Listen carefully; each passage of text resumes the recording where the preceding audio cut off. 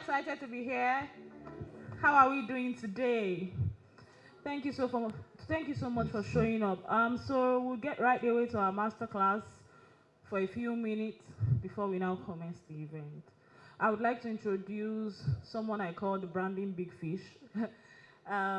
His name is Mr. Emmanuel Oyeniyi. Please kindly give me a round of applause as he comes up. Thank you.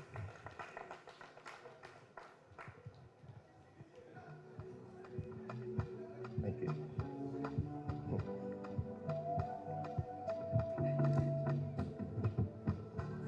Good morning, everyone. I wouldn't want to bore you with so many rhetorics and too many details about branding, but we just take the most essential parts that would, let's use the word, make sense for whatever it is we do. Branding is not just necessarily for your business. You also have what you call the personal branding. Okay, so we're talking about building a brand that stands out. I'm right here in front of you. Maybe I stand out. I don't know. Every one of us stands out right now with what you're wearing, your accessories, your footwear, and everything you have on you right now. So the most part of this is looking into cost-effective branding strategies. Of course, big brands has that big money, just like Ecobank now. They have that large funds to put into strategies, designs, and all.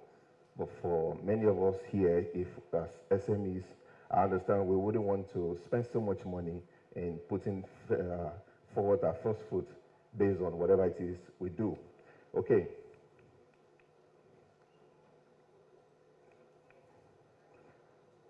Like I said earlier, right? Branding isn't just for large corporations. It's crucial for small businesses too, right? So if we say it is crucial for small businesses, so what is branding? A lot of time when you ask people what branding is, they feel it's when you print your flyer, when you print your stickers, and then you put them on buses or you put them on notepads and all. That's what people feel branding is. But in the real sense of it, branding has to do with the person's gut feeling about you or about your services or about anything that you do, right? Then Matthew says, it is not what they say you are. It is not what you say you are. It is what they say you are. A lot of times when people bring design jobs, no, we want yellow, we want brown, we want blue. Why do you want that color? I don't like red. So because I don't like red, I don't want that red in my brand design. But as a designer, I might be able to tell you that that red is really going to work for you. Because all that matters for you or to you really is what they say about you. If you don't have any good thing to say about the boot camp, I'm not sure we'll have people gather here today. A lot of times we've had people come in repeatedly for the program, right? And new people keep coming. Why? There's something about the brand that everyone who has come must have interacted with others outside, or probably some forms of engagement we've seen the boot camp do.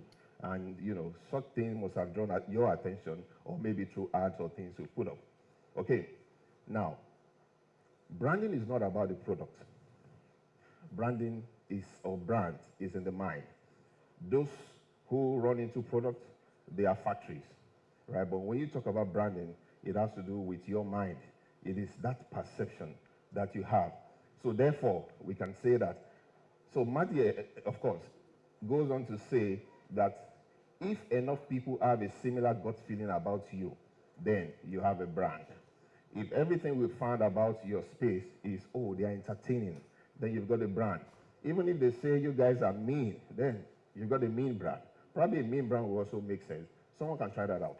So this Harvard Business School document has this section of their magazine that says, every interaction, people are forming opinions about you.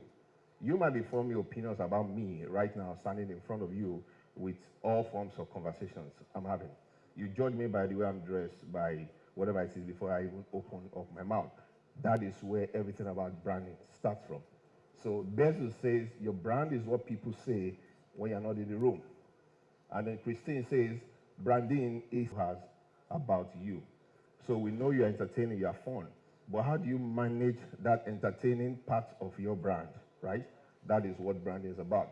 But a lot of times, we always figure the logo is the most important thing for a brand. So when someone starts up a company, the next thing they want to do is, oh, I need a logo. Setting up your logo is not even the first thing you need to do. Sometimes you need to just sit down, set up strategies, look into a lot of things before you decide, oh, okay, let's talk about the logo. Don't always create the logos first. You might even create the logo and find out after many months of tweaking and the like, you want to change it. Probably you've seen somebody's logo that even makes sense more than yours. So what a brand looks like to people, logo, colors, typefaces, collaterals, and packaging. But the real thing about brand is determined by the voice, the behavior, the beliefs, the values, the customer experience. So you see, all these are what makes up the brand. All right. I'm so sorry. I rely a lot on my slides. Okay, so branding or branding is storytelling, trust, experience, identity, connection, promise, innovation, loyalty, value, influence, and impact. So branding isn't about spending a lot of money, like I said, but it's about being consistent and strategic with whatever it is you do with your business, services, or your personal life, so to say. So let's look into brand positioning, because when you've talked about the brand, you've also looked into branding. So how do you position yourself as a brand? So positioning has to do with the mind, right? Factories create products, and then branding is all about what goes on in the mind. So how do you position yourself in the minds of those that like to drink milk? So if the people you are targeting are those who are lactose intolerant, how do you want to get them to buy that milk, even though they are? So probably you need to run some campaigns, do all different things. Is anything going on here?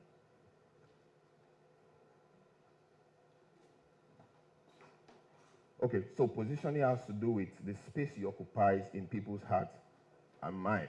The other day I saw this video of, is it Mimi noodles or something? And probably they got back the young kids they used for the ads, and then they brought them again. I think there was something about that noodles. And they are, of course, trying to let you know, noodles is not just for kids. Adults can also take noodles. Probably that's what they are trying to tell us, I wouldn't know. So positioning is the art of reframing your strength and then your weakness. Then you put everything forward, right, for people to get that attention to your brand. Let's look into this brand here. Listerine. What is Listerine associated with? Every one of us knows, oh, mouthwash. Some other people can say, okay, can I ask anyone? What do you think of Listerine when you see it? Do you think of pain when you have to gargle? Do you think of something that smells medicinal? Let's move forward then. Okay, Listerine is associated with mouthwash, but what do they do? Strong and powerful, kills germs, medicinal, and it burns, of course. But sometimes that burning sensation might give you the impression that the thing is working while you put it in your mouth. And the other one, you gargle in your mouth and you feel this isn't doing anything. You might feel that is not working, because the impression that Listerine has given us is it must burn you, so it feels like it is peppering those germs you have in your mouth each time you put it on. Okay? So what do they say about themselves? They say, is the taste people ate twice daily, morning and night, right? And then,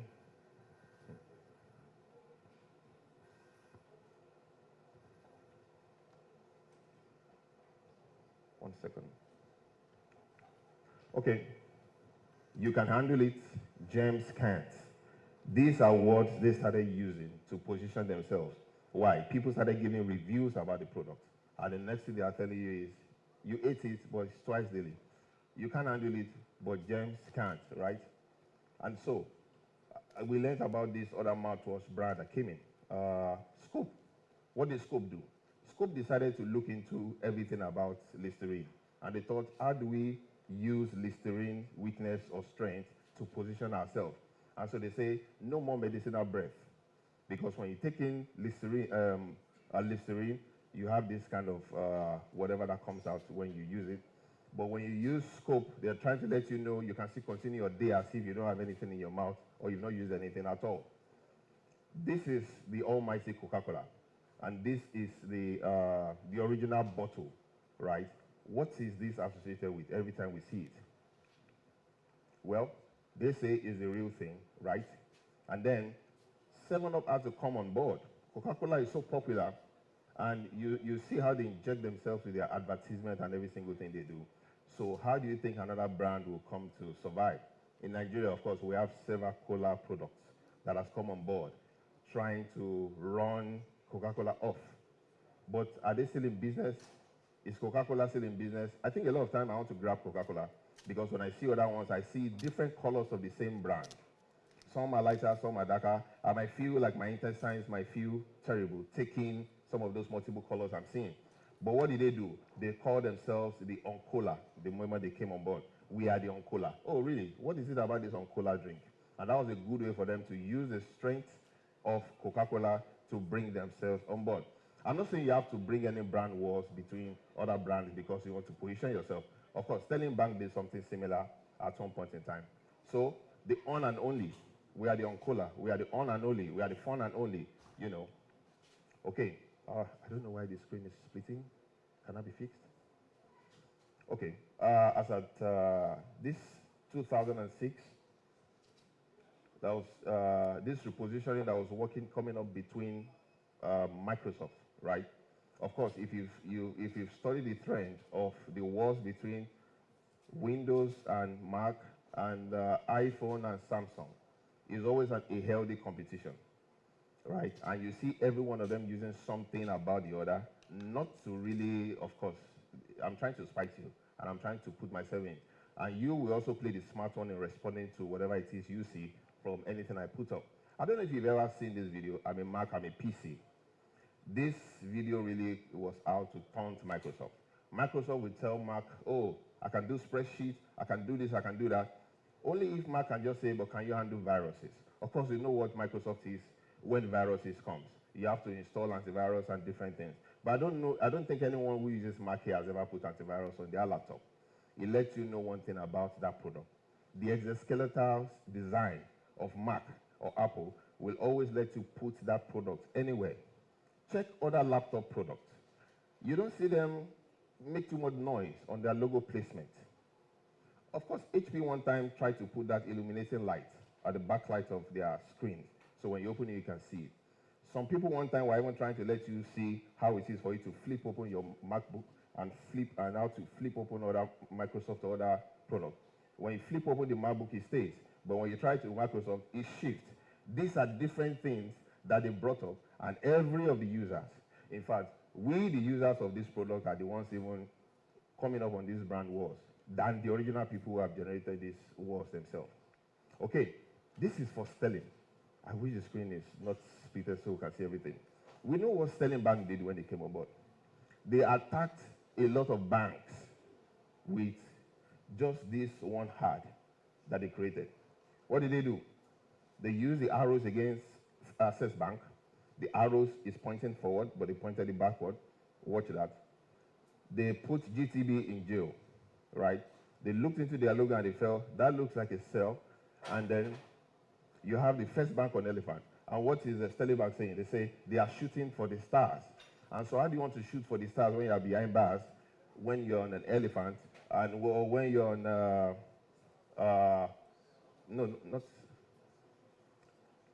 on a horse? How do you want to get there?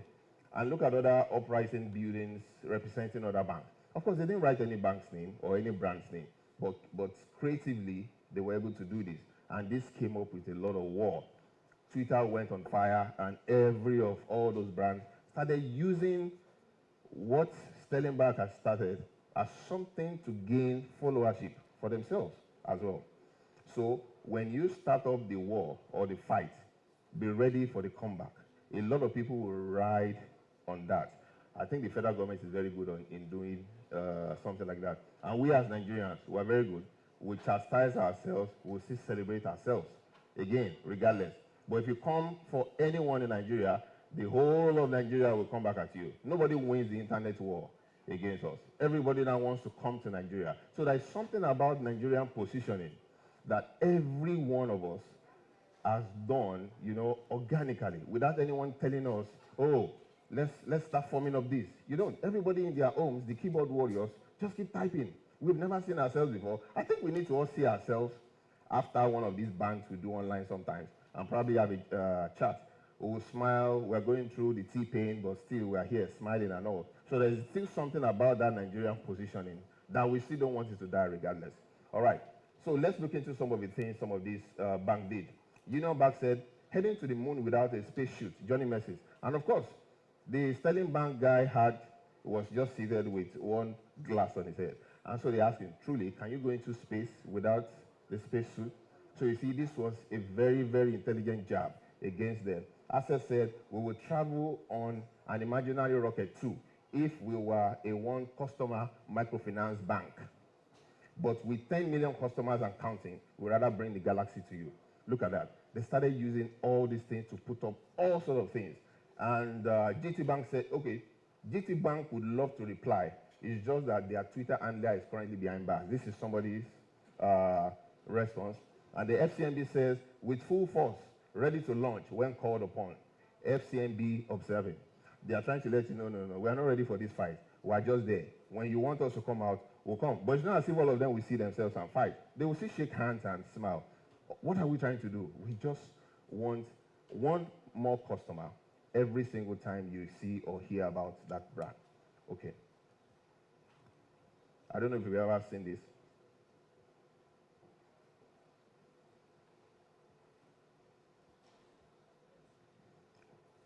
Do more with Apple than Apple ever did. What was that?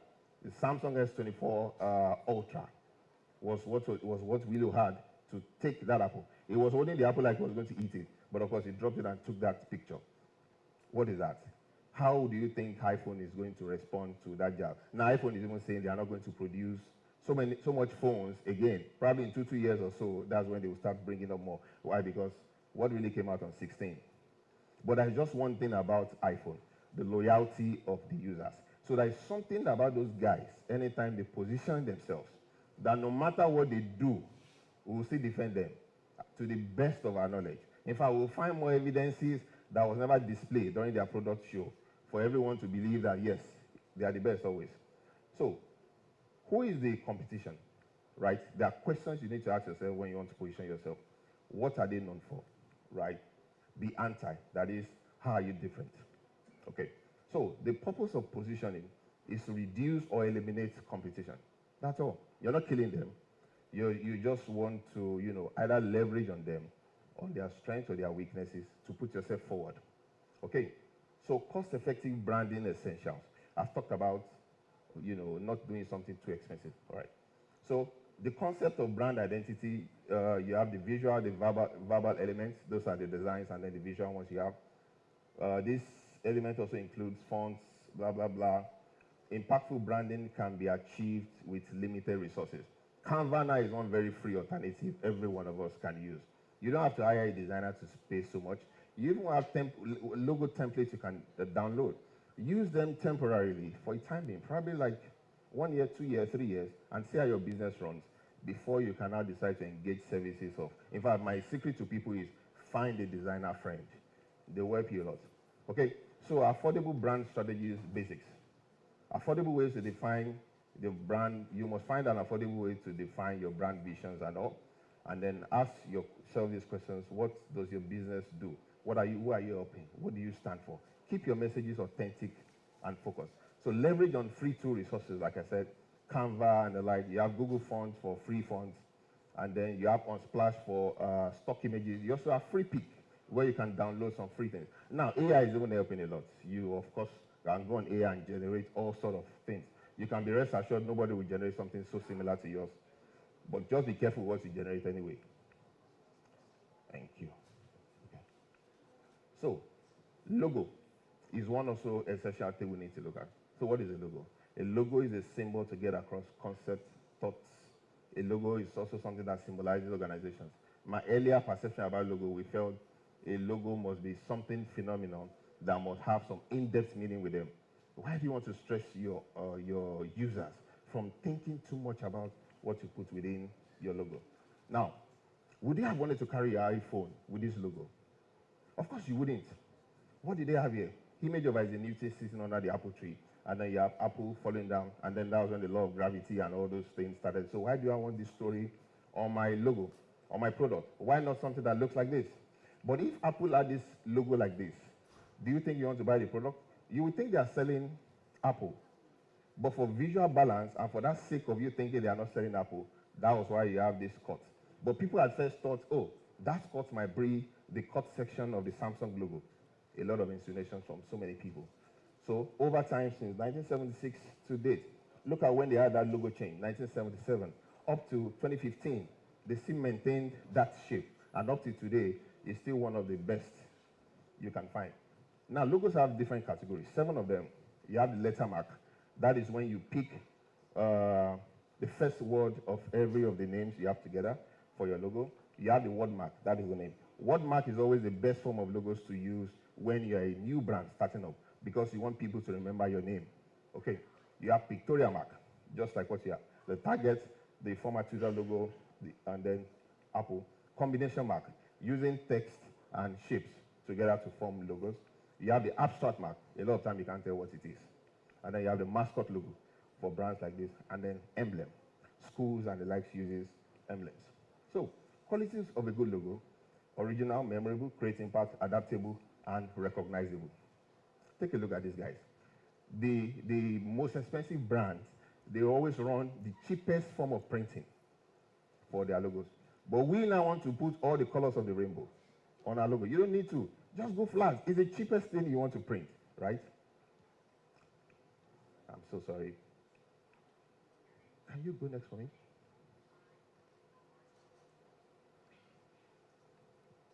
Okay. 1971, Caroline designed this Nike swoosh logo, right? She was paid $35. It didn't make any sense to them at that time. Just a tick. It's just like what every lecturer or teacher would do. But then, in 1983, that was when the real value for that logo was made. She was given that ring and paid a whole lot of money. So if you pay me 100,000 right now for logo, you can be rest assured that you want to pay me 20 million in about 6 months' time. Next, please.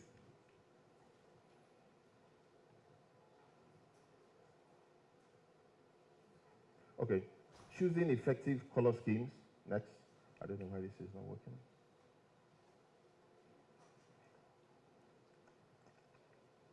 Color is very, very essential and important in whatever you do. Be very careful each time you are picking colors, right? Colors also have different symbolism. Check what those colors stand for. You have the one for strength, weakness, and all. Check the meaning of each of these colors when you're picking. So don't just say you want red because you love red. You need to understand what red stands for. Typography, very, very essential in what you do. Don't just pick all those beautiful cursive handwriting fonts because you want to make sense. Once it's not visible or recognizable for people who are interacting with your brand, you must be very careful. Pick something easy to duplicate, especially even when you have to create a signage. You have to craft out different things to be put on different surfaces, right? So messaging is a consistent way in talking about what your brand stands for. So crafting a tagline, slogan, or core message that your customers can remember is great. Don't look for 10 words together because to use for your slogan. People will not remember it. So tips for a cohesive brand asset: consistency across all brands, whatever. Designing affordable, get free and affordable techniques, templates, right? And then I have some few more. I'll be done shortly. Can you just go next for me? This is not working. All right, consistent theme, next. High quality image, infographics, minimal text in your designs. Don't lump them up. It's not church crusade posters. Oh, I'm sorry. Next, please. All right. I think we can close the curtain here, so I don't take so much of our time. I will make available these slides in PDF, and then we share to every one of us. Thank you.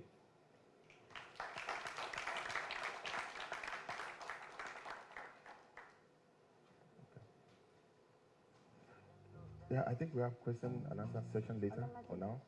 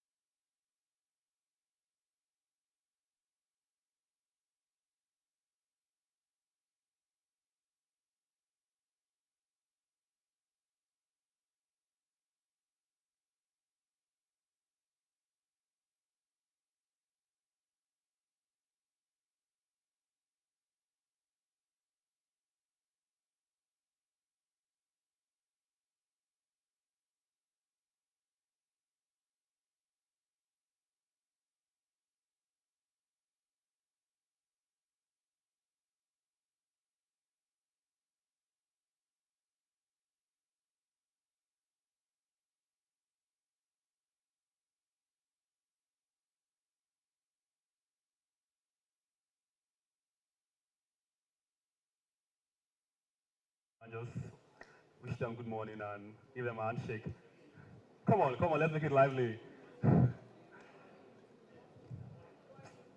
Welcome to the boot camp. My name is Olumide Adepoju, and for those who are in our community, you must have seen Olumide. So this is the Olumide that is always troubling the group. But I'm just kidding. Anyway, next minutes I'll be taking the ground rules, and I need us to, just pay attention to every details on the route. So this is going to guide us throughout the whole of the day, and yeah. So first on our list is kindly stick to your time, to your allotted time. So this is basically for whoever is going to be coming on stage. That's the panelists, the speakers, the keynote speakers, whoever it is that will be coming on stage. You need to stay to your allotted time. And then it is very important that we mute all our mobile devices. So if you have your devices right now, I think you should mute your device now so we don't distract the audience and the speakers on stage. So could you just take a moment to do that right now? Yeah, thank you. So the next one would be to ask questions where you need clarity. So Aya would say something, say assume zero knowledge for whoever knows Aya very well. So it's important that we assume zero knowledge and ask questions when we are not clear, you understand? And then the last on the list is to seize the opportunity to network. And that's why we are here today, to network with each other, to speak with each other, to know what your partner does, whoever is sitting beside you. I believe by now you already know what your partner does, what business they engage in. So it is important that we seize the opportunity to network. Thank you very much, everyone. I wish you enjoy the rest of the boot camp, and congratulations for, thanks for coming, and congratulations.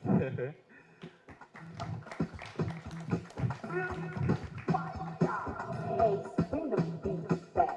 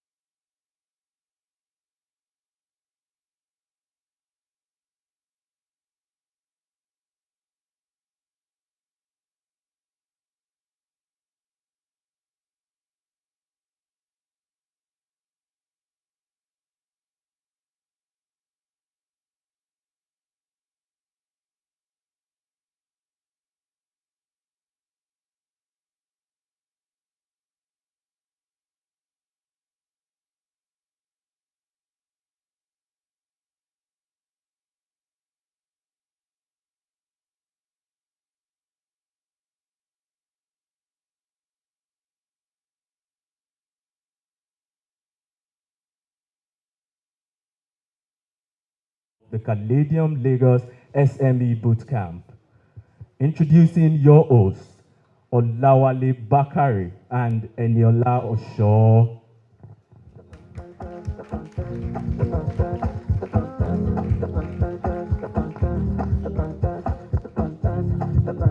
Bonjour tout le monde. Soyez le bienvenu. Je m'appelle Eniola Osho. Je suis très heureux à rencontrer vous. Eniola, can you come back? We're not in Equatorial Guinea. Good morning, distinguished ladies and gentlemen. If you're very happy to be here this morning, please jam your hands together for yourself. Good morning once again. I said that in Equatorial. Yeah? Welcome to the 7th edition of the Caladium Lagos SME Bootcamp. Are you happy to be here? I see that the energy in the room has not arrived where we want it to be. Today is going to be too much happiness. We're going to be spreading a lot of happiness everywhere. As you were coming here, stuff happened, right? The marathon made you go through longer routes. Am I correct? The national grid. What is the state of the national grid now? Because it looks like there's a meter. We need to be. It's still what? It's still gridding. Yeah? It's recuperating. So we're going to drop all of our problems at the door. Because I know that Olumide was supposed to tell us that at the beginning, but I saw that he missed that part. We're going to drop all of our problems at the door. We're going to be spreading a lot of happiness today. Today is going to be a very exciting day for every one of us. There are a lot of opportunities for us to learn, a lot of opportunities for us to network. And in the spirit of networking, Eniola, I think we should quickly, very quickly, make everybody go around the room, right? Yes, they have to, especially because that side is lighter. So that person that you came with, you might just find that that's not the person. Because, I mean, we're SME, we're CEOs, am I right? We're future CEOs if you're not already there. So critically, I mean, one of the things that we're going to find out in the sessions today is the role that networking would play. So we're going to have a very quick speed networking game, let me call it that. We're going to have a lot of games today. In fact, we're scattering the room, like I've said to you earlier. So in the next 3 minutes, we want everybody to get up from their seats. We want to see how many people, some people are really good at this networking thing that, in fact, by just looking at you, they've captured all the information that they need, right? So you're going to go around the room and meet as many people as you can meet in 2 minutes. This is a competition. You're going to go around the room, and I'll come back. When we come back, you're going to see the lesson that we will learn from who our champion speed networker is. Yeah? So everybody, can we all please rise? Don't let your bestie stop you from meeting your future Please partner. meet somebody that you have not met before. Meet as many as possible. If you can meet 20 people in 10 minutes. in 2 minutes. We have 2 minutes. Your time starts now.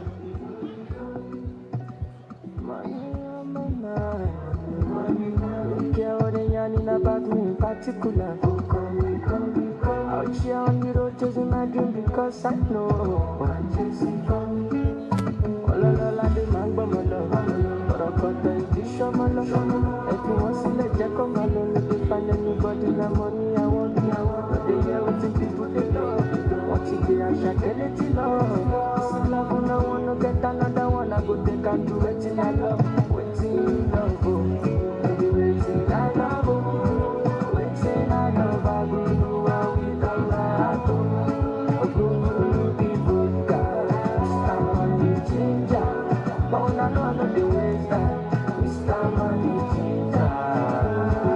Just carry on, no time. Bad boy thing, I dey fine, and at the same time, me I dey high. Motor don't stand out, calm down, no dey fine. Like my wife, no decline. Sing about it, extraordinary things. Show me love, I go show you more.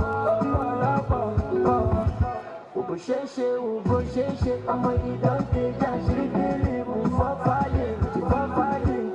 Yeah, Ololade máa ń gbọ́ mọ́ lọ. 1 minute more. If you want to let Jack come along, if you find anybody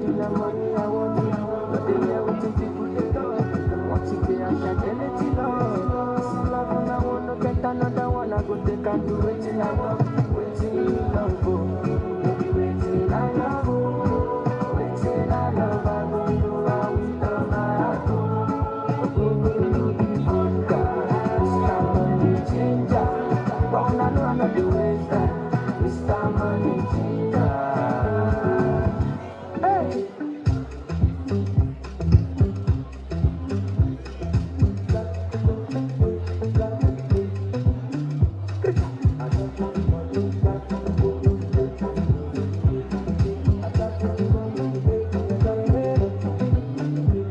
Girl, I promise, oh yeah, I promise to always 30 seconds more. when you mess up, yeah, yeah. Now me go still tell you no vex. I go give you respect, you respect I give my mama. You say make I give you picky, make I take it your life, Johnny. Oh, sissy, Let's start rounding up. beautiful from head to toe.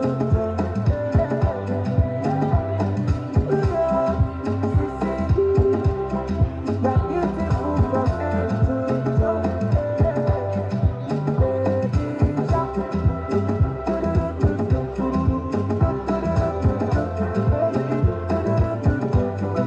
Baby shark.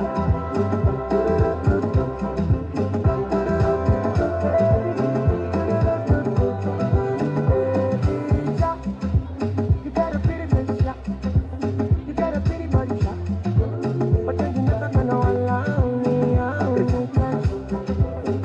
You're way too pretty for me. You're way too pretty. Girl, I'll give you the world, my love. 5 seconds Give you the more. things you love. I don't want trouble for you. I don't want trouble for you.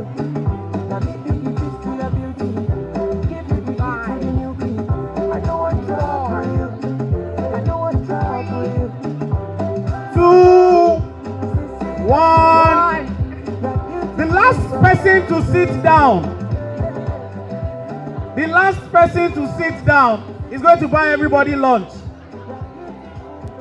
There are The rich last people in the room. person to sit down. There are very rich people in the room, trust me. The last person to sit down is going to come and lead us in a dance. You are talking to CEOs. CEOs can dance too now. The last person to sit down is going to lead us in a dance.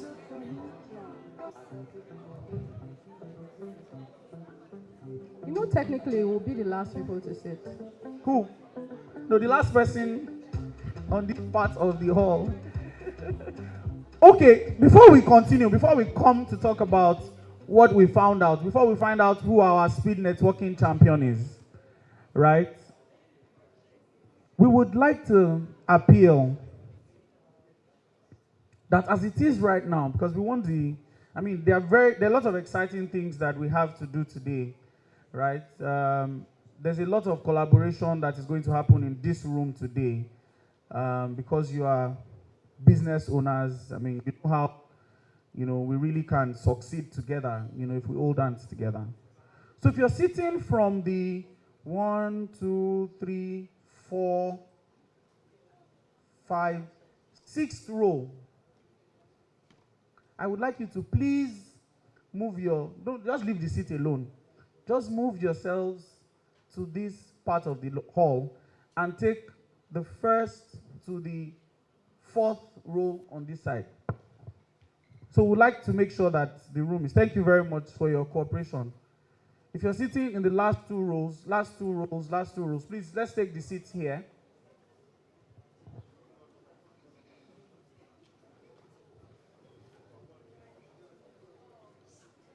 Please, let's take the seats here. Yes. And even the seats here. Yes.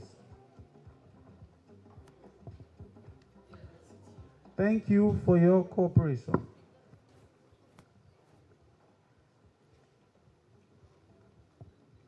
Please, let's use the seat here as well.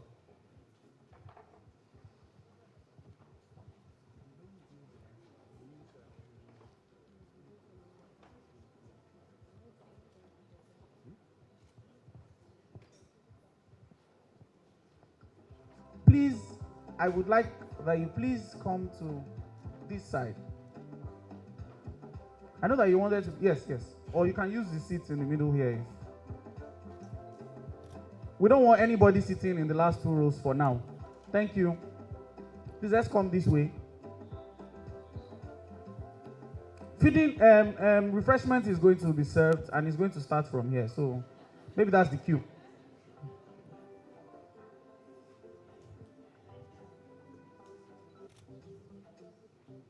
I still don't see people here.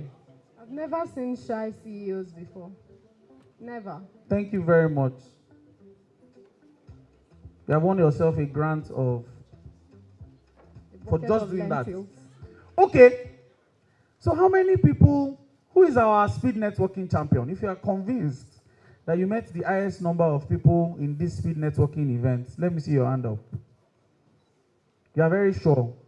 There's a prize. Sir. Okay, how many people did you meet? I see one. 7. If you met more than 7 people, let me see your hand up. You met more than 7 people. How many did you meet? 8. Hold on, raise your hand. How many? Like 10. You're not sure. 9.5. Like 10. How many? 8. I saw somebody else's hand up here. You already told me now. 9. Okay. So please stand up. 8. Yes. How many? 12, you said? 10. Please stand up.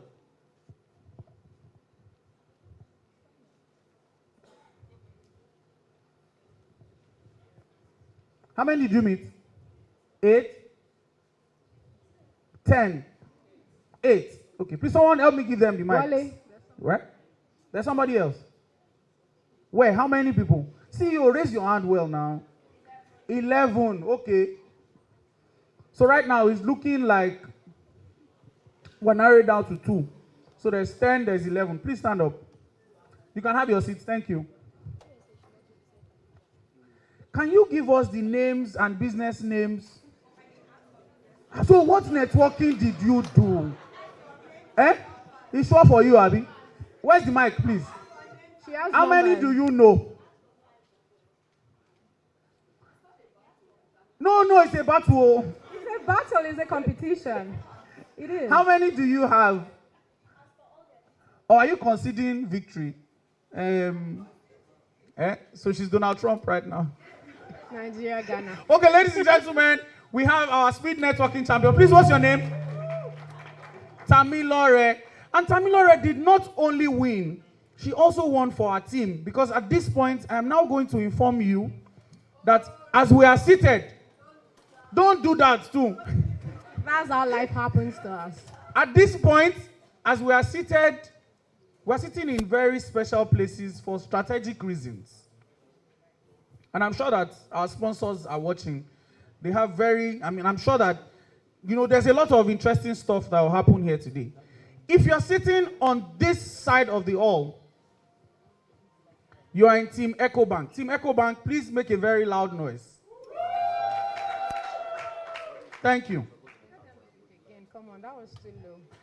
If you're sitting on this side of the hall, you are in Team Ecobank. Team Ecobank, please make a very loud noise. More like it. Okay, thank you. If you're sitting on this side of the hall, you are in Team Sanlam. Team Sanlam, please make a very loud noise.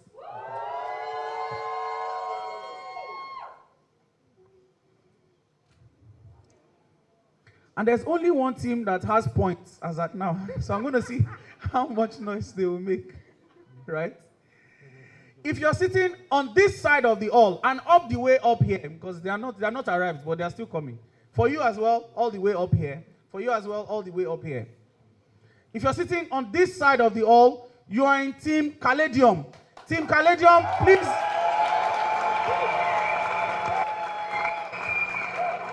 Sound of winning. And so as at this moment, Team Caladium earned 5 points for winning the speed networking event. 5.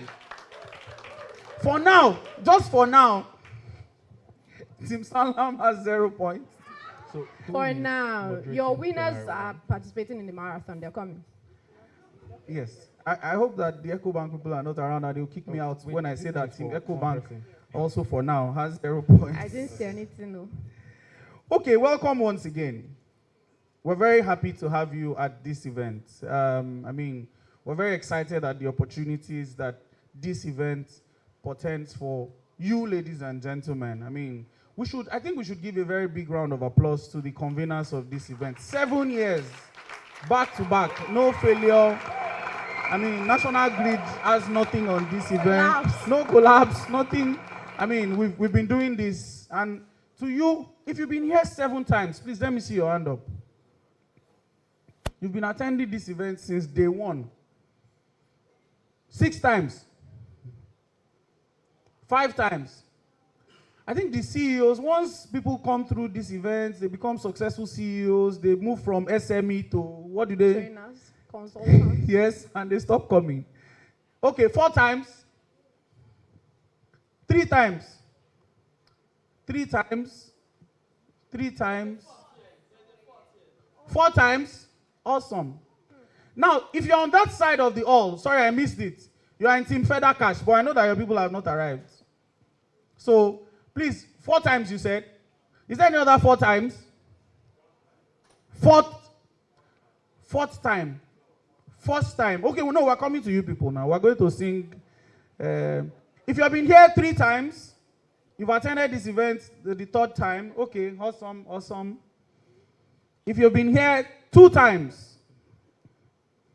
so the people that came last year, okay, good number came.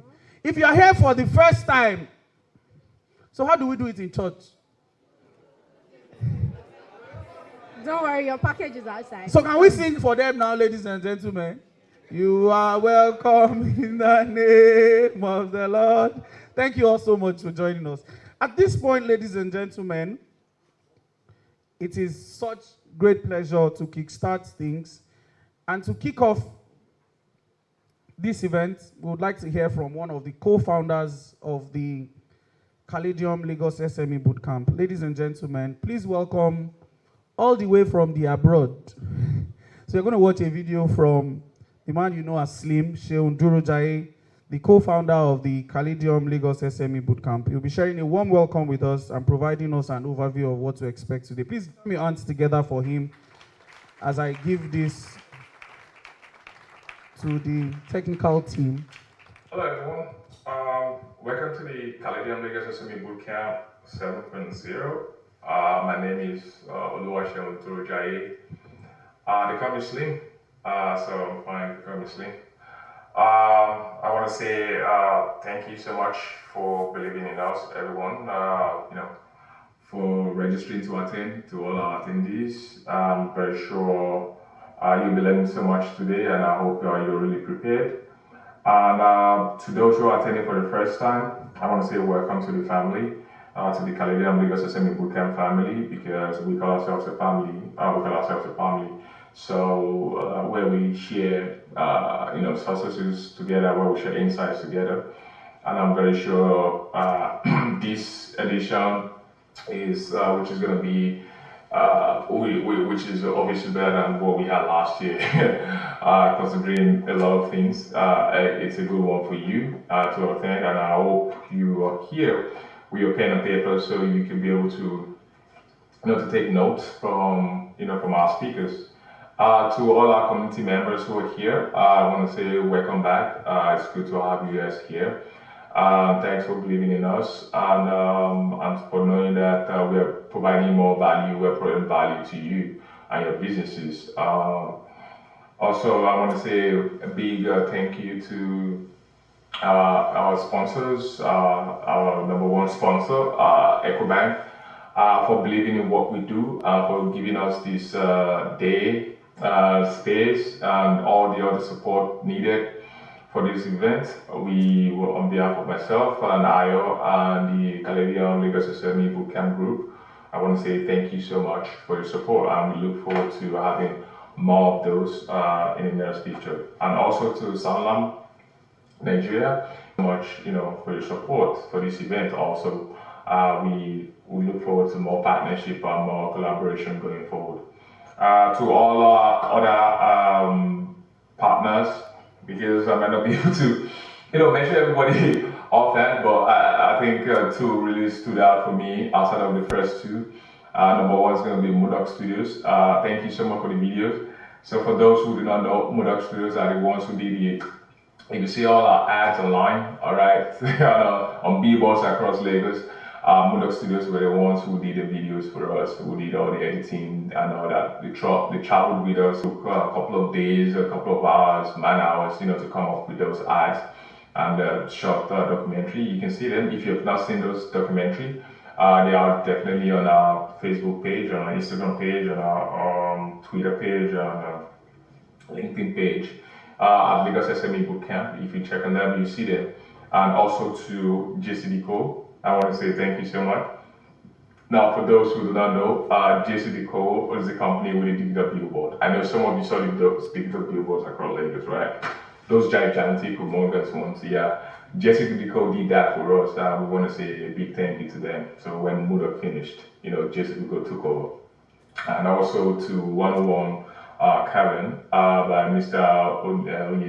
Oyewole Oyeni, who is also here as a facilitator for us today, who will be taking branding. Thank you so much. Wole, I call him Prof. He's been here with us right from the beginning. He's been the one in charge of our digital creative, our branding.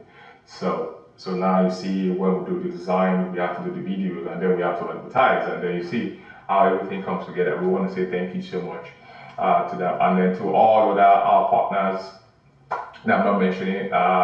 Your inputs were really valuable too. I want to say thank you so much for joining us. Without much ado, I want to say a big thank you to our facilitators who are gracing this occasion, starting with our keynote speaker, the Honorable Commissioner, Mrs Folashade Ambrose. We want to say thank you so much for being our keynote speaker for this special event.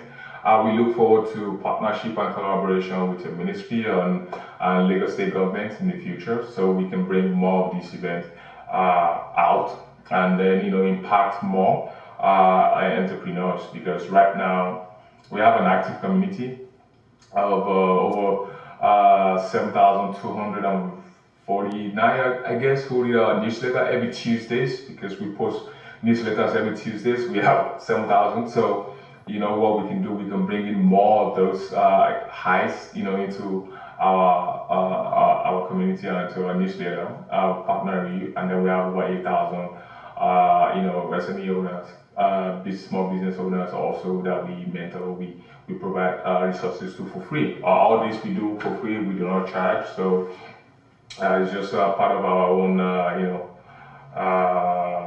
joy, to do these things coming from, because myself and I, we have almost similar background, so it's a good one. I want to say to other facilitators, to the Chief Gala Seller of Nigeria, my very good friend, also Mr. Oluyemi Oloyede, the MD USC Food. Thank you so much for coming. I know Mr. Oloyede is going to be talking about how Gala strategy, marketing and sales strategy, USC Foods Nigeria switched in the last almost 2 years now that he joined. So attendees, please make sure you have your pen and paper ready so you can listen and take notes.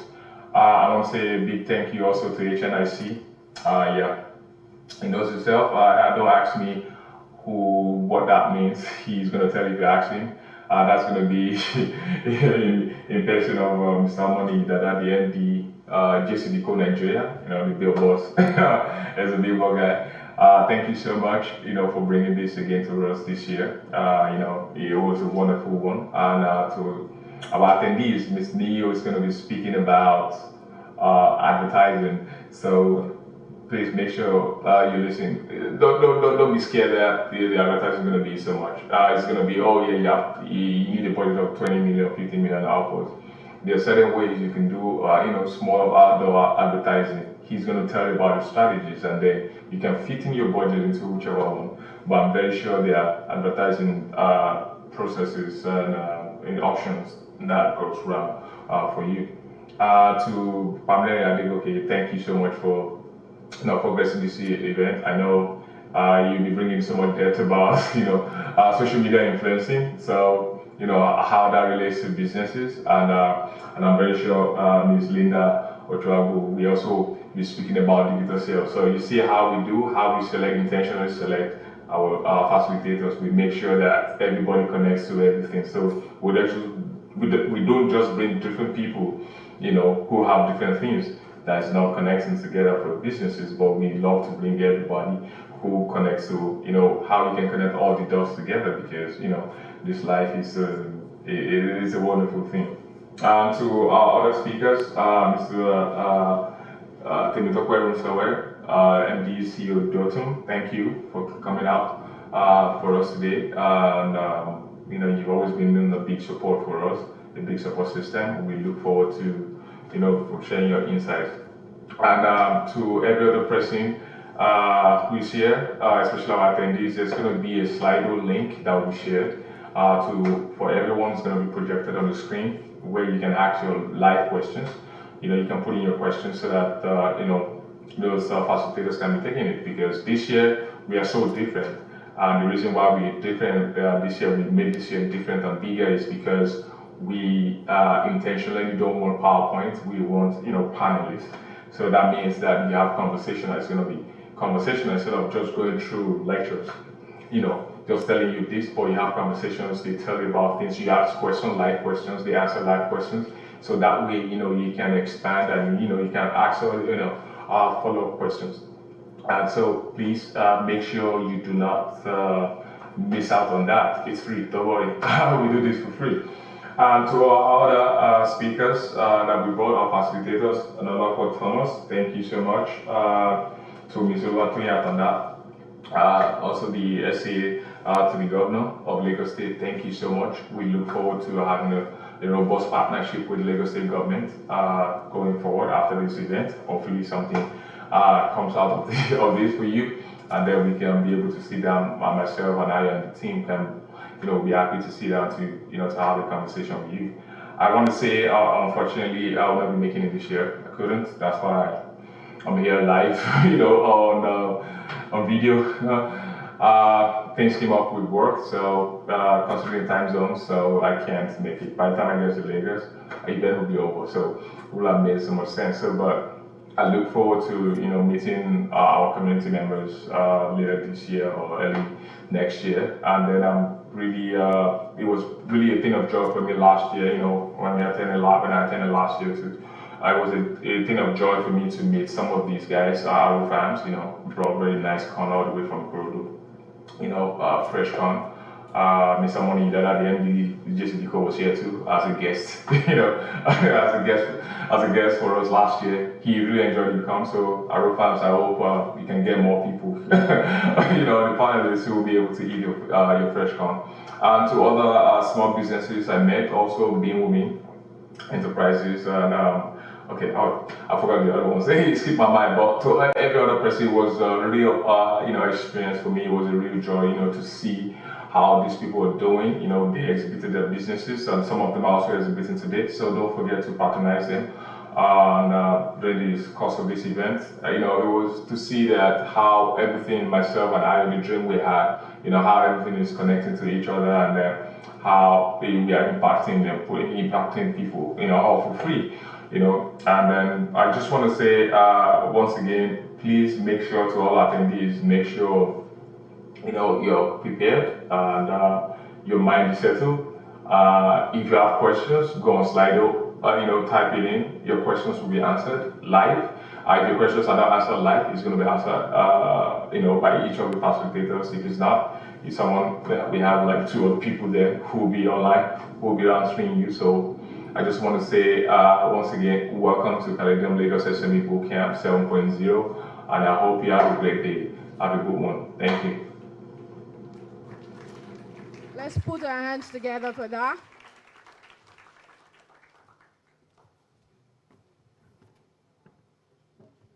I think we should do it one more time.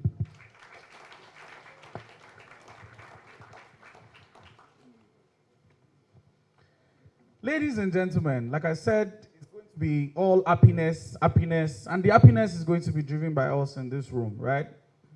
Team Ecobank, once again, please say hello. Hello. Is that how you say your hello? Hello. Team Ecobank, please let me hear you scream very loud.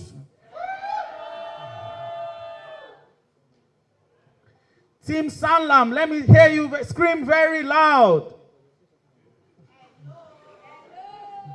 They have collapsed. Okay, oh. Is that how teams are now? Please let me hear you scream very loud, Team Sanlam. I trust Team Caladium. They're the leading team, right?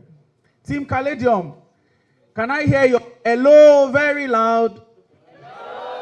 Hello. I'm not doing Odoro. It's not me. Oh. So at this point, we're going to have a we need to earn 10 points. And I'm sure that every team is going to claim this. And beyond,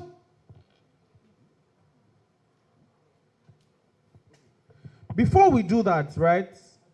I think that there is a mindset that we have that the front seats are usually reserved for some special people. And trust me, those special people are all of you seated in this room. So I want to appeal again. If in your team right now, there are seats in the front, and you are sitting in the last row, please come and use the front seat. Don't worry, we will not be asking questions. You know, the reason why we used to sit at the back when we were in secondary school, because you don't want the lecturer to catch you. Bros, okay, yeah. My sisters, please come to the high table. Special guest of honor. Thank you very much, ma'am. We have 3 more seats in the front here. Team Caladium, please, there are seats in the front. They are reserved. But this second one is not reserved. Okay. All right, thank you. So we need to shake our bodies a little bit. Like I've said before, we are here for all the happiness. Forget Nigeria's problems. I mean, it's a very long day we have. And the fun that will go on in this room today will be driven by all of you, right? So starting with Team Ecobank. Sorry, is there anyone from Ecobank in this room?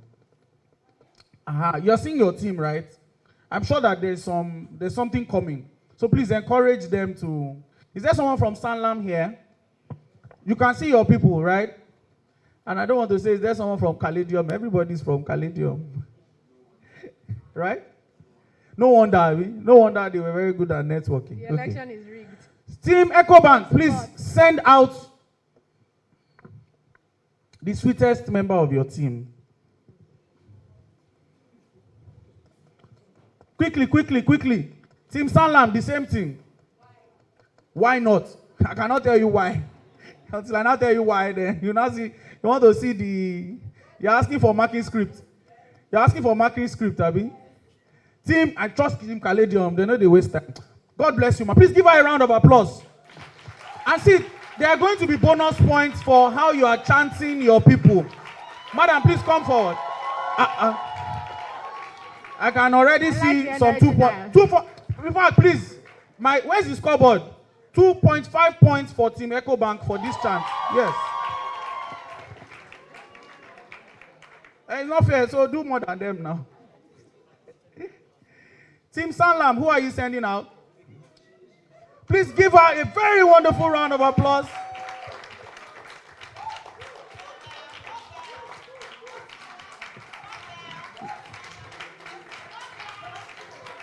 $1.5 points for Team Sanlam. Plus 2. 1.5. This candidate. 1.5. You cannot be telling us. See, you cannot be the. You can't tell us what to do. You want to win election. You are the one that is. You're INEC at the same time. Team Caladium. Where's your representative? As you are wasting time, your points are reducing. Send out the sweetest. Is that the best you can do? 0.5 points for chanting. For wasting our time. In fact, we will deduct 1 point from your 5 points. Where's the scoreboard? Okay, give Caladium 1 point. That's 6 points. Team Feather Cash, they have not arrived.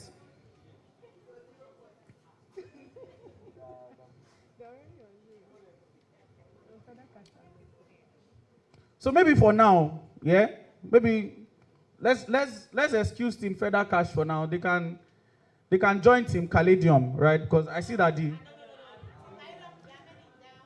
are Okay. bidding for them already. So do you have seats? You do have seats for? Okay. Please, Team Feather Cash, please come and join Team Sanlam. They are campaigning for members. Please, those of us sitting on that side, except for my two hosts here, please let's come and use this. Transfer is open, please. Yes, transfer window. Thank you very much. Those of us sitting at the back, if you are not a committee member, please come forward here. Okay. Starting with Team Ecobank. Between numbers 1 to 6, please pick a number. Number 2. DJ. Number 2 here says Asake, remember. Team Ecobank, are you ready to Sorry, share Team your Sanlam, please come representative? forward here. Team Caladium, please come to the front of your people. Members of Team Ecobank, please rise up. She's going to lead us in some quick dance aerobics.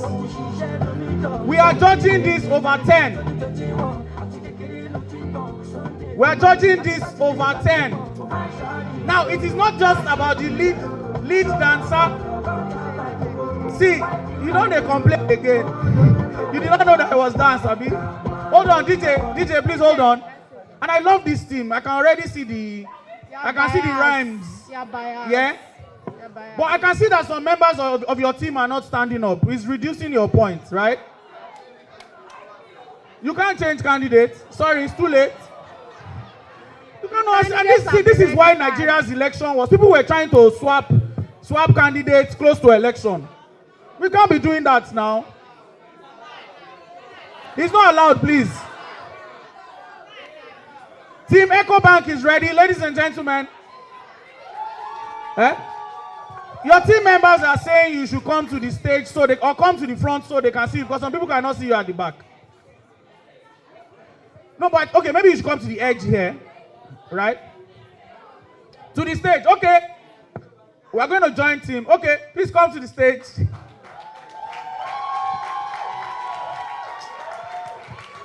Team Ecobank, another 1 point for chanting.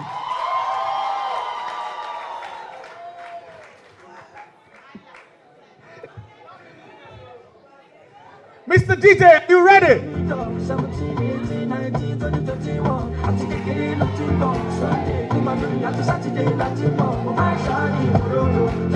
You have 1 minute 30 seconds. We are judging how you are rhyming and vibing to what she's doing.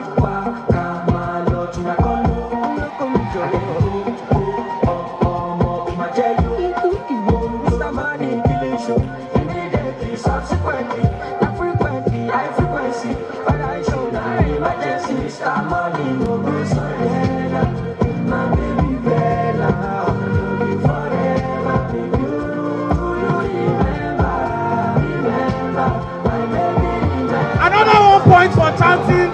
Team Ecobank.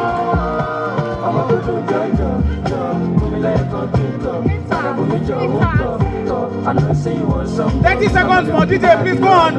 DJ, turn it up, please.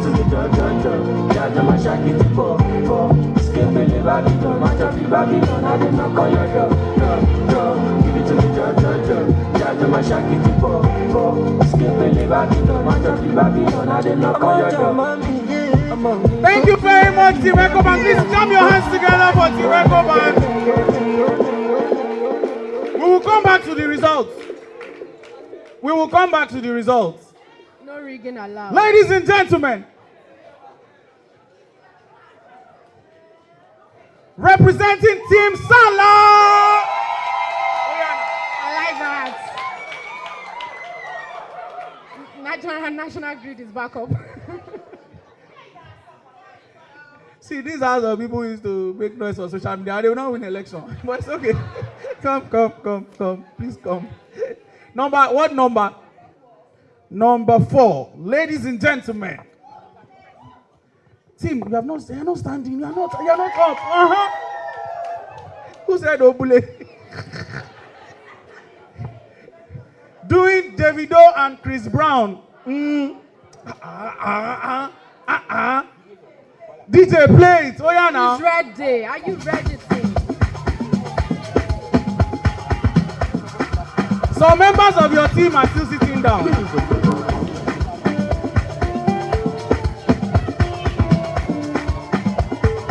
Salam, are you supporting your team?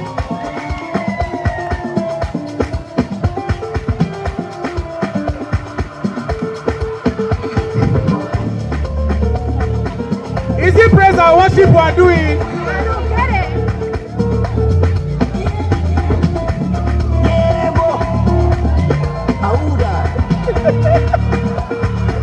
I can minus your points. That's to your people. I don't know, no. Make them they turn up. They don't see me coming. Are you ready for me? Energy like cocaine. Cream they like cream. 1 point for oppression. 1 point for Team Salam for oppressing us on the stage. Then I go bring you to end my love. I can do minus 0.5 if you do that again. Don't give the back to say no, why no? Soldier, policeman, many men. In my convoy, the boy know they take it fast. If he knows they go give you a baton. And as the money don't they come like us. Your team members are not doing what you're doing. When you know I see me enter, they don't bring you to enter my love. You want to see me down, I won't give them back to sender. Why not? Thank you, ladies and gentlemen.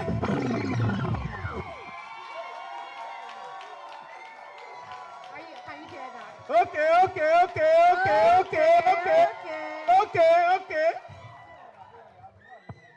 If you do that in a game, I can do minus 3 points. That's why you're not in it. Ladies and gentlemen,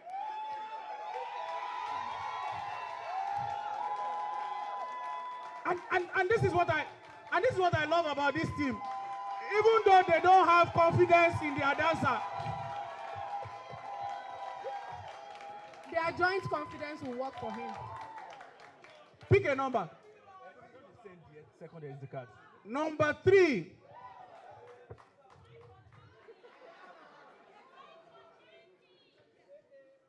Okay, 1 point for chanting. Yes, give them 1 point. 1 point. Please, this team is becoming too violent. Can you see Team Ecobank? What's this now?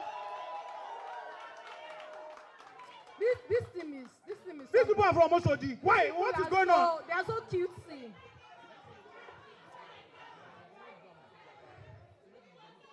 Hey, so how did you get these 3 points? Okay, Team Salam is the end-SARS movement. 1 point for chanting. 1 point for chanting. But please, you cannot be distracting other people's dance, please. You can't be doing that. I will minus your points. Ladies and gentlemen, dancing to Davido available. Welcome, Team Caladium.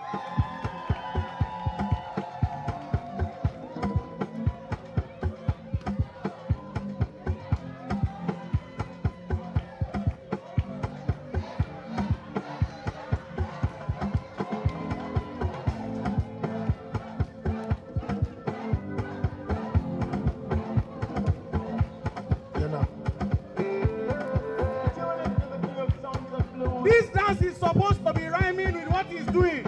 You people are not doing what he's doing.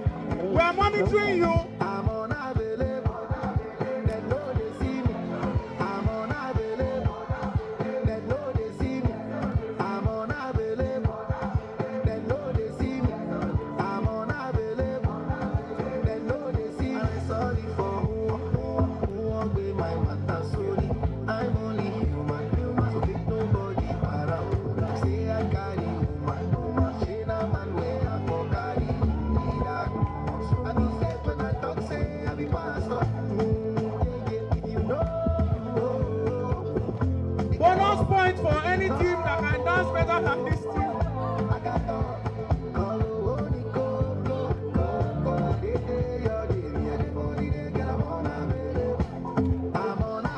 If you can, if not, so then that's. Thank you very much. Please don't be going. If not, so that they dance the song.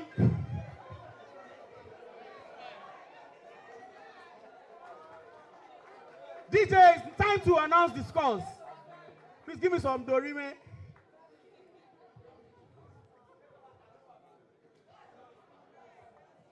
Ladies and gentlemen, for this,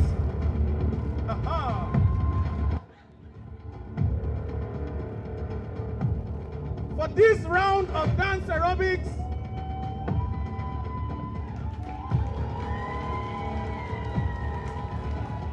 now the people wey don sabi dance sabi shout fast. Team Ecobank, 10 over 10.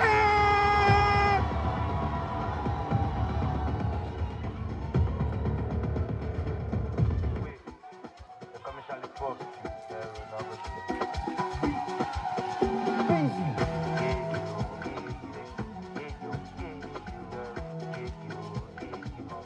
DJ, bring it down. For the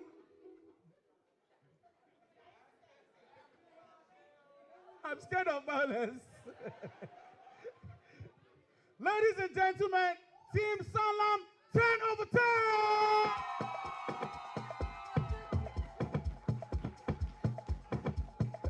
You threatened. I bet we're gonna rate on ourselves.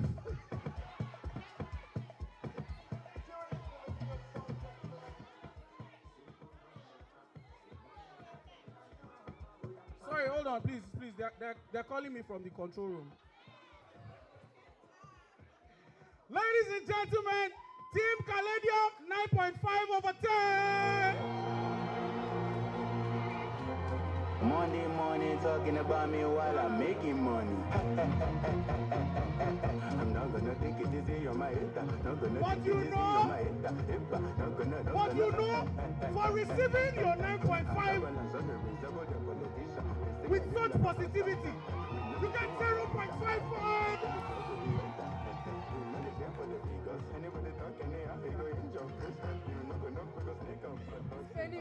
Now, any team that comes forward will get minus 2 points.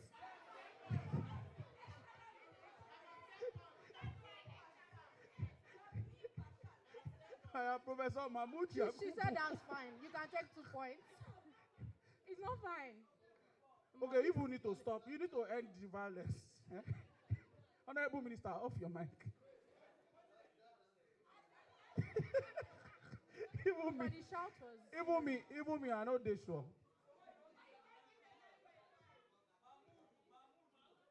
This team, how many points should we minus from there? They are disturbing this competition. You have to have the spirit of sportsmanship.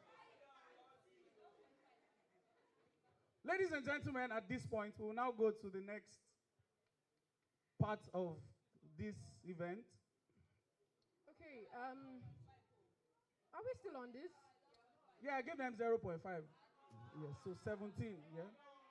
So at this point, the leading team is still Team Caladium.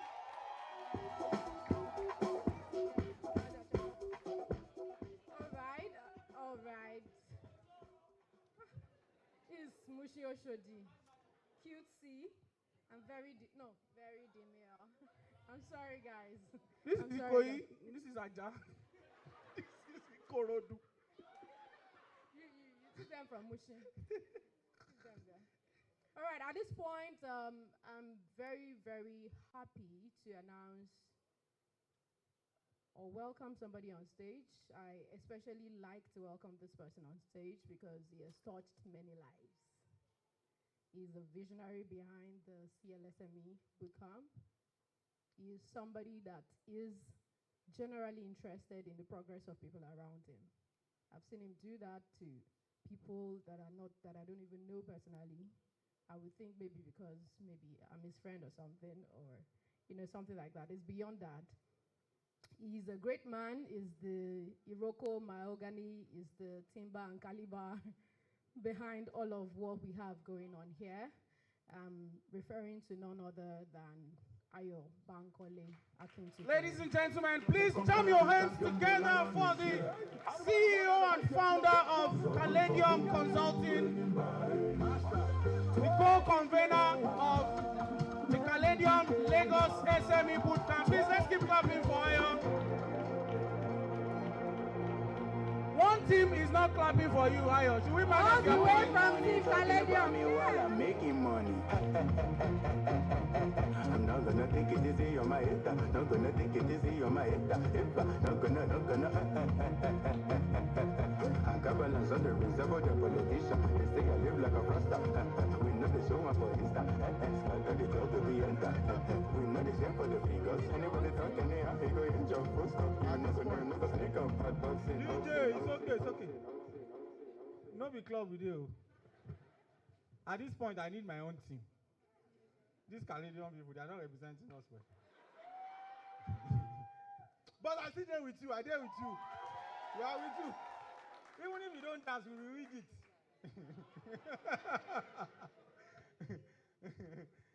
Welcome, everybody. Please give yourself not a round of applause, Motimo. On my bed. How many of you don't understand Yoruba here? Okay, I wanted to say that's your business, but it's okay. You know what? One thing I like about the North, they are unapologetic about speaking Hausa. Very unapologetic. And you know what that has cost? You have several Hausa-based radio stations. The BBC was going to come into Nigeria. It was first BBC Hausa. You know, now the Hausa language has been incorporated in several things. You know, the selfie, you will do the video first. Then when you are done, you will post it on all your social media and say you are happy to be live at the Caladium Lagos SME Bootcamp. Our hashtag is hashtag, please put the hashtag of peace. So let's do our video first. You will follow me how I do in the video, okay? So, DJ. It's okay. Correct. When I don't know say I be hype man for my other career. So you are going to say, hi guys, I'm here at the Caladium SME Bootcamp 7.0. Say, achoo-choo-cha! Achoo-choo-choo! Now you are going to take a selfie. Make sure whoever you are taking a selfie with is finer than you. If you don't find pass you, send them to me. Uncle, how do I snap photo on this one?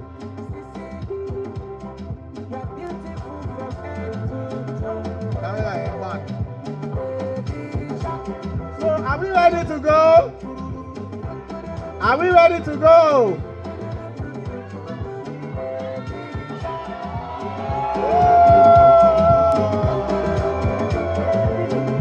I'm loving the energy. You got a pretty fish. You got a fantastic. Please give yourselves. For her, and only you like me for here. You're way too pretty for me. You're way too pretty. Girl, I'll give you the world, my love. I'll give you the things you love. I don't want trouble for you. I don't want trouble for you. Now give me the beast to your beauty. I'm so happy to be doing this again for the 7th time in a row. Hi, Tony.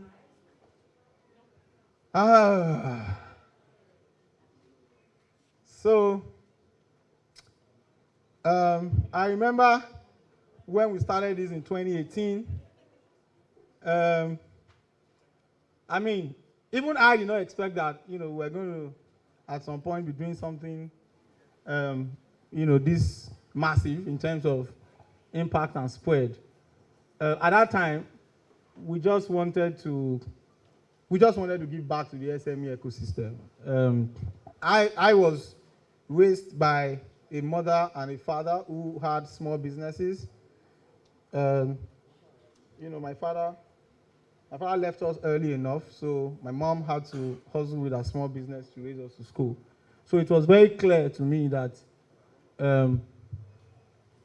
the SMEs and small business owners have the key to unlocking the potential of the African continent. Most of us in this economy were raised by people who had small trades, right? And The data is there. 86%, 86% of the total employment in this country is generated by SMEs. We do not have large employers in Nigeria. If I'm not mistaken, I think Amazon, I think Amazon alone hires over 1 million people in the US. In Nigeria, the largest employer sector is the banking sector. And combined, I don't think they even have more than 100,000 staff. The last time I checked the data, it was about 90-something thousand. Dangote hires just less than 20,000 people. So we've not scratched the surface in terms of large corporates and large employers. So it is the small business owners that drive active engagement, employment, and they are the only ones that guarantee that the next generation can break out of the poverty cycle. Because no matter what small business you do, no matter what your income level is, if you commit to educating your child with that small business in the best way that you can, the chances are that that child is going to mark up a little bit above the economic cycle, right? So I said that I wanted to support small businesses with whatever I do for a living. And then I started working, I joined different firms, started doing strategy consulting, and I realized I was just deceiving myself because it was just the big boys that we were working with. We were just working with those who could cut us the big checks. Maybe because of the nature of the company that I worked. But even today at Caladium, we realize that working with small business is almost impossible given the quality of the work and the extent of it. So most times they can't afford to pay us. And they are the ones that need this support the most. They are the ones that need the services, the advice, the funding, or whatever opportunities. So in 2018, I then called up my friend Slim that, he had also been doing a lot of work, supporting SMEs and all of that. Look, guy, we need to do this in a more structured way. And that was how we kept talking about it. I tell people that if you are the only one that has an idea, it's a bad idea.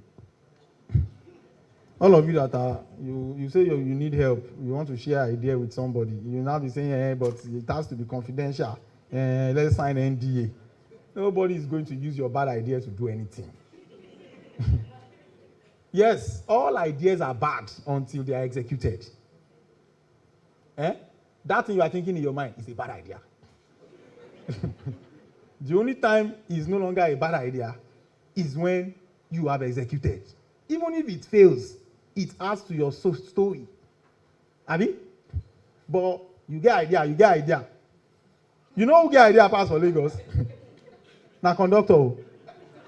You never see where conductor they come up with idea. You don't see one guy that lit up himself and last man official. No be idea with that. What did the last man people did? One jar. Some things English cannot explain it. One yadanu. You can say it's a bad idea, but it's an idea. And I say that government needs to do something. These are little, what's it called? Signs of a snap. That was what started the Arab Spring. That guy in Tunisia, the guy lit himself up. It's frustration. Because this country, plenty people mad. May you develop vessel. May you go wear suit and tie and a turtleneck. See this uncle wear turtleneck now. You come day streets, they think say you get and go your turtleneck. You go, they want to send you come SME Bootcamp. So that was how we started it. And at that time, we didn't have money. We just said, look, we're not going to spend a lot of money. We're just going to do for 40 SMEs. But of course, that 40 SMEs, we're supposed to do it at, I think, LCCI. And before you knew it, the number ballooned. We had over maybe 200 registrations or something. And then I started calling all my friends all over the place. And then I called this my very good friend. At that time, he had left the company that we were working. We were both together at CHI then in the insurance space. And he had moved on somewhere else to a company called Halogen, and they had a very nice academy in Ikeja. And he said, oh, of course you can use this place now. We'll even give you a discount. And, you know, that was how they gave us that fantastic location to use for that very first event that had just about, I think, 100 or 70 people. Today, Chris is still here. He's head of strategy and Salam. Salam is still our partner. Please let me give a round of applause to Chris. Chris, please, stand up for recognition. Stand up for recognition. Please let me clap for. It's good to have good friends. It's good to have good friends.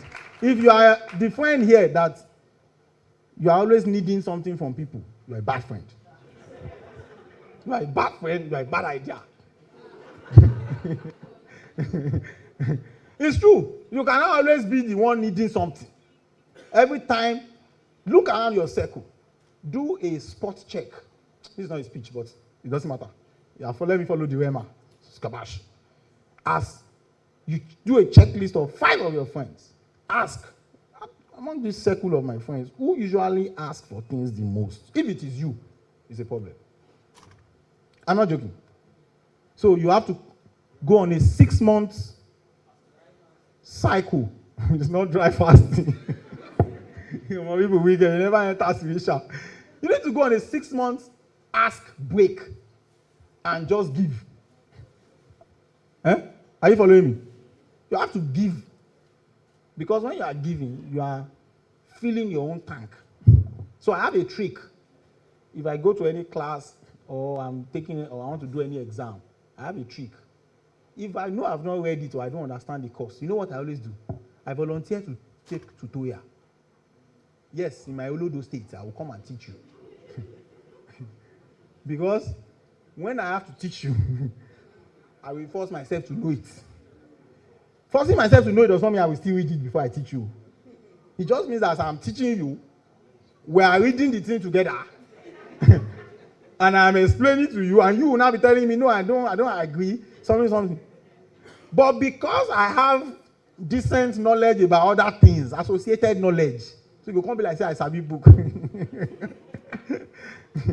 So that was how we started it. And year on year, we've remained consistent. From just that 70 people, now we have actively over 10,000 people in our community. But yes, and it's across the African continent. We have people in Zimbabwe, in Zambia, we have people in Ghana, we have in Jamaica, we have in the US, and all of that. And I think about 7,000 or so of them, I can't remember, Slim knows those numbers off his head, you know, are the most active. You know, we have volunteers, we have community members, we have participants here who have been here since 2018. And it's not easy to have people who are that consistent, right? I mean, so for me, we've moved from just that, so let's just do this. We do a lot of advocacy. We do a lot of advocacy for the SME ecosystem. I remember in 2020, we were planning for this virtual bootcamp in 2020 because of COVID. And NIPOST just came up with that terrible regulation that all logistics, small logistics companies should start paying, was it 500,000 or 1 million? I can't even remember a ridiculous amount of money. That was ridiculous because NIPOST gave that regulation with the mindset that if you have a logistics company, it means you are big. Do you understand? Meanwhile, majority of logistics companies are nano businesses, micro businesses, people that gathered money together or saved all their money to buy a bike, one Okada. You now tell them to go and look for another. So immediately we sprung into action. We engaged some of our contacts in the National Assembly, in the Senate, and we had a meeting with their representatives, went all the way to the National Assembly and had that thing repealed. So we've had several of such advocacies. We've been on local and international media. We've written several articles. We do all sorts of things. But the biggest joy for me is in the success stories of our community members. You know, it gladdens me a whole lot when I see people who have done business amongst themselves, who continuously win grants, who do with brands, you know, because of things that they've learned, who better manage their financials, And all sort of things, all sort of opportunities, or maybe a grant that they won because somebody shared it in the community, or some peer-to-peer learning. I mean, that's really the biggest reward for us. And it's just been a completely humbling experience. 2 years ago, we launched the Caladium SME Community and Volunteer Awards. We had our very first set. Today, we're going to be giving the second set of, 2 years ago, we launched the Volunteer Awards. Last year, we launched the Community Awards. This year, we're inducting a new set. And it's a way for us to celebrate and appreciate some of the most active community members. That is those who follow our rules. We are a highly rules-driven community. You can't just join our community and start sending broadcasts. Some people, you don't know they are professional group joiners. Go and check your WhatsApp. If you want to know people that are serial, once anybody messages you, click on them, go and check groups in common. Some people are in every church group, every mosque group, it doesn't matter their religion. What they are doing there, I don't know. But if you notice that you too, you have multiple groups in common with many people, you are the problem. So we have a very strict rules-driven community. So if you follow our rules, you share knowledge, you are not just taking, you engage with people, because the community is built on relationship. It's not by every day you are discussing business, every day you are discussing business. Relationship, like genuine friendships are made, people go to each other's, celebrations, people have children, people get married. So it's based on relationships. So if you build genuine relationships, you contribute to conversations, you share opportunities, you follow our rules, every year we celebrate you, we appreciate you. And this year, we're going to be doing the second set. It's been amazing these past few years, and I'm so very happy to have all of you beautiful faces in the room. Do we have our video? Do we have our documentary video on? So just for the next 5 minutes, we're going to play a documentary video that shows our story. And after that, I'll close my speech. So I'm just going to step back a bit so that we can watch that video. Please help me play the video.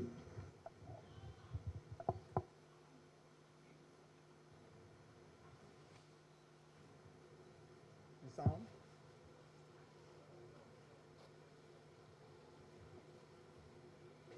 Opportunities and just before my dad died, he had, the year was 2003. I had recently lost my dad. Ayo Bankole Akitujoye organized a boot camp that will foster Nigeria's SMEs and create capacity development, pitch opportunities, and just before my dad died, he had taken on my mom's retirement. My mom had just retired, and she had invested her retirement benefits and other savings in my dad's small business. My dad, of course, had a small business that was doing very well, just before he died. And right after that, of course, everything died with him, and it left us stranded. That was a sharp turnaround effect on our family for the worst. My mom didn't give up. She hit the streets. She toiled day and night to ensure that I had the best education that she could afford. And with her small business at that time, day and night, she would account, she would do record keeping, she would try to track every penny that she made. And I had this, it sparked this fire in me that I wanted to help small businesses grow. My name is Olusegun Arumre, the founder of Aro Farms Limited. Aro Farms Limited started as a backyard farming during the COVID-19. The impact of COVID-19 in our community is enormous due to the fact that it's only one route that enters this community, and that's through the river. So to cushion this effect, we started planting short-time vegetables such as pepper, cucumbers, habaneros, sweet corn, and cabbages.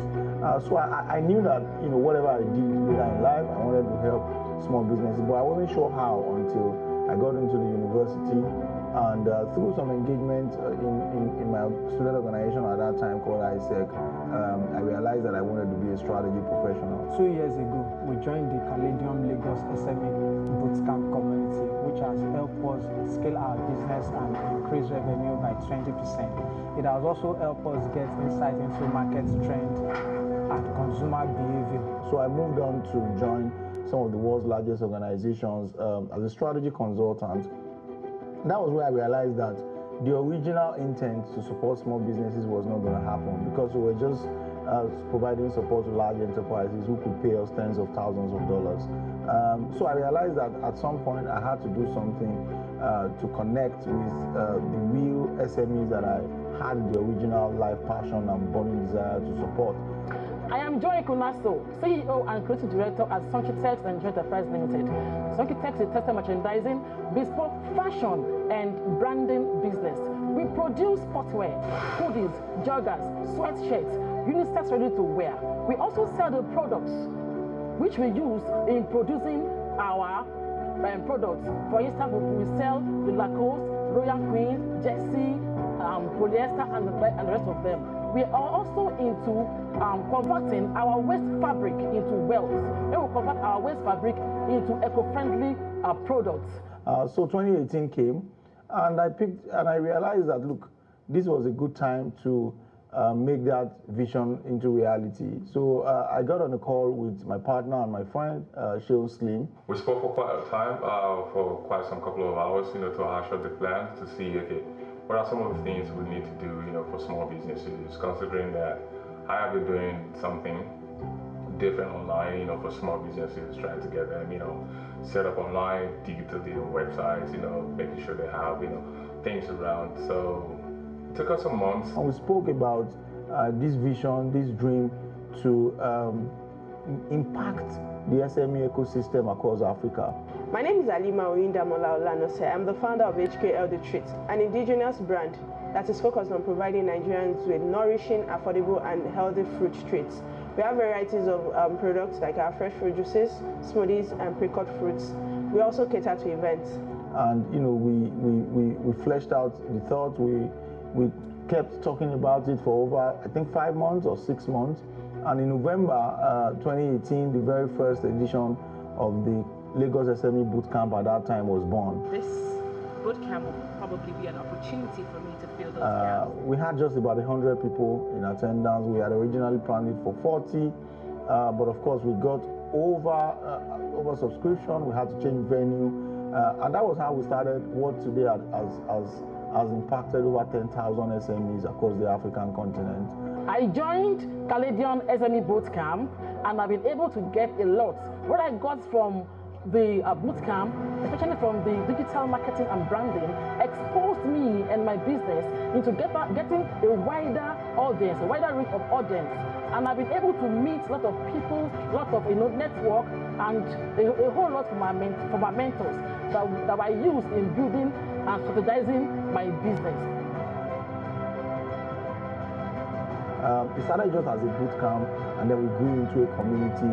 And what do we aim to do? What have we been doing? We've simply been providing business education, business management skills, micro-funding, business support programs for small and medium enterprises. It's been a great journey so far, and it's a community that I would encourage people to be part of. It's free. Every day that I get on TV or on any podium and I'm talking about small businesses, I'm motivated by the impact, by the results that this vision is crystallizing.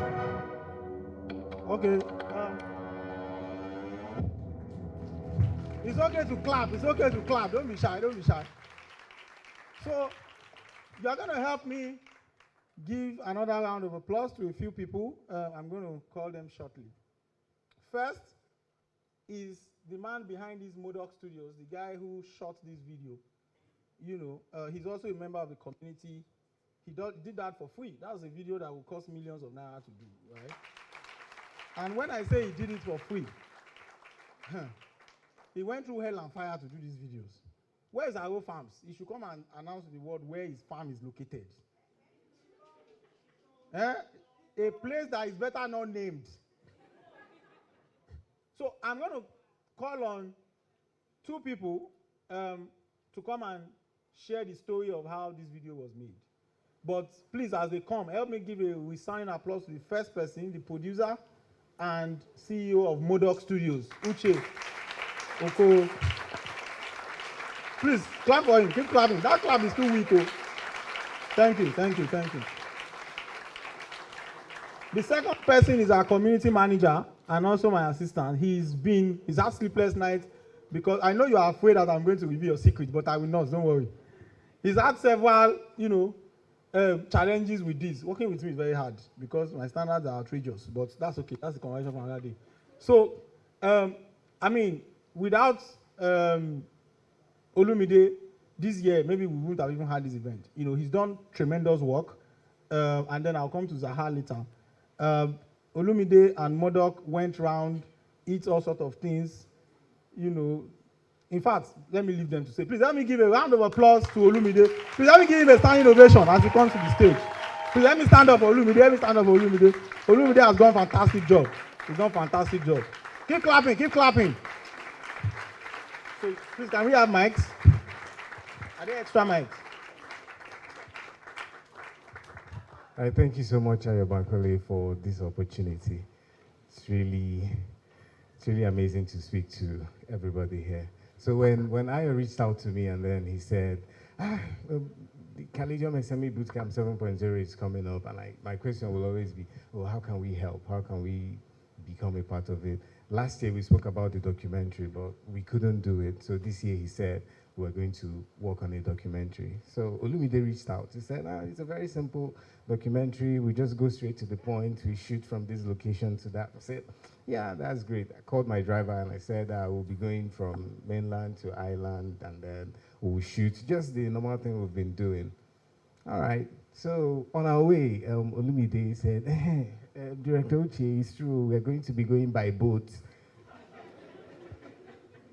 I said, just a few months back, a colleague in Nollywood just drowned by traveling by boat.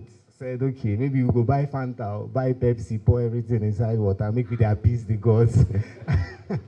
I almost didn't want to. He had to convince me. I said, okay, what's happening? You can't go by canoe. We're going to rent a different type of speedboat. I said, okay, no problem. At least we have a roof over our head. So, so we got to Aro Farms. We got to the place, and that's the first time I'm seeing people living like that.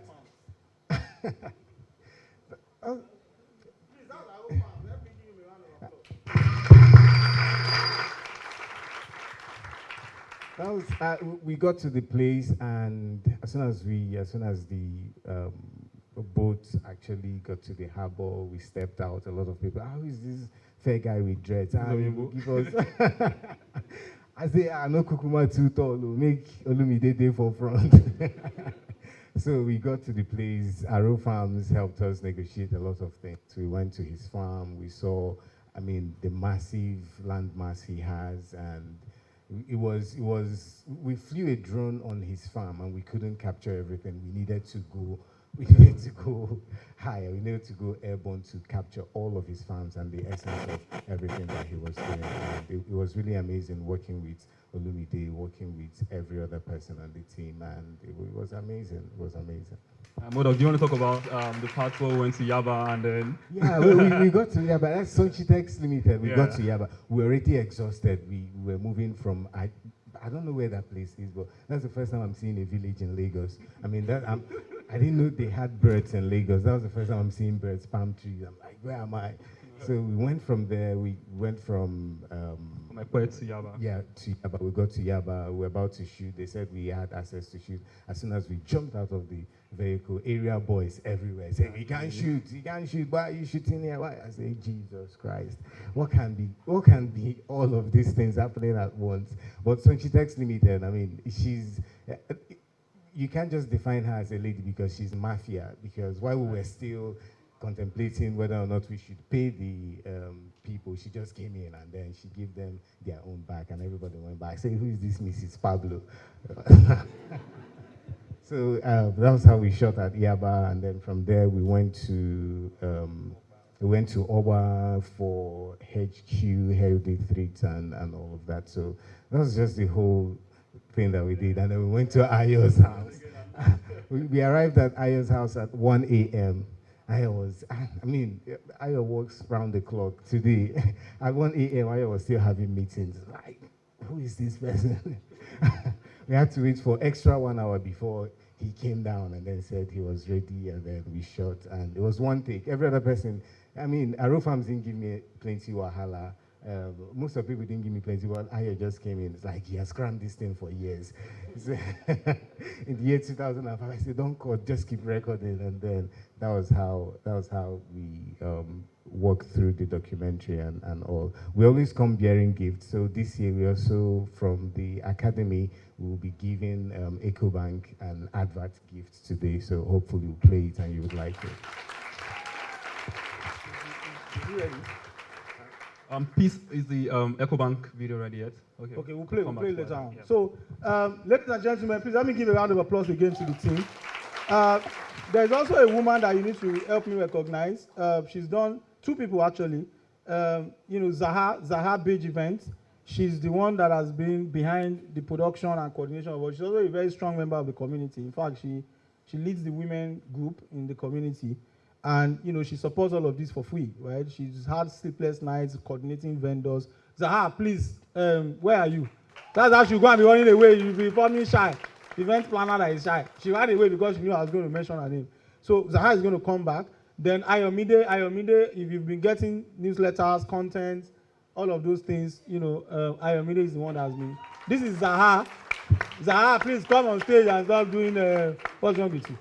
Where is Ayomide? Please help me clap for Ayomide. Ayomide has also done, amazing work. Please help me clap for Ayomide. Ayomide, please come on stage. Please help me. For the last time, I'm not going to tell you to stand up again. Please, let's stand up and give a standing ovation to these guys and clap for them, please. Thank you very much, guys. You guys have done fantastic work. I really appreciate it. So, Wale and the rest of the team, I hand over to you. Don't call me again, no.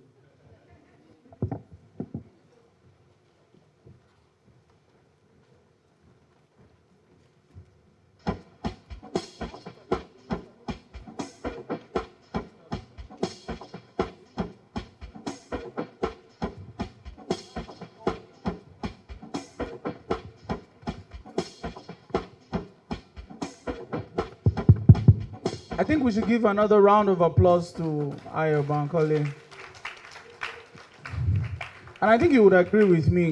This event has evolved over the years. It has come to become something like the National Convention for SMEs in Lagos. Am I correct? So I think we should give the organizers a round of applause. And I think that we should all let Ayo know that we're very proud of him. We're very proud of Slim. The thinking behind all of this, makes us super proud that young people are doing great stuff here. So Eniola, we need to go and rest. Some people are still using bombastic side eye to look at. Where is the scoreboard? My conscience is not breaking me anything. Where is the scoreboard? See, even the team that Ayo is not very proud of, they had 17 points. We're going to come back, but I just want to give you the marking script for the next set of points that you're going to earn so that you can prepare yourselves. We're going to go into some of the serious business. Some of us came for, the really serious part. Am I correct? There's going to be a lot of learning going on here today. And I'm very convinced in my mind that everything that you have gone through to get here today, you will not regret that you came. Somebody said amen. Please feel free to. And it's always team. Should I give them another point for saying amen? People are now, me too. Okay. So we're expecting that we're going to participate very actively. We're looking forward to questions, insights. Some of our wonderful panelists for the various panel discussions are already here. But we're not going to be doing that part of the program, right?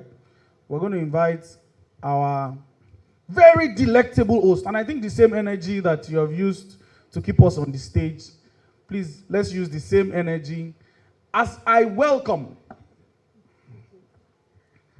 Adekunle Caleb. Please give him a round of applause, ladies and gentlemen. Joining him very closely, please welcome Stella to the stage as well. They're going to be your host for the next few minutes, maybe hours. They're coming with a different type of energy. But there's too much energy. Like I said, we have come to share happiness. Too much happiness to share. Please leave all of Nigeria's problems at the door. Come, abandon Nigeria as you are inside this room. We're here to be happy together the whole day. Okay, over to you.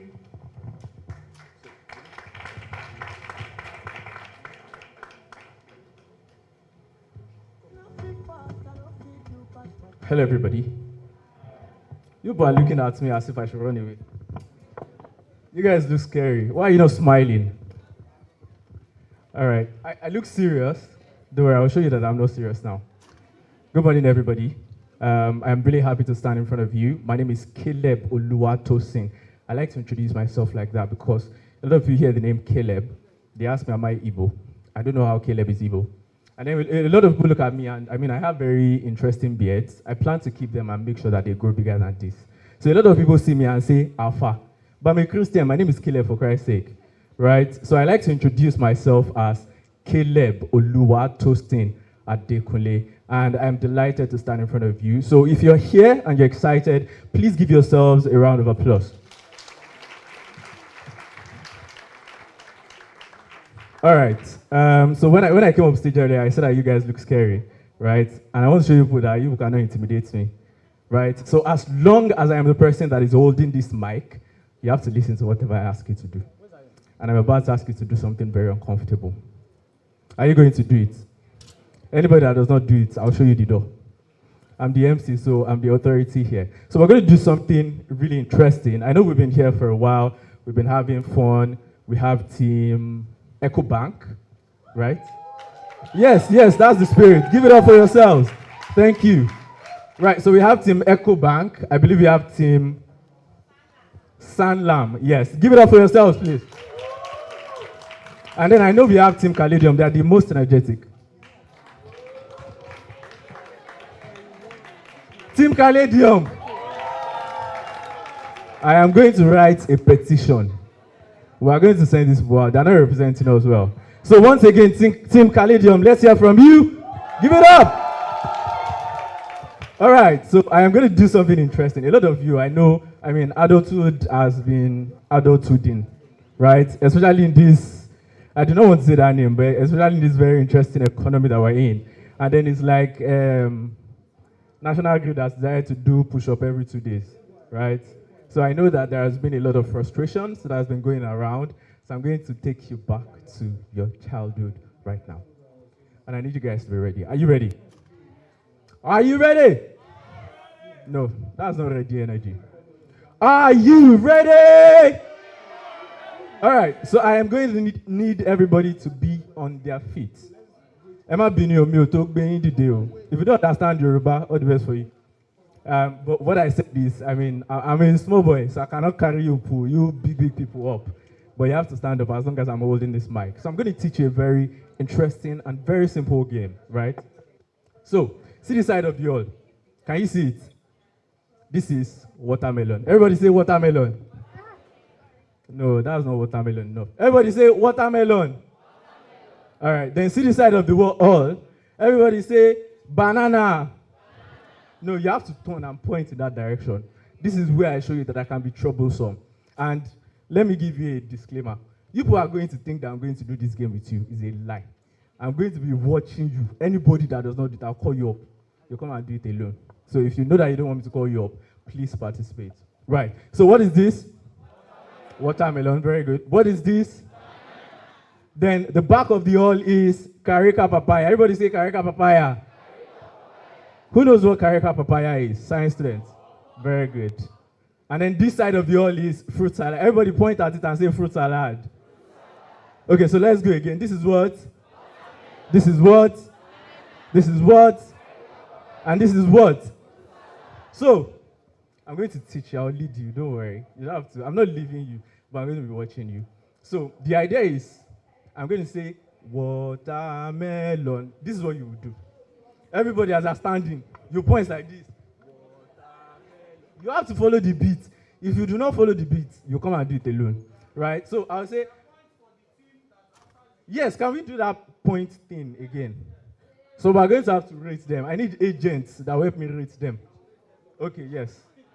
So please, let's put up the point thing. Very good, thank you very much. So I'll say watermelon. Everybody say watermelon. Then you turn banana, then banana, then to the back. Carry kappa. Very good. Exactly. Then fruit salad. Again, fruit. Very good. Give yourselves a round of applause. You have not done it though, but that was warm up and you guys impressed me. So we're going to do it. So we're going to go twice. So when we stop on fruit salad, then we'll start again. Right? So this is me taking you back to kindergarten. I am troublesome. I promise you, I am going to call you out to do it alone. So please ensure that you do it. I am serious. I do not want to know how tall. I'm not very tall. Right? I'll jump up and tell you to come. Thank God I'm even standing here. I can see everybody at once. So are you ready? No, that's not ready energy. Are you ready? I need a scapegoat. So I'm looking for somebody to call that will tell me that they are ready. So I'm looking for somebody. I am seriously looking for somebody. So are you ready? Very good. So let's go. 1, 2, go. Watermelon, watermelon, banana.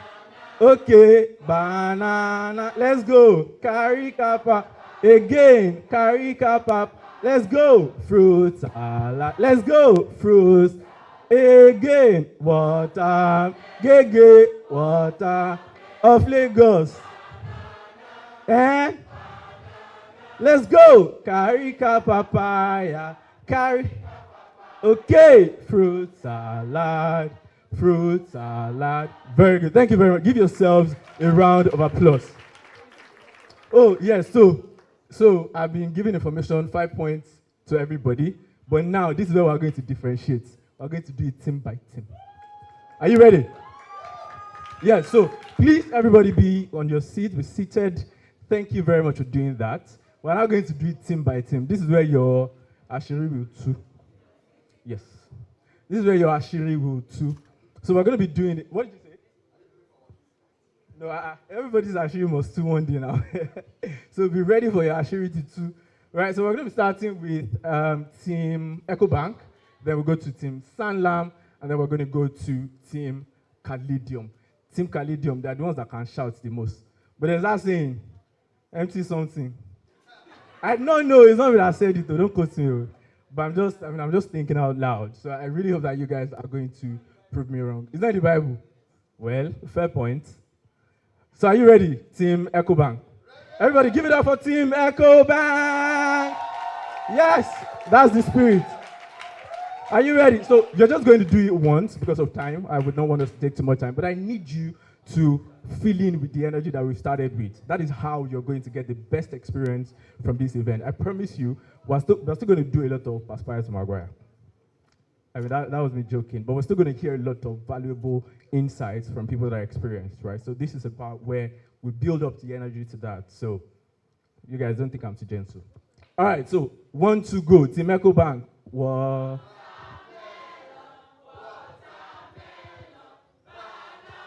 Gege.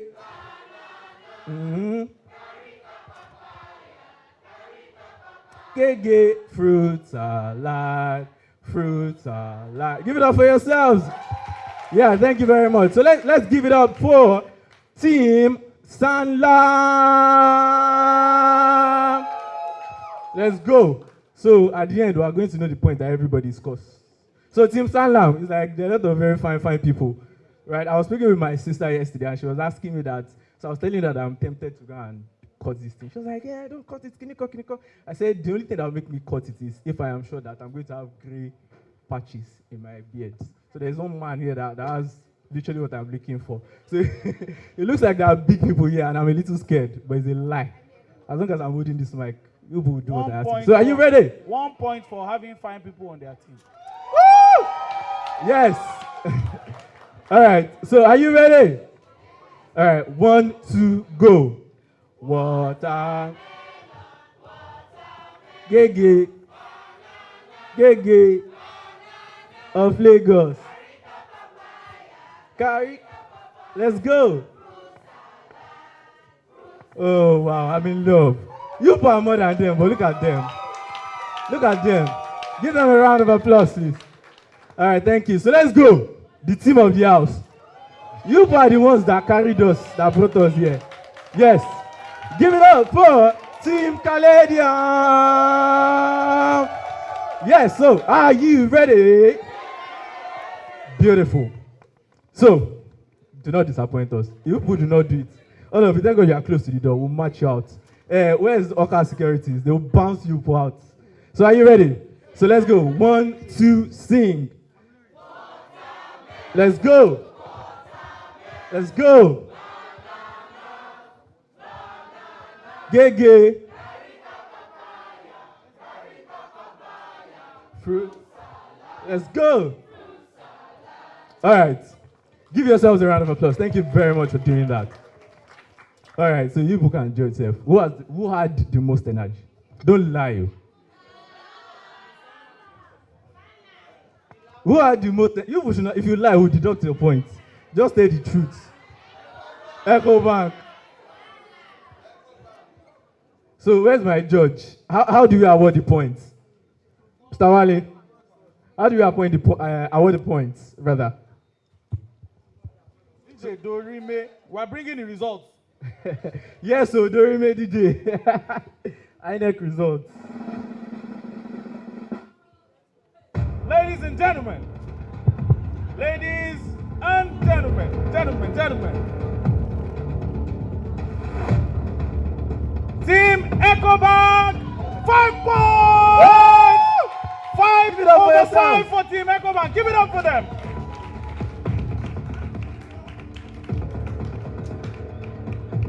You can't be using bad eye to look at me and you want to score 5 over 5. Ladies and gentlemen,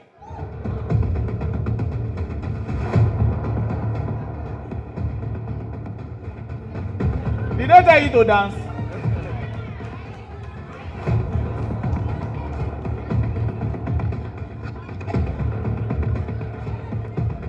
What's the name of that elder Orubebe? Off your mic. Team Sanlam, 5 over 5. They are still not happy. Do you want to score 6 over 5?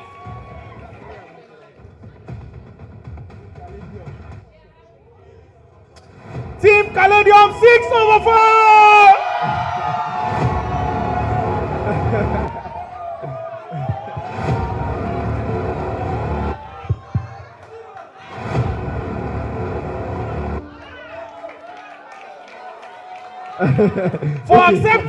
For accepting this result the way it is. 1 point for Team Ecobank.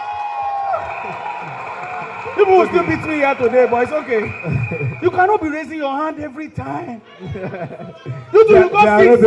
Everybody got 6, 6, 6. Okay, so guys, in my own record, right, even though that's not what INEC said, I think this team got it for me. But yeah, so give yourselves a round of applause. Thank you very much for that. Sorry, there's no Supreme Court in this issue. I've announced results. You can, if you go to court.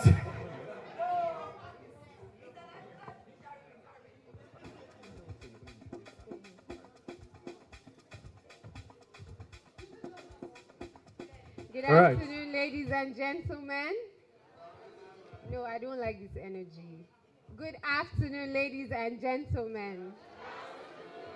We're super excited to have you join us for the 7th edition of the Caladium Lagos SME Bootcamp. And I trust that we've been having a great time. Do we agree we've all been having a great time? It promises to be greater. You know, it gets better by the minute, by the hour. And at this very point, we're going to be having our first panel session. Who is excited about that? Fantastic, fantastic. Anyway, you can raise your energy higher because it is your test that will determine what you can draw forth from the speakers. So this plenary session is on business growth conversations. We're going to be having talks around effective brand marketing and sales for small businesses. we've all heard that SMEs are the lifeblood of every nation. So it's very important that we have conversations that helps to improve SMEs in the country or in the place wherever we found ourselves.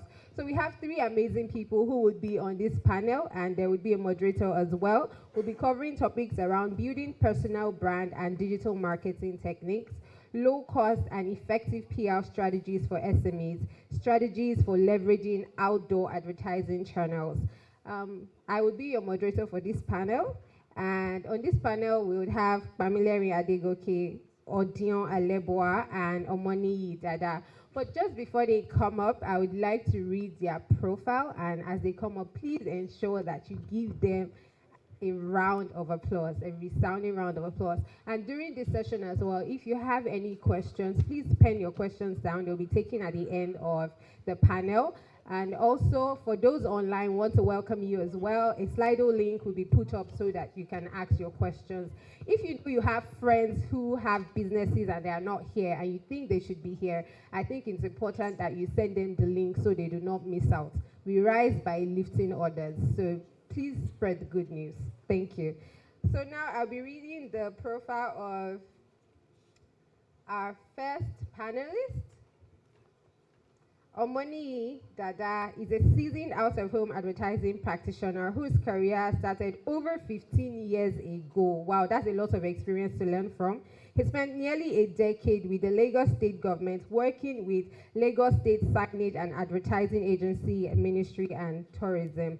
There are so many things in this profile, but I'll just make it apt to go on to say beyond his professional achievements, Omoni is a philanthropist at heart and a community leader. He's the founder and chairman of Omodada Foundation. He has initiated and led various projects aimed at improving the lives of those in his community, providing free health insurance to over 80 individuals, conducted eye tests and distributed glasses to over 1,000 people, successful cataract surgeries for 44 patients, and supported educational programs by distributing school supplies to over 3,350 primary and secondary school students, to mention a few. His journey is a testament to the power of dedication, leadership, and compassion. With a round of applause, please make welcome Omoni Dada as he comes off stage. You can do better.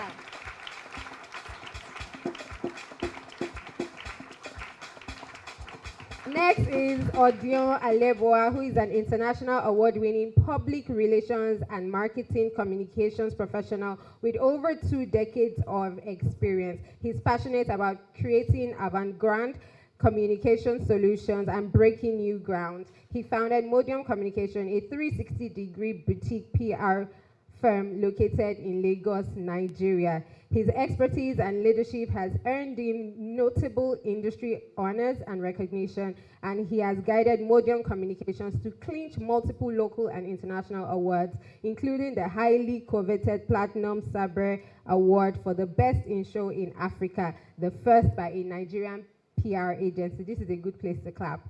Prior to establishing Modium Communication, Odion served as the head of communications and brand at Fort Oil PLC. For almost a decade, he handled strategic media engagement and public relations across 2 continents and 3 stock exchanges for Awando PLC, Nigeria's leading indigenous integrated energy solutions provider. An avid reader and a follower of new media trends and techniques and technologies, Odion has offered bespoke executive training and business advisory to individuals, boards, and institutions in various capacities, leveraging his wealth of experience and insight. With a round of applause again, please make welcome Odion Aleboa. And the last but not the least is Pamileri Adegoke, socially known as D. Pamileri, who is a multiple award-winning social media influencer. He holds a first degree in marine engineering and a second degree in transport and logistics management from the Hegeti University in the Benin Republic. In his quest to pursue his passion for public relations, Pamileri founded his company, an organization that helps to monitor consumer habits and interests. Pamileri has created a group of creative and driven individuals who share an unbridled passion for media across social media marketing, public relations, perspective marketing, influencer marketing, and talent management for boardrooms and etc. He has worked with renowned brands including Apple in Nigeria, Google, La Liga, Trace Niger, First Bank, Red Bull, KFC, Nike, Five Alive, Pepsi, Jumia, YouTube, Mattel, Monster, Stanbic IBTC, Netflix, La Casera, 3 Crown, DSTV, V-Bank, Number, amongst others. Bamilerin has used his social media influence to call attention to issues facing women and the girl child who cannot afford sanitary pads. As a result, he spearheaded a team inclusive of celebrities and media entrepreneurs to raise funds and launch Give a Girl Child a Pad, whose maiden edition were held in November 2018 and January 2019 in Lagos and Oyo State, respectively Abuja, Osun, and Ogun State. With a round of applause, please make welcome the Bamilerin.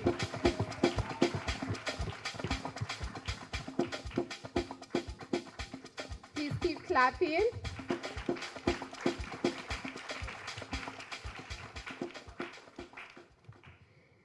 So good afternoon again and welcome to this amazing panel on business growth conversation. We're going to be talking about effective brand marketing and sales for small businesses. We have how many decades of experience? Over 15, 20, Pamela, how many? Like 10? So you can see that we have over 5 decades, over 50 years of experience here to learn from. So you don't need to make mistakes. You make your mistakes, right? But you'll be able to avoid some of those mistakes by virtue of what you're going to be hearing today. So I hope that our hearts and minds are ready to receive from these industry leaders. Okay, so the broad objective of this session is to equip every participant, each and every one of us here, with practical strategies and insights that would help us build a strong brand identity and implement effective sales techniques to drive business growth. Now, it's important for each and every one of us here to know that brand building takes intentionality, because whether you know it or not, you are building a brand. So why not just be conscious of the kind of brand that you are building? So I'm going to start with Bamilerin, building personal brand and digital marketing techniques. Now, some people hear personal brand, and they don't understand. Like, it looks like a very, ambiguous word. So for the sake of each and every one here, can you speak to what a personal brand is as a small business owner? Like, you see a small business owner, what do you expect that your personal brand should be like? And why is it important in today's digital landscape? Because we know people can have their business virtually and physically. So tell us about personal branding in light of these. Thank you. Good afternoon, everyone.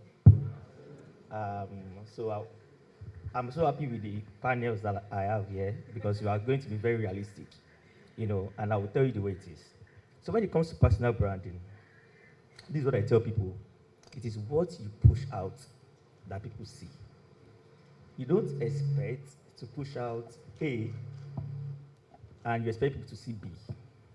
For example, and I like the fact that when she was in the introduction, she said it's about being intentional from the get-go. Now, let's take it back home. What you are doing currently, why are you doing it? Are you doing it because you have passion for it, or because you see someone making money from that thing, and you're like, if so person can make money off it, why can't I? Do you really love that thing? If they wake you up by 2 a.m., like Wale, create this kind of content, can you do it? Is it work to you? So I tell people something, the more you start seeing that thing you're doing personally as work, then there's a problem. It has to be something you enjoy doing. It's like a doctor getting angry because he has to come and do surgery for someone. No, I don't want to do surgery, I want to do accounting. Then why are you in the hospital? Okay, so since we are talking to SMEs, that nylon bag you are selling, that rice you are selling, are you selling it to pepper somebody, or because you really have passion for it? thank God everything is digital now. A lot of things are digital. All thanks to COVID that made people realize that to realize the power of digital and social media. Because during COVID, we were all stuck in our space. That's why we all started dancing on TikTok and doing all those plenty things. And thank God some people, you have fashion for Gary, or you like Gary so much, and you think, like, oh, you can go to Jebu to get best and quality Gary. Now, you are on social or on digital, you are saying, oh, I'm shy, I cannot put out, I don't know how to push it out. Then the next thing you're thinking about is influencer marketing. With which money? Oh, it's influencers. Sorry if you don't understand Yoruba. You've not eaten. What does my food in English? I'm sorry you don't understand that. I'm trying to look for the best English word. But you're still hungry and you're looking for money to pay other people. Now, you have to go and borrow money to pay other people. One thing people need to realize that, first of all, you are your own ambassador. You are your own influencer. Or you're a tailor. You are making clothes. And you cannot wear your clothes and post it on social. You are an introvert. Okay. How does it make sense? You know, but it's easy. And I tell people this a lot of time. If you don't wear your products, your brand, nobody will wear it for you. That money you want to use to go and pay, to pay me, for example, I will charge you, I'm sorry. But that money you want to use to pay me, who says you can't get good quality camera? If you cannot do the video, look for one of your friends that is good in videos. Use their phone, buy tripod stand, they don't tripod stand at 12.5. How much is light? Thank God there's all those phone camera light now, 15,000. Money I will charge you still more than that. But the moment you can start doing transition, look for video ad. And we are so lucky in this generation that there are templates. You don't even have to pay a graphic designer because that's where it starts from. Your logo, the colors, the way you pick colors, you know, your color combinations, the design of that flyer you want to push out. Those are the little things that matter from day one. The moment you don't get it right, then there's a problem. And all thanks to free apps, there's Canva. You don't even have to pay. Free, they're free templates. Just for you to post, edit, remove this person's name, put your own name, put your own logo. You can create your logo. They don't have to pay him. You can't even afford it now. You don't have to pay his company to do logo for you. They will charge you millions. You've not even eaten. So those are the little things you have to consider as an SME. If you don't, like I said before, first, you are your own influencer. You are your own ambassador. If you don't post these things or wear them and appreciate those things you are currently doing, then why do you think I would trust you or trust your brand? So personal branding, how you present yourself is actually very key because it is the way you present yourself that people are going to see you, and that is how they will take your brand serious. I think I'll just stay there for now. Thank you very much. A round of applause for that. The familiar just gave us starter pack.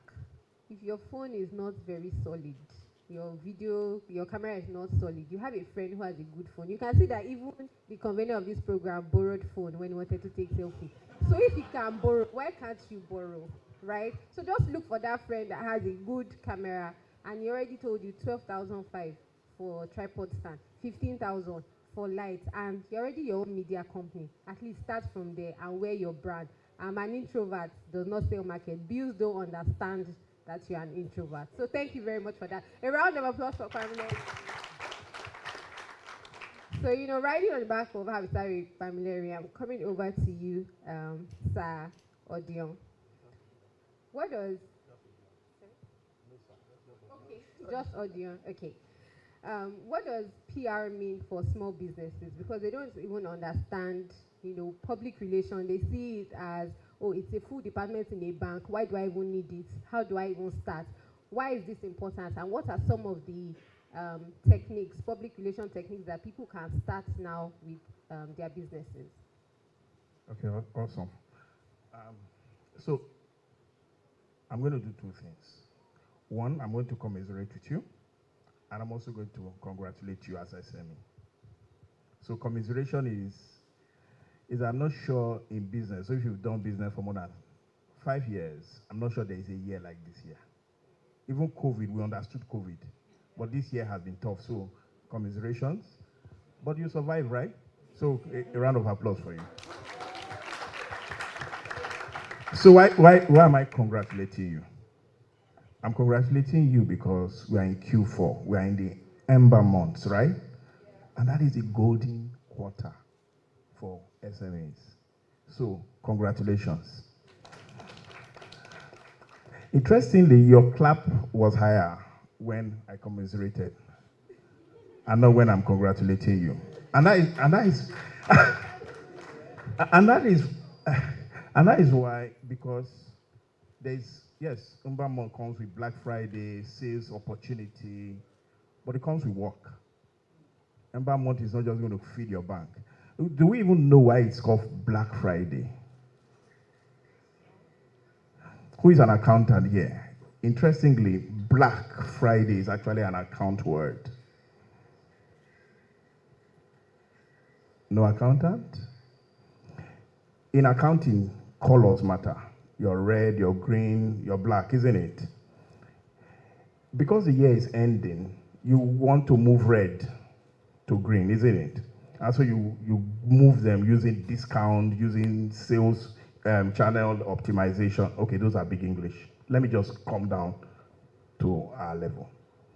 Currently, we're consulting about 10 sectors of the economy, right? So it sounds big, but it isn't. If you started business with 5,000, let me see your hands up. 5,000? 10,000? Let's be sincere, yeah? 10,000? 10,000 there. 100,000? Awesome. 200? Oh, wow. 500,000? Awesome. You just want to call your own number? Just shout your number. 0 naira. Awesome. 3,000. Okay, I started mine with Sub-Zero. We were so broke. And I'm not joking about this. We were so broke. And interestingly, I was in a play deployment where every year I was pushed. And I decided to go and do SME. What I didn't know is that SME is a space that needs its own DNA. And I didn't know. So I started business in 2015, wrong timing. Don't ever start a business in Africa, not today Nigeria, in an election year. Election year. Take that home. Especially if you're going to consult for businesses that are very strategic, because they are going to be looking at the campaign, they are going to be looking at the body language of politicians to say, should we invest? Should we campaign? Should we launch that product? They are not going to launch because they are not sure whether people will run, whether there will be a war. Because Nigerian election is so tense, it is not good for corporate. And that is when I started my business. So I finished eating my savings. In fact, wrong move. I resigned December 19th, and I went to South Africa to flange. So I already started blowing my savings. By the time I came back, money was done. And I thought, I know my people, I know people. I mean, I told people I was going to resign and start my businesses. I called them. Nobody picked their phone. So next thing, that is why the DNA of an entrepreneur is different. Nobody is your friend. People who are your friend are your friends because you are offering value. I was people's friend because I was head of comms for big organizations. Otedola was I was speed dial to Otedola, so if I called people, there were people that were doing stuff for me for free. I didn't know that I was just getting the benefit of my association. And I didn't get angry with them. I learned. By the time election was moved from February to, I think, April, my hunger started, right? So because nobody had given me work, and it's for real now. But what helped me very much was that my son at that time, we used to pay school fees for a whole year. And I advise that you do that, especially as a business person. You know why? You get discount. You go to the school and say, okay, I'm paying for the whole year. So don't go to a school you can't pay for a whole year. It's not necessary. Just go to schools where your child can learn and you can pay their school fees. So I paid for 1 year. So we were well insulated. So the child didn't know. But if he was smart, he was a kid, he could have seen that the diet has changed. We're not even eating Indomie. I didn't even know there were noodles that were lower than Indomie. You know chicken? And I'm not joking about this, right? So the kid was the only person eating 3 times because we didn't want him to know. Okay, I'm giving you this background so that you know that you can start from zero. No, you can actually start from sub-zero because we couldn't feed without people giving us 10K, right? And those 10K, once it hits our account, the whole foundation of the house will shake. It wasn't only our phone that was vibrating because it was saving grace, right? But when I started, at that point, it was confusing, right? But I started in WhatsApp group. So if you're in a WhatsApp group, first of all, you have a marketing platform in your hands. Don't go too much. My first big break was in a WhatsApp group. What was I doing? Well, they were discussing election, but I was discussing those elections from PR angles. And so when people are not sure, they will ask, okay, Odion, what do you think? What is the PR angle to this? And so when corporates were ready, the first international job I got it under 1 year. Or under second year, right? And when I say a multinational, has presence in about 30 countries, and I got it on WhatsApp group. Hello? So if you're on WhatsApp group, do not spam. Now, be intentional about what you are posting on WhatsApp. Because once some people see you typing, they will off their phone for the day or just put you on mute. If that is what you are doing, then you are not selling. Give me what you are selling, and I will tell you what you can post on the WhatsApp group. I want to make this very practical. What are you selling? Jesse is awesome. So there's going to be a match, right? This one of the matches that we play this weekend. Do you follow football? You have to because you are selling jerseys, right? And you can talk about that match, just talking about their jerseys. And then what happened is everybody will be talking about the scores, who scored first, the coaches, who should be sacked next. You know, we are very wicked when we'll be sacking people in December, right? You will be talking about jerseys, and you'll be talking about quality. Oh, that jersey, did you notice that it took less mud? What happened is, because people are fixated on that match, they will hear you, but you are giving them a different perspective. Next. Calm down. Awesome. What is the best fragrance for Christmas? Tell me. Let me tell you, right? Did you know that almost all the international brands that are hoteliers have a specific smell? Protea is oak wood, right? Just an example. Relations is simply building relationship. It could be with your parents, it could be with your kids, your wife, or with your customer. And everybody in front of you is a customer. Someone introduced me when we're doing the speed networking, and somebody introduced his or herself as a tailor. It's humbling, but humility doesn't sell anything. Sell yourself big. I'll give you an example. If I come and introduce myself in an international platform as, okay, hi, my name is Odion and I practice business in Africa, people will just pity me. Because the world thinks that we are helpless. We live, and it's a real, when I went to Korea, we're having a laugh because that is the best way not to just suck it in. We knew that we were everybody's problem. Because once we access technology close to you, WhatsApp, your customer is there. And in first WhatsApp group that is full is 250 plus, right? They've increased it to 1,000, exactly. So now so the least you can get is 250, right? And it's stretched to 1,000. Your Ember month is done. So congratulations once again. Thank you for that. That was very extensive. I'm sure we picked, don't just listen to the stories, or pick the one that applies to you. Don't be carried away. So there was a lesson there for professionals and as well business persons. So don't just laugh and forget why you're here, please. Okay, so next I'm going to Omoni, and he's a professional in the outdoor advertising space. He will tell you about himself while he's answering this question. So a lot of small businesses will be like, I cannot do billboard. Like, billboard is too expensive. When I ask for the price of the billboard, is the whole is the turnover that will make in 5 years. So you're not even thinking about it. But I'm sure that Omoni is here to distill those myths that you have about outdoor advertising.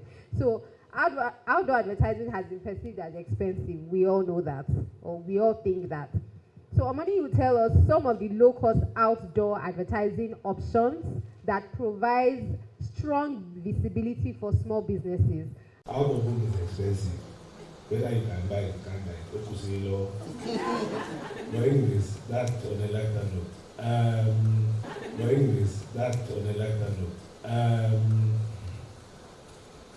I heard the stories they shared and the points they made. I'm trying to answer the question I was asked. I think I'll use a case study. First, let me start by, I got a call, I think it was 2 days ago. Somebody saw the flyer and saw that I was going to speak at this event, and they called me and they said, what are you going to discuss with SMEs? Can you buy your billboard? That was the conversation, that I don't get why you're a speaker. And I said, the SMEs of today will become the multinationals of tomorrow. So, if I work for, yes, I work for the biggest outdoor advertising company in the world, and they're in Nigeria, does not mean I should leave you guys behind. There is always room for everyone, and at one point in time, you step into that space, and you will need that. So if I don't hold hands with you, he said, make the right friends. If I don't hold hands with you, the multinationals are leaving Nigeria. You guys are taking up the spaces. So when you blow, I'll not start chasing you about. When I see you here, yes, looking for grants. When you now have the grant, that's when I'll chase you. No. So let's start the conversation from now. The owner of the business where I work, JCB, started small. Started with zero. It was a case of, the business is 60 years old today, and it was a case of him going on the street and noticing commuters staying at the bus stops, no shelter, come rain, come sun, snow, whatever, they're there. And then he thought of building bus shelters with wood at his own cost, and went to the authorities, the government, to say, I will build these shelters at no cost to the government and recoup my investment from advertising. And he started with one. And when Pamela was talking, he said, you need to own it. You are your brand. The owner of the company used to go every day to clean the surrounding of the bus center, post materials as brands were buying it. The smallest brands going around speaking to neighbors, this bus shelter is close to your business, why not buy it, and all that. And they built a business that is, as of today, 60 years after, is in over 80 countries and with over 20,000 staff. So we started very small and see where the business is today. You all would have that story to tell years to come. So the case study I have about out of home is expensive. Does it deliver what you want to you, the right audience, your target market? Yes, it does. Very recently, I've been having conversations about digital out of home and how it is bought in Nigeria. Same way you want to go on your regular digital platforms or social media, and you want to reach 100,000 people in a day, a particular community, or a particular audience and all that. Same way you can do it without a home.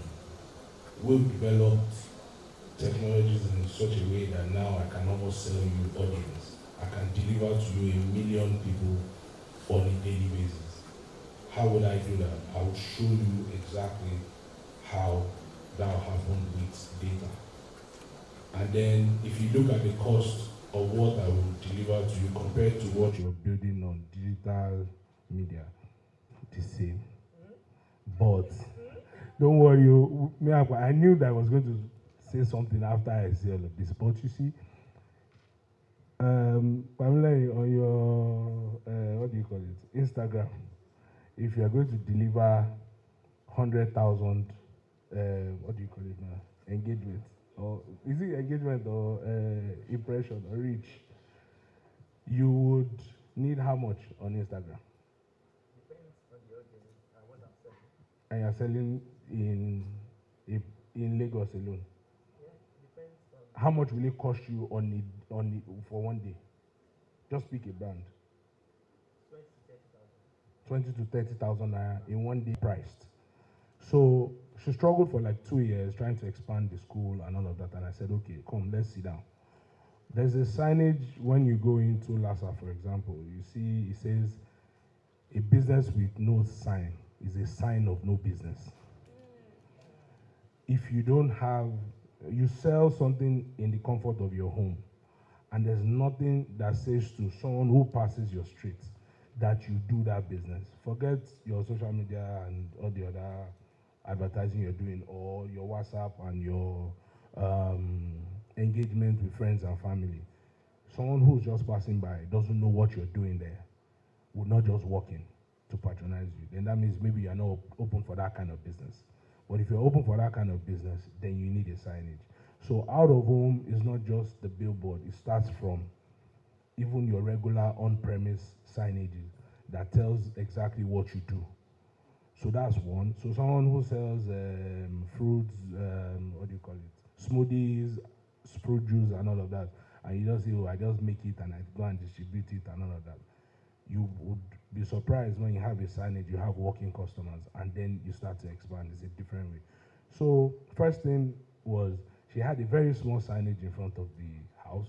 It was our house. We had a very small sign. I said, first, we need to make this bigger and make it a lot more interactive. Let it be something that you would see and not just look away. You need to be glued to it. And then we got professionals, small professionals, not these big professionals, these people, small ones that could work it out. But yeah, we got that, and we saw a difference. From 3 kids, I think he moved up to about 10. And by the time he got to 10, I then said, okay, we need to take it a step further. Now it's not time for you to dip your hand in the profit and spend. We now had to approach Lassa to pick the street lamp poles. There are different formats of outdoor advertising. The street lamp pole, the transit vehicle branding, the billboard. So it's not just billboard that is just on the roadside. So we ended up getting 10 street lamp poles that cut across, that's just right in front of the property. So you have maybe 5 before and 5 after and all of that. And luckily, there was one right in front of the house. So we then, and the competition around that area was very stiff. It's just like, you know, the way pharmacies set up, there's always a 250 meters or 350 meters between pharmacies. You know, church and school, they don't have that rule. They can be side by side, plus mosque, they'll be side by side. So you had different schools offering different things, but what makes you stand out? So we needed to look inwards to say, what can we do differently? The day we put up those street lamp poles, and how much did they cost? Maybe 15,000 naira each. And it was just for a stretch of 1 month. That 1 month was in August. Don't do it in September when the school is resuming. That's when parents are taking decisions whether to move their kids or not. And then we had it. So out of home doesn't mean you should advertise every day throughout the year. You can be very, very strategic with it. And how do you intend to use it? Today, you might think you can't afford it. When he was asking, I was waiting for him to say, those who started their business with 1 million naira and above, I wanted to pick you out so that we'll talk after and see how I can help you. So, you know, at the end of it all, putting up those banners on the street lamp poles for just 1 month in August. By that September, we needed to start looking for another house because she had to extend into preschool 1 and 2, and she needed more space. So it grew from 10 kids in the crèche to almost 30, and then you needed more space to expand the crèche. And the interesting thing is, it was a mix of even doing the social media promotion within that neighborhood, because what you need is not the people that are going to come from outside. First, win within your territory. You know, once you're able to do that, then you look outside. So out of home varies. There are different platforms, street lamp posts, like I said, the regular static billboards that are close to your environment. You find the digital ones too. It's the digital one that I said. So if you get money and you can buy, let's talk after. If not, don't worry. When you blow, we'll talk. But we'll be friends from today. So we'll see how. So all of that played out, and I saw it firsthand. It wasn't like I was told. I was part of that journey, and I worked on it. And today, I can tell you, it's been smooth. But nonetheless, it doesn't mean after she did that. What I'm saying is as far back as 2019, and it didn't mean that you stop advertising. You want to remain top of mind to your target audience. People who graduate, they will move on. So you have to continue to engage and reach people, find signages or opportunities around the neighborhood where they could brand and all. So there are cheaper ways of doing advertising, and there are the expensive ways of doing advertising. If you want to spend $1 billion on advertising, come to me. If you want to spend $1 million, come to me. If you want to spend 200,000, come to me. That's the truth, because there are available platforms at every budget, but there are some budgets that is not available. Don't come, But there's always an opportunity with out-of-home advertising, and it's very, very effective. And having a mix of different things also works perfectly. Having a mix of both your social media and also the out-of-home within where your audience is, where your target market is. Yes, take it. It's good to do. Please, a round of applause for him. I'm sure we picked that. Pick your lessons, though, please, people. So this last set of questions I'm going to be asking us, please, I would like us to, be as brief as possible for time constraints. And please, if you have any question, I will just take 2 questions from the audience. So if you have any questions, please just signify by raising your hand. I can see one person there. Who would be the second person? While we're thinking about it. So, Pamela, you've told people to start. And some of them will be like, so what kind of content do I put out there? So this question is based on content. So how is it important for SME, maybe a business or a person, to have a content strategy? And what are some of these content types that you think people should put out there? And one thing is, it's not just about putting out that content. You also need to measure how effective that content is, so that if it's video that works well for you as a business, you do videos. So what are those metrics?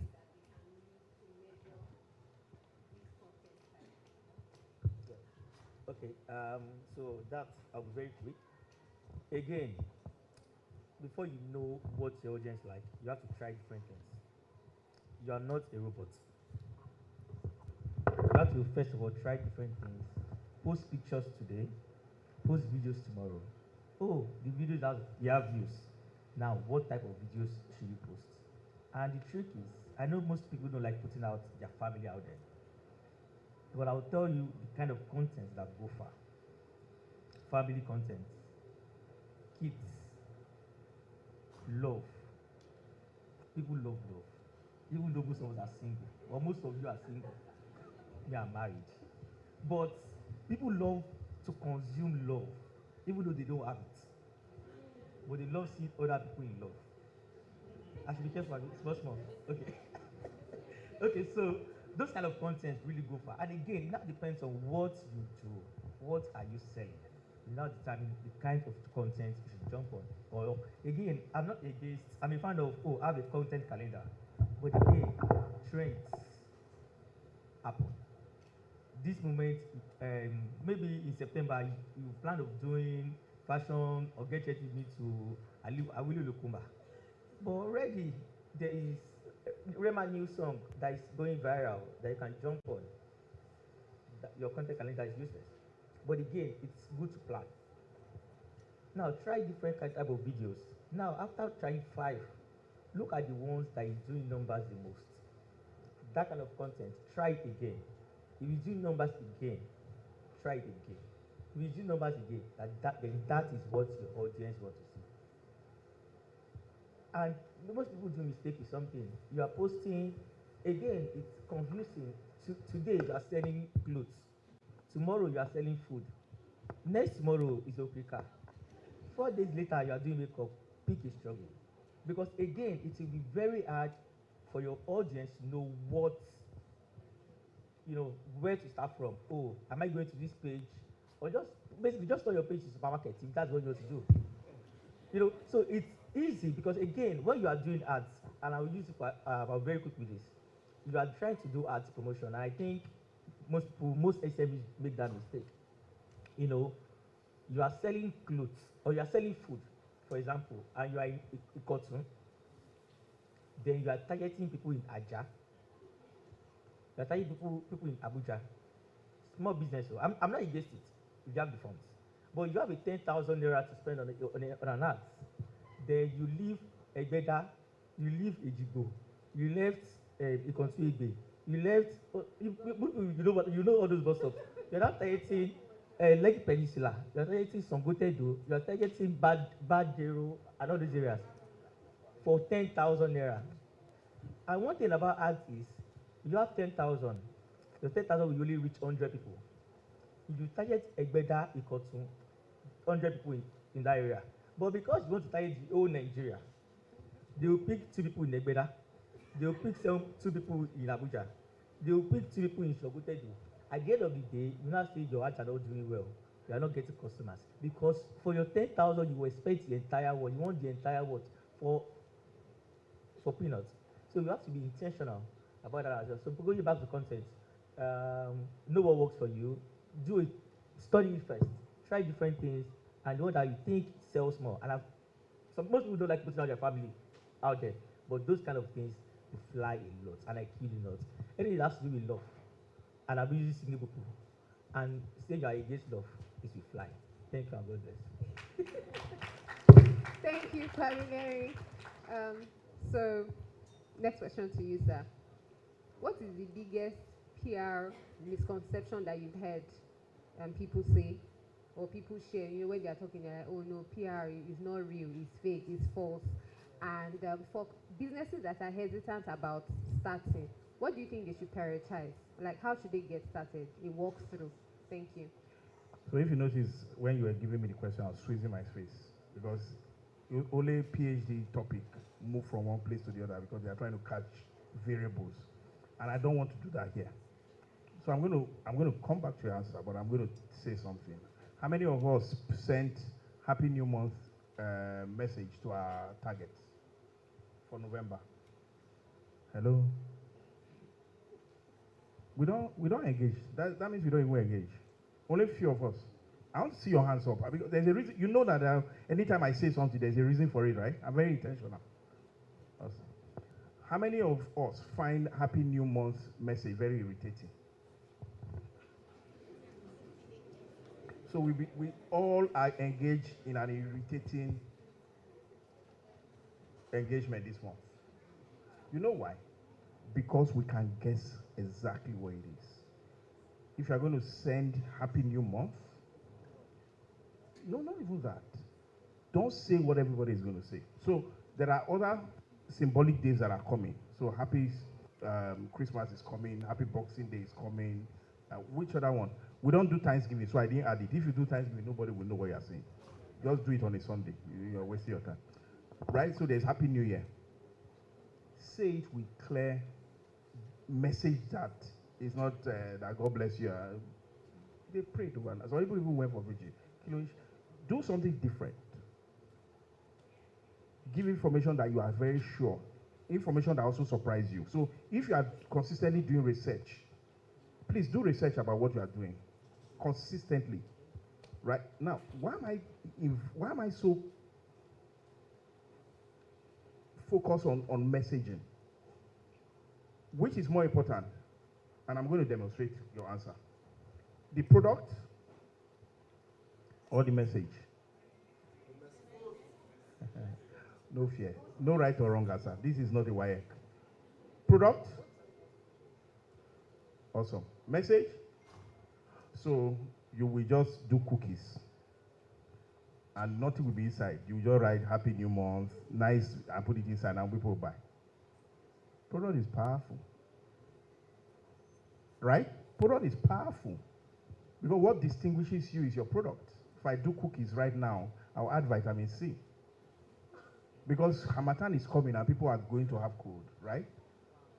Strategy. Okay, so, but let me also show you. Let me still use that cookies. If I then get you to eat the cookies, now please, everybody imagine that you are eating the cookies. Swallow it. Awesome. Remember, I'm a student of research, right? So what we just discovered is that what you just ate is a powerful cookies, but it's something that we just use AI to test, to see that dog food can also be fit for human. How many of you swallow that food? Okay, so words are just as powerful as your product. Can you see? The product you ate has just turned something else. Nothing. It's the same ingredient. We just call one for dog food. And the dog food is because we want to change the brand. Because we just realized that dog is beginning to have meaning in social media space. Where do we change? Where do we lose form and meaning depending on the generation? Now, forgive me if this is going to offend you, but it's no longer offensive. When Trump won, he said, congratulations. What? Okay, not that many people saw that. He said, congratulations, bitches. And people started jumping. Bitches. Una de fear? I didn't say Trump did. Trump and Elon Musk. Because bitch was used so much in the campaign, it lost form, it lost taste, it lost meaning. And so they could joke with it when they won. I'm saying that because what used to be acceptable in the 60s is now acceptable. But Risky is a star. In the 60s, they will flog him. See, if you are an entrepreneur and you are irritated, you won't sell low. Your mind must be so open, but your choices can be solid. You must then have what I would say a list of cardinal sins. Sins I will never commit. So I will not go into religion. I will not go anything you know you cannot defend or you think is difficult for your product to stay in that conversation. List them as your cardinal sins. But go with messaging. So when you are going to do something about Happy New Month, say something that is new. Everybody knew, everybody turn calendar now. Don't do like everybody. That's why it's irritating. Right? When I know that every time you say me something new, I'm waiting for your happy. In fact, I will check why you haven't sent on the 3rd. Please. Right? Why is PR? What are those things that people say about PR that is misunderstood? Please, I hear people say this a lot, and it's not true. That every news is what? Every news is good news, Abby. Anytime you are on, if somebody is saying negative thing and you are trending, it's good for you. Bad publicity is good publicity, Abby. It's a lie. And I said that with a lie, not with professional tone. I said it with pity. Because if you follow that trend, the problem with reputation management is that sometimes it's not clear to you. How many of us saw when Naira Marley started on the descent, people started bringing things that he had tweeted before that we thought were fun? How many of us saw that? People, the things that he tweeted and he trended, hey, I'm a Malian. When he entered trouble, certain people said, you know, this thing irritated me, I just didn't want to tell you. Exactly. So, you know, everything that PDD did, you know, when he was talking and he touched Michael Jackson's show, Mike Tyson said, oh, so it makes meaning now. And you know, he said it, and he said, if you know what I did in my party, you call the police. People, it makes sense now. Reputation will wait for you. Don't do wrong things. And so when I see people say it, as a professional, this is all I have done in my life. It's a lie. There is people bashing you for reputation, and the only thing we sell, believe it or not, is reputation. You want me to prove to you? Yes. Okay. If I ask you now, and I give everybody $100, which firm will you invest in? Tesla or Apple? Tesla, Apple. Tesla. Awesome. Dangote. But you know, you guys all made a choice. Awesome. She's creating a new brand for me. Dangote, awesome. She's buying fear. Now, let me tell you the truth. In investment, It is a fundamental game. None of you saw anything, but you are ready to invest money, and you haven't even seen anything. Do you know what you are going to invest on? Reputation. And thank you for listening. So I'd like us to take our question now. Madam, the madam who raised her hand, please kindly come forward.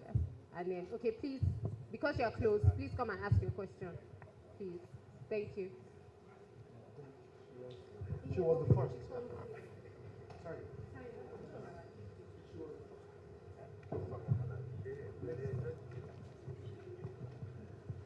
If it was really lady first, people should have voted Kamala. So I don't think we're really ready for some of the change that we're agitating for.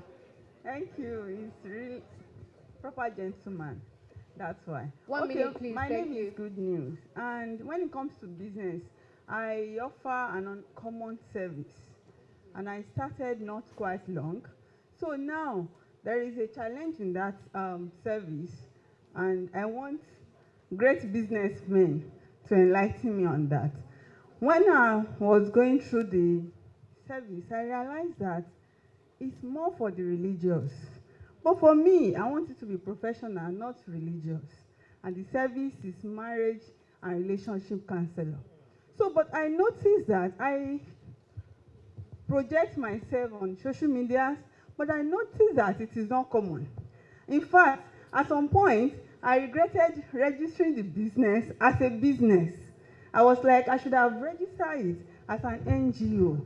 So, but now that I see great businessmen, I want to know what time, like, we have to be intentional, we have to be strategic about the time we put in an advert.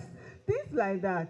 What time, as a consultant, can I put an advert that will appeal to people and they will want to do business with me when it comes to relationship and marriage?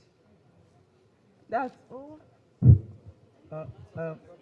Hi guys, unfortunately, that's the only question that we can take now.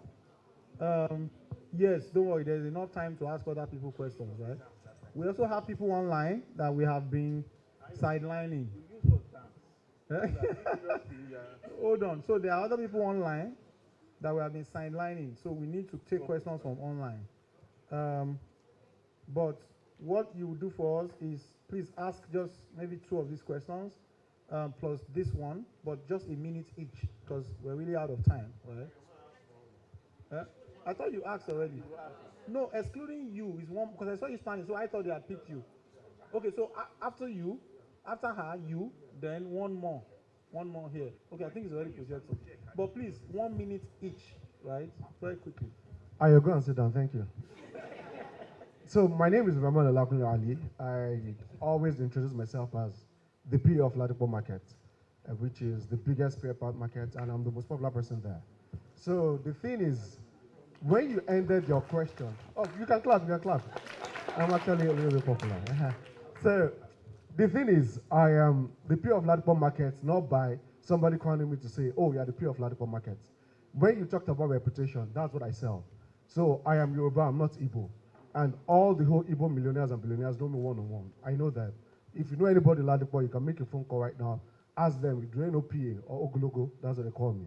So everybody knows me. So one thing about reputation that you said that really, really touched me is that we serve reputation. So when I meet people, when I introduce myself as a PA of Ladipo Market, they're like, oh, that place that, those barandas, like, oh, I know everybody, don't worry. You can call anybody, I will help you to settle anything. So I help people to sort issues where they have, well, I bought engine, it didn't work and everything. I'll just go there.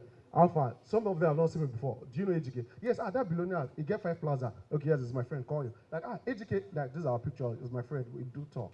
So that's what I sell, and I always use that to settle any issue with the market. So what I want to ask right now is this, and I would really, really love your honest answer as a PR person. How can someone use that reputation to get to your level? That's just my question.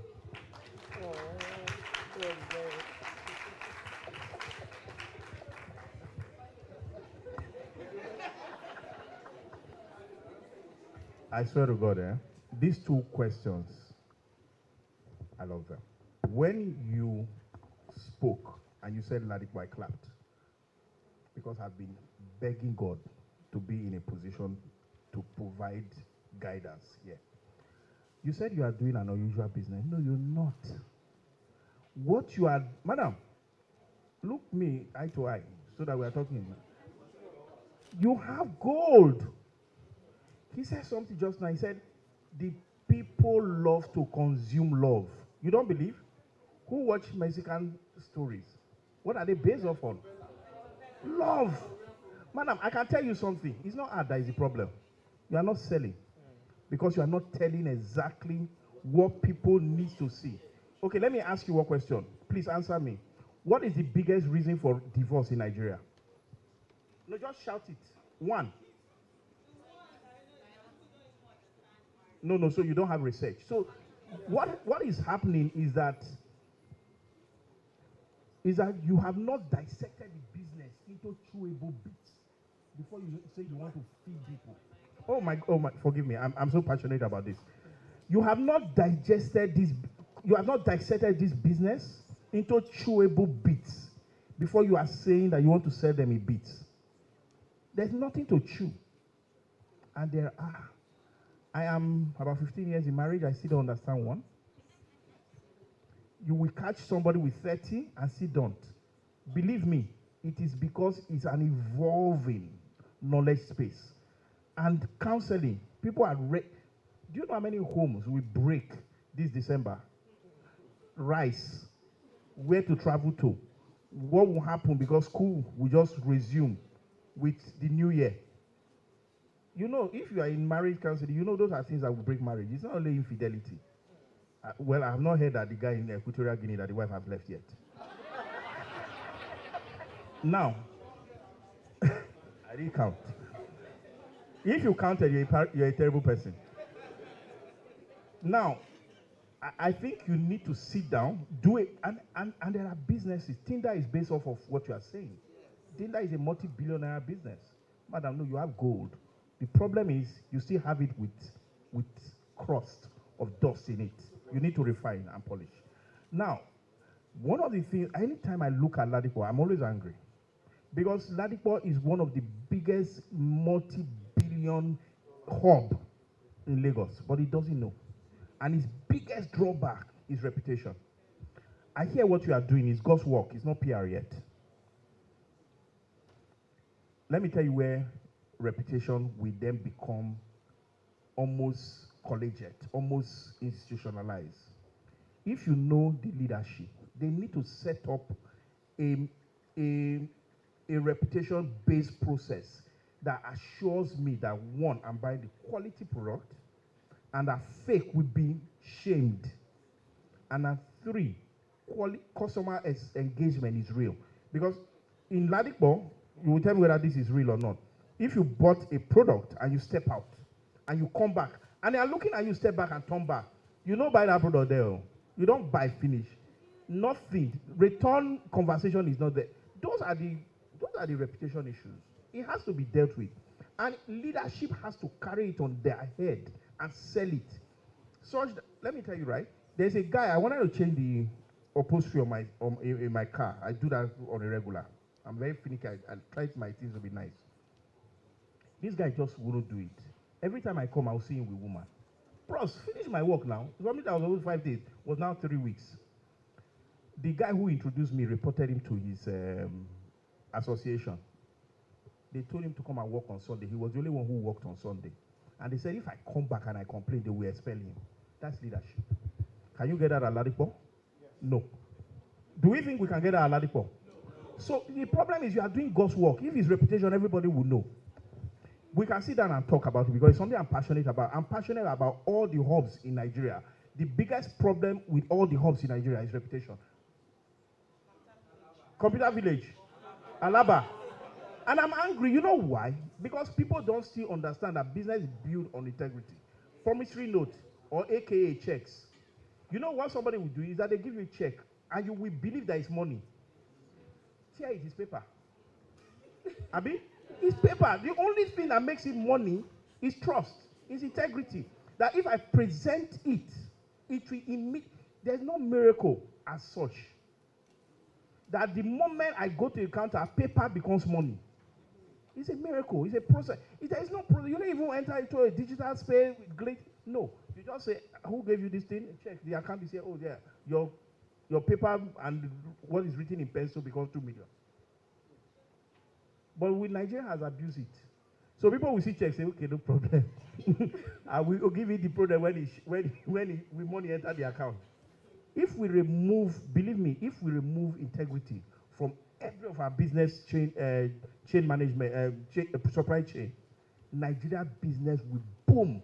People don't trust Nigerians. Nigerians don't trust themselves. And it's based off on reputation. What pisses me is, as a reputation manager, I can see that Nigerians don't even understand that is a biggest drawback, and the bane of our businesses. Thank you very much. Faminary, this question is for you. When is the best time to start developing your brand? What practical steps can one use to break out of the fear of showcasing self and business? And just after that, Mr. Niyi will give us his final words and we call it a wrap. Thank you. When is the best time? Now.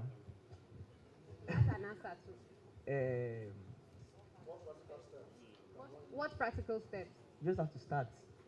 If you don't start, you still be scared. If you don't start today, tomorrow you still be scared. Next tomorrow you still be scared. So just start without fear. With time, that fear will disappear. Because if the fear now faces you, you face the fear back. It's simple. Because if you actually don't start, you will still be scared and still be scared unless you actually put in effort to start. So I think it's just very easy. Just start. Thank you. I think it was a bit very nice. Start, fail, start again, fail, and then you get over it. I just leave you with that same thing I said when I was speaking earlier. A business with no sign is a sign of no business. Thank you very much. Please, where the camera guys, please, let's just take a group picture. And one of the exhibitors, we have exhibitors in that room. Please, you can reach out. She gave us her product, healthy treats. Please, where is the paparazzi, please? Oh, see, we're even doing free ads for her. Fantastic. Piano is a big vibe, but the girls them know. Steadily, heavily. I'm a piano is a big vibe, but the girls them know. Ayo, please join them upstage. Where's Ayo? They shout hallelujah. Every day it feels like a new year. Overseas they want chop me like suya. I know big dog, but it's doing ya. Tired so greasy, they dance like breezy. I'm on my wrist, they code, they freeze you. Them know they call me Mr. Money for no reason. I see they go, I'm a piano. We go show, we go let them know. Now we they run the town and any show, we got than any woe, stronger than any foe. Bad man flows, put them on their toes. And there is a very little piece of appreciation to our panelists. So I'll quickly pass the mic. Ayo, please pick the mic closest to you so that we can quickly.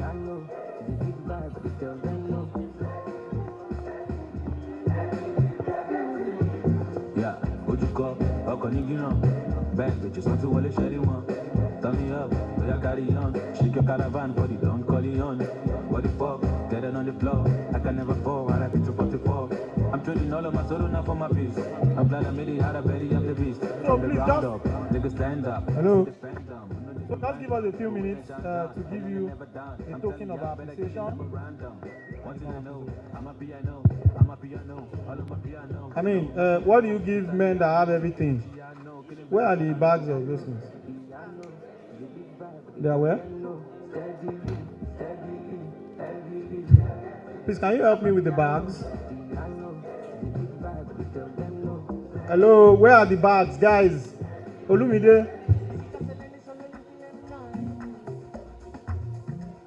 But give me the awards first.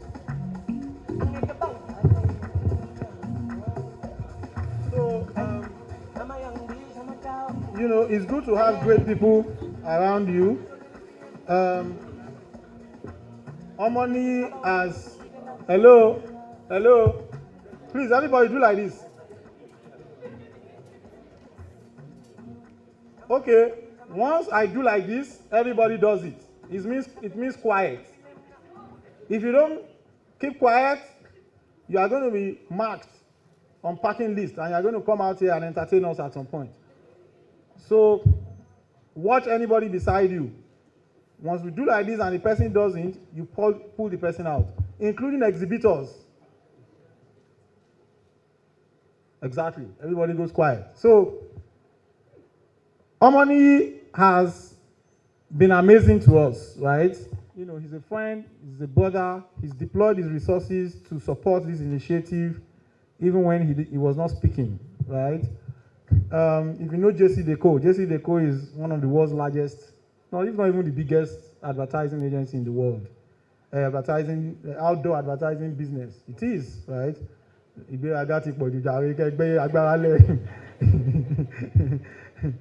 So, I mean, without people like this, we wouldn't be able to achieve the reach that we need to achieve. If we were leaving it to SME money. Abi? So please help me give a round of applause to Omoni Dada for this award, Social Impact Award, for his contribution to the growth of the Nigerian SME community. So we don't give awards just because you are speaking. It's because there's always a story behind it. So please, thank you so much, Mini. You're very grateful.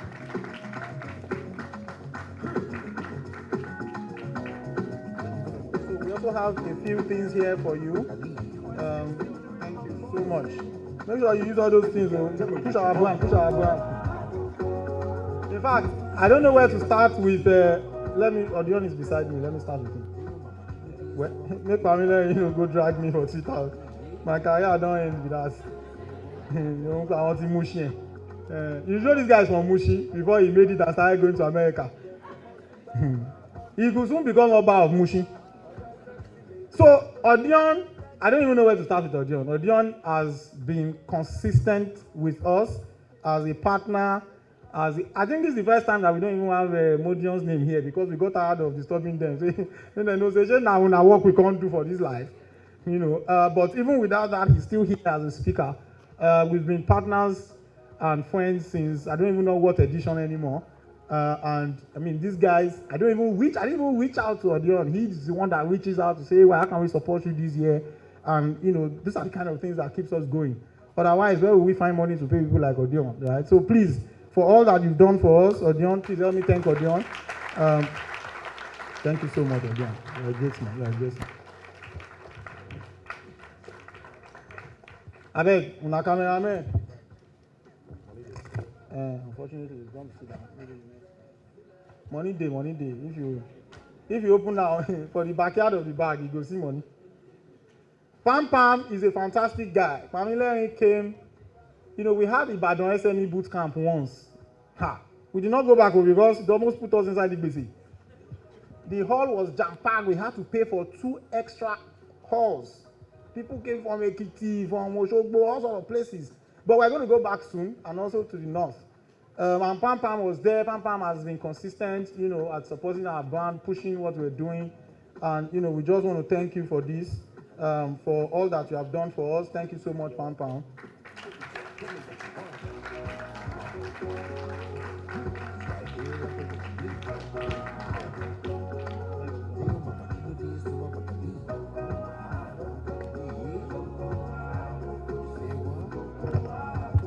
Thank you very much, Ayo Bankole. Ladies and gentlemen, are we engaged? Please, where is the scoreboard? Because it now looks like we are forgetting that we are competing against the enemy. Team Ecobank, are we engaged? 5 points. 5 points for that level of engagement. Give it to Team Ecobank.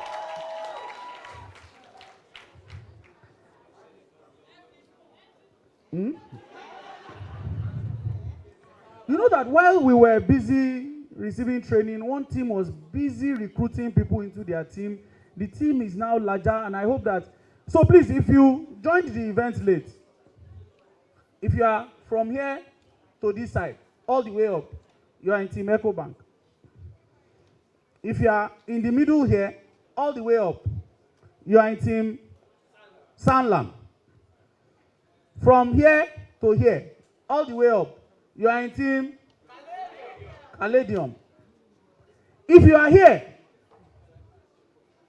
because when we started, please, can you help me to add this team now? It's not too late. It's not too late.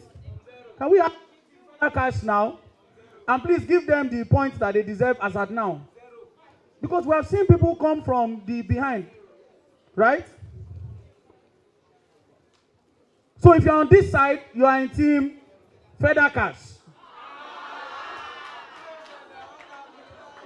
All the way up. Have fun. Wait, nice one. Oh yeah, return them to their true situation. So Team Ecobank, are you engaged? You have already collected your 5 points. Team Sanlam, and I love that this team has been growing. If you look up, you're going to find that Team Sanlam has grown. I mean, there are more people up there. They are the only ones with people on the high table, the high chair up there. Team Sanlam, are you engaged? 5.5 points. Yes, for growth.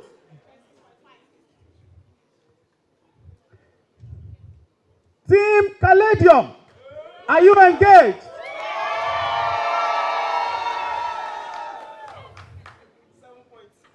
5.25 points. Team Feather Cash, are you engaged?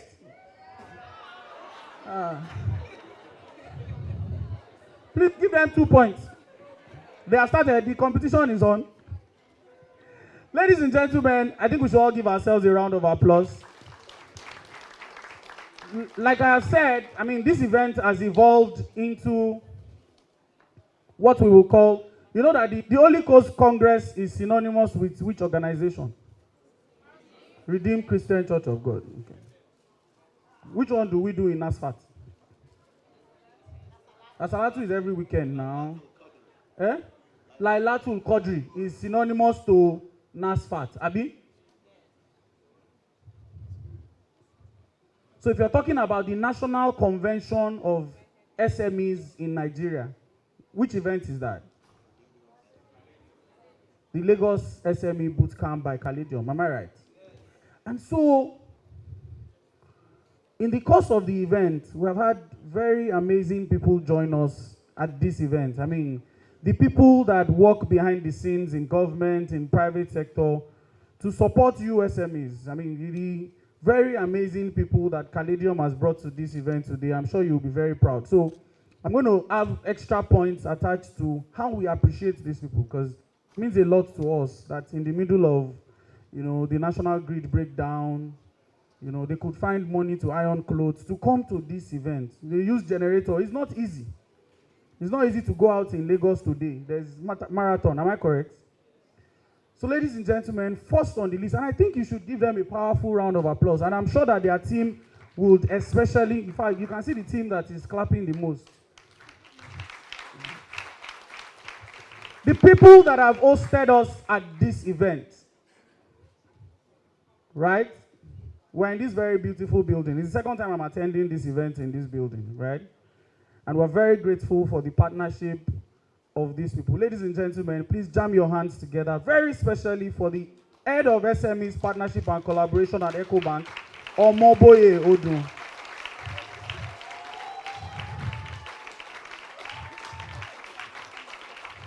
She's very humble. She not only sat with Team Ecobank. Team Ecobank, is that how you are going to clap for? You know what I love about Team Sanlam right now? The creme de la creme, the movers and shakers, the timber and caliber, the nkrukum krakum of the society in Lagos State are now in Team Sanlam. Ladies and gentlemen, it is such great pleasure to welcome the Executive Secretary. You have to, Team Sanlam, I want to see what you guys are going to do. The Executive Secretary, Lagos State Employment Trust Fund. Ladies and gentlemen, please welcome Peyi Sayo Alayode. And because she's not in Team Sanlam, we did not, we're going to do it again. Ladies and gentlemen, please welcome Feyi Sayo Alayode. 2 points for Team Sanlam. 2 points. In fact, minus 1 point for Team Ecobank. You did not clap for our ears. Minus 1 point, please, minus it.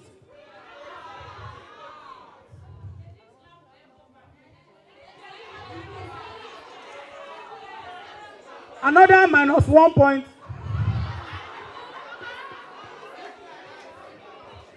Ladies and gentlemen, I am super excited to do this introduction. My friend, my sister, this senior special assistant to the governor of Lagos State. So if governor send the assistants come this kind of event, you know that the governor is here. Ladies and gentlemen, please welcome my sister, my friend, Oluwatoyin Atoda, the senior special assistant to the Lagos State governor on human capital development. Haters gone hate. Potatoes gone. Potating is their career line. Ladies and gentlemen, and now this person is sitting in Team Feather Cash, so please don't fall hand. You people have been falling hand since we started this event. You came late, you know. Ladies and gentlemen, the MD of Dutum Company Limited, please welcome Temitope Rushewe. Aha! Give them 10 points, 10 points, 10 points, 10 points. 10 points for Team Feather Cash. Here, you have arrived. Well, it's still foul. Ladies and gentlemen, the head of strategy at Sanlam Nigeria. Please welcome Chris Ekowa.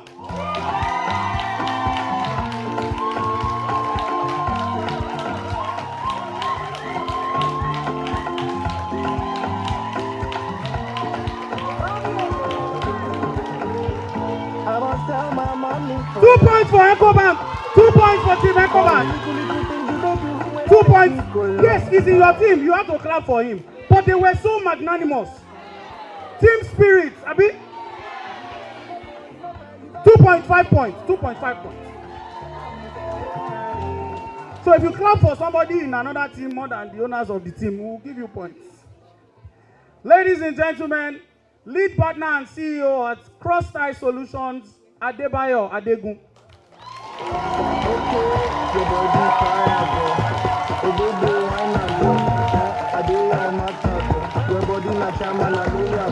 Minus 1 point. Minus 1 point for Team Feather Cash. 2 points. 2 points. 2 points. 2 points. Team Feather Cash, they are very, I don't understand, they came late, they are late to clapping, but they can still redeem their image. Please welcome once again, ladies and gentlemen, CEO of Collard Gray Consulting, Abiodun Kolade.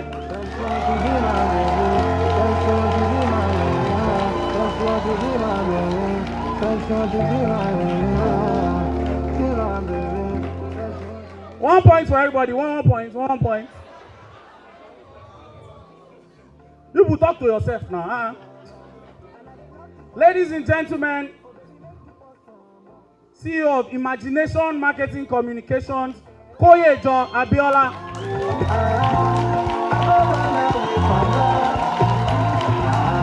Okay. 5 points for Ecobank.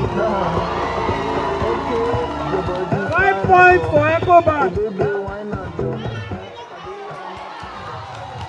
If you fight me, I'll minus your points instead of you to clap.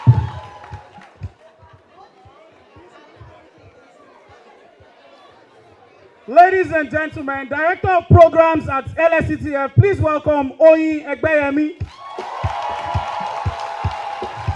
Oyin, please stand up, let us see you.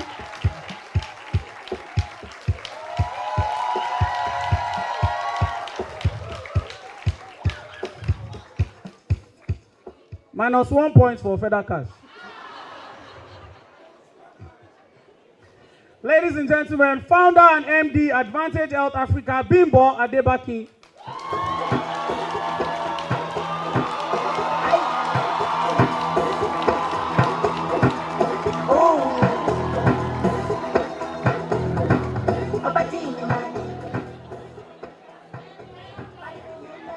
Somebody distracted me.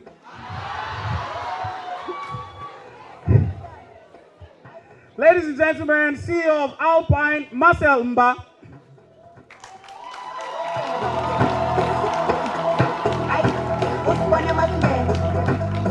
One point each for Ecobank and Sanlam.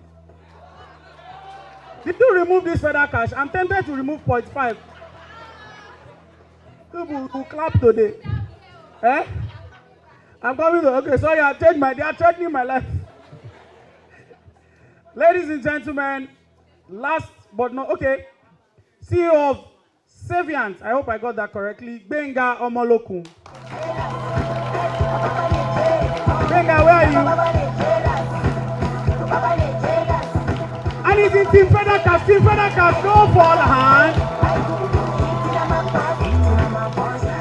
3 points for Team Feather Cash. For the first time, they came through. Ladies and gentlemen, CEO of 101 Caravan Limited, Oyewole Oyeni.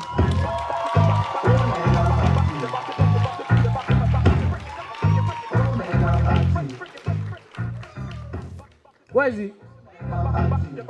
He's up too.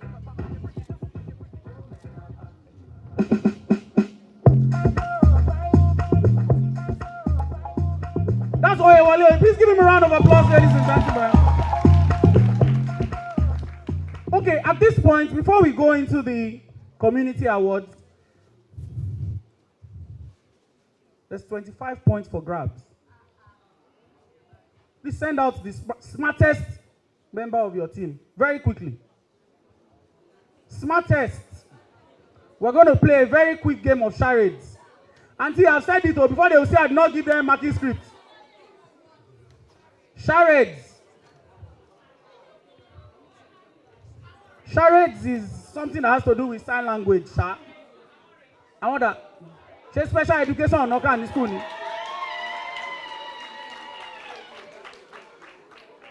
Please, let's listen to the instruction. Please, very quickly, the team to send out the first team to send out their representative, please come forward. Team Ecobank has earned 2 points. The next team would earn 1 point.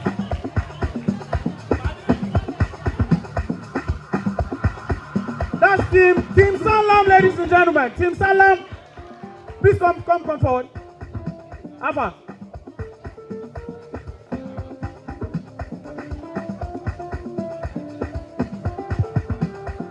Where is Team Caladium? Team Caladium, no smart person in your team. They are protesting. Minus 2 points for Team Caladium for wasting our time. Do you want me to minus another one or you send somebody now? It's not dance we have come to do this time, sir, but it's okay. Alpha. Team Feather Cash. Team Feather Cash, should I remove points again? These points I don't even have. Please give her a round of applause, ladies and gentlemen. So to be sure that we got a grasp of, and I'm serious, this is 25 points. One word, 12.5 points. Second word, 12.5 points. It's a big deal, it's a deal breaker. So Team Feather Cash, you have the opportunity to climb the ladder if some people don't get there. So I'm going to read out a sentence, right? And we're going to start with Team Feather Cash, actually. I'm going to read out a sentence. In that sentence, the sentence is something you will have listened to from the panelists today, right? I'm going to read out a sentence and miss out 2 words.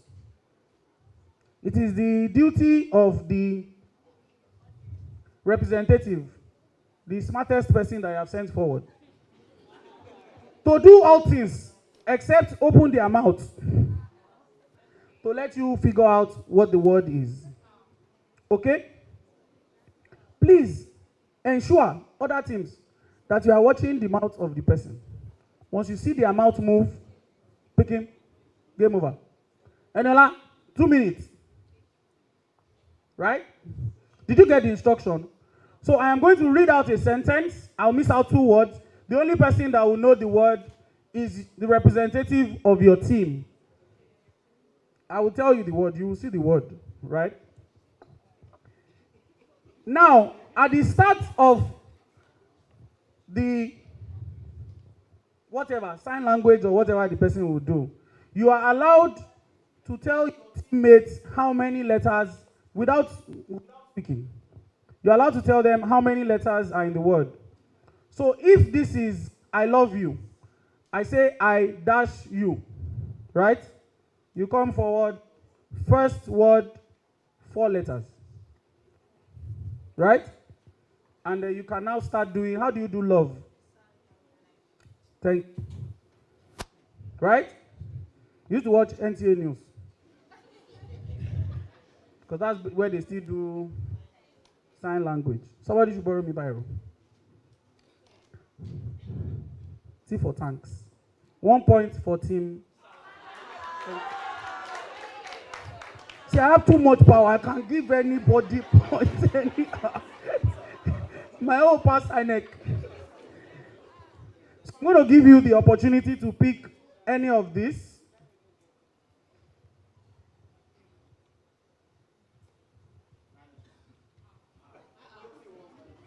Which team was that?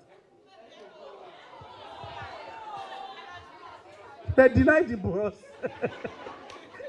Sharply. Please come. Okay, let me help you here.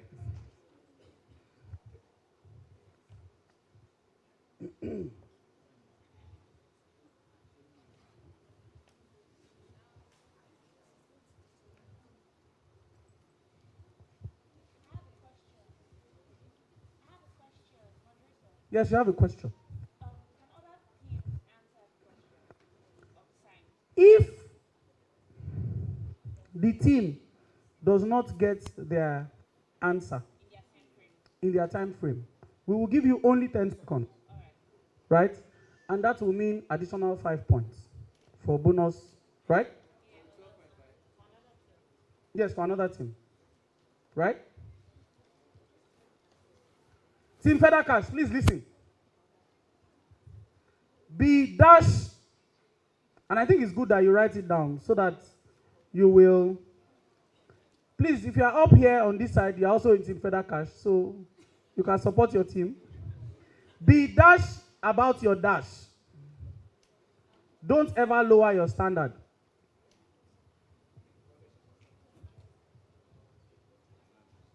Be dash about your dash. Don't ever lower your standard. I'm going to help you to tell them how many letters because of time. You have only 2 minutes.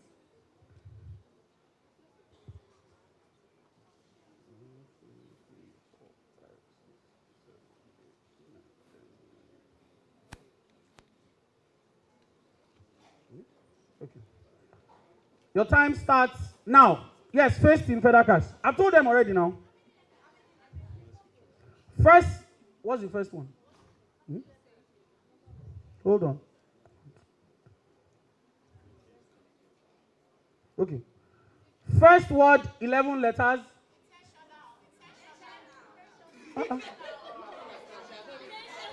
12.5 points for Team Fedakas. Go on. 25 points for Team Fedakas, ladies and gentlemen. Hold it. They were listening. No, don't go yet. Don't go yet. Okay, you can go for now. We'll come back.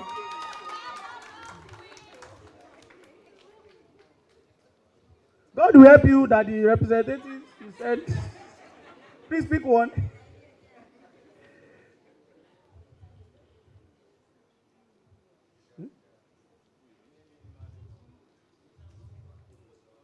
Why is it? I will minus your point. My friend, hurry up. Okay.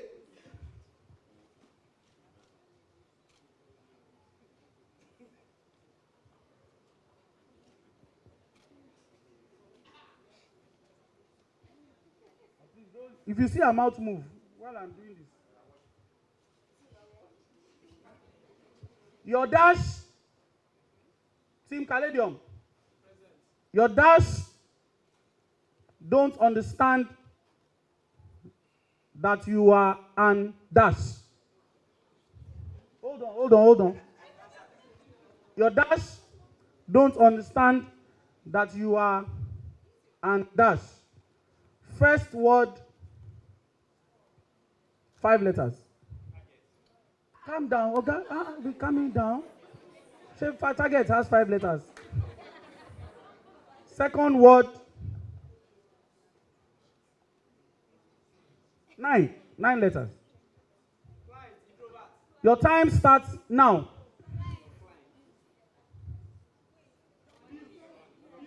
Bills, 12.5 points.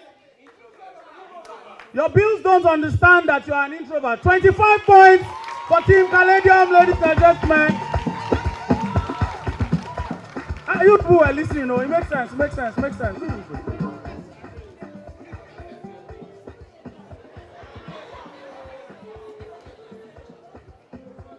Okay. They are receiving government backing. Oh yeah. I see.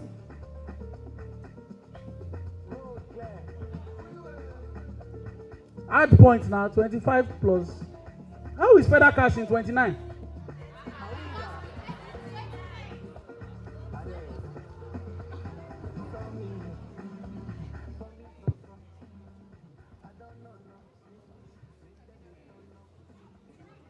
Okay. Yes. Don't speak again. Team Sanlam. Avoid turning your social media page into a dash. To avoid dash your customers. Avoid turning your social media page into a dash. To avoid dash your customers. First word, 1, 2, 3, 4, 5, 6, 7, 8.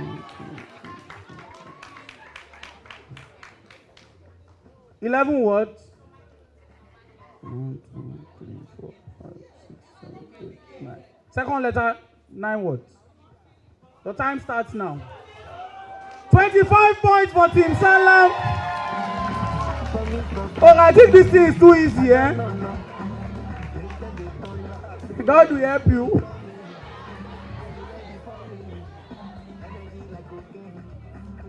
Because if you miss this one, you go to, where are you before? I see.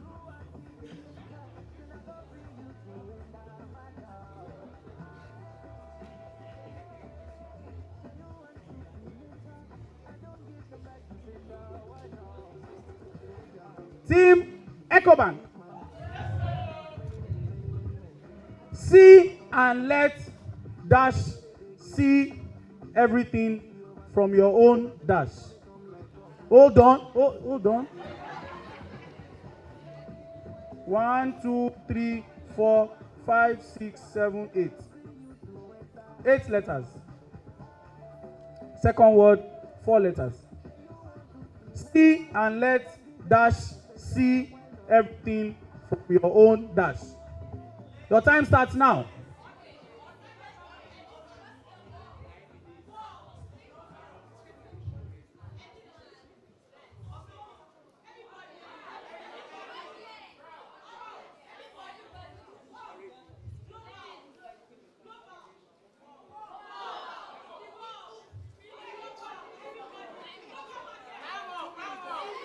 Hey, guys. Go on.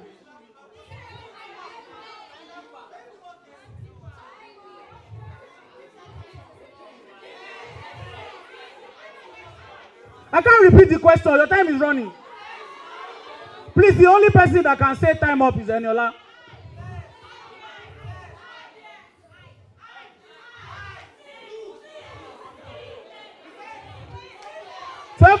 Points for the second letter. The second word. I can't repeat it.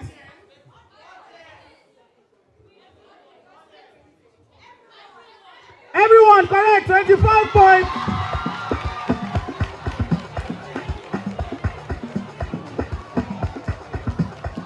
Ladies and gentlemen, right now our leading team is Team Ecobank. Okay. The last person to stop talking. If you laugh, 2 minus 2. Ladies and gentlemen, it's my pleasure to welcome once again to this side of the hall the CEO of Caladium Consulting, Ayo Bankole, to walk us through. I mean, Ayo spoke the other time about some people deserving of recognition, and I think it is the culture of this event to recognize such amazing people in this community. Please give Ayo a round of applause once again.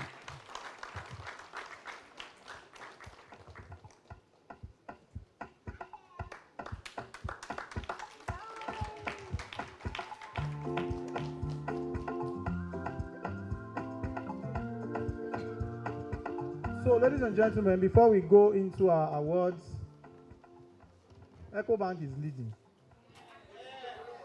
We need to read the election for Federal Cash and Sanlam. Yeah? They're not going to want to try them. Those who get property, they are balindi. I want money.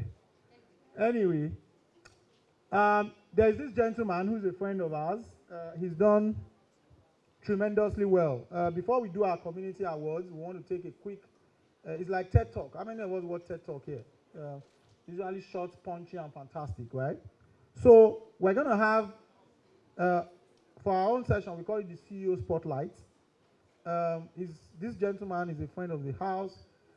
I think he was our very first individual supporter.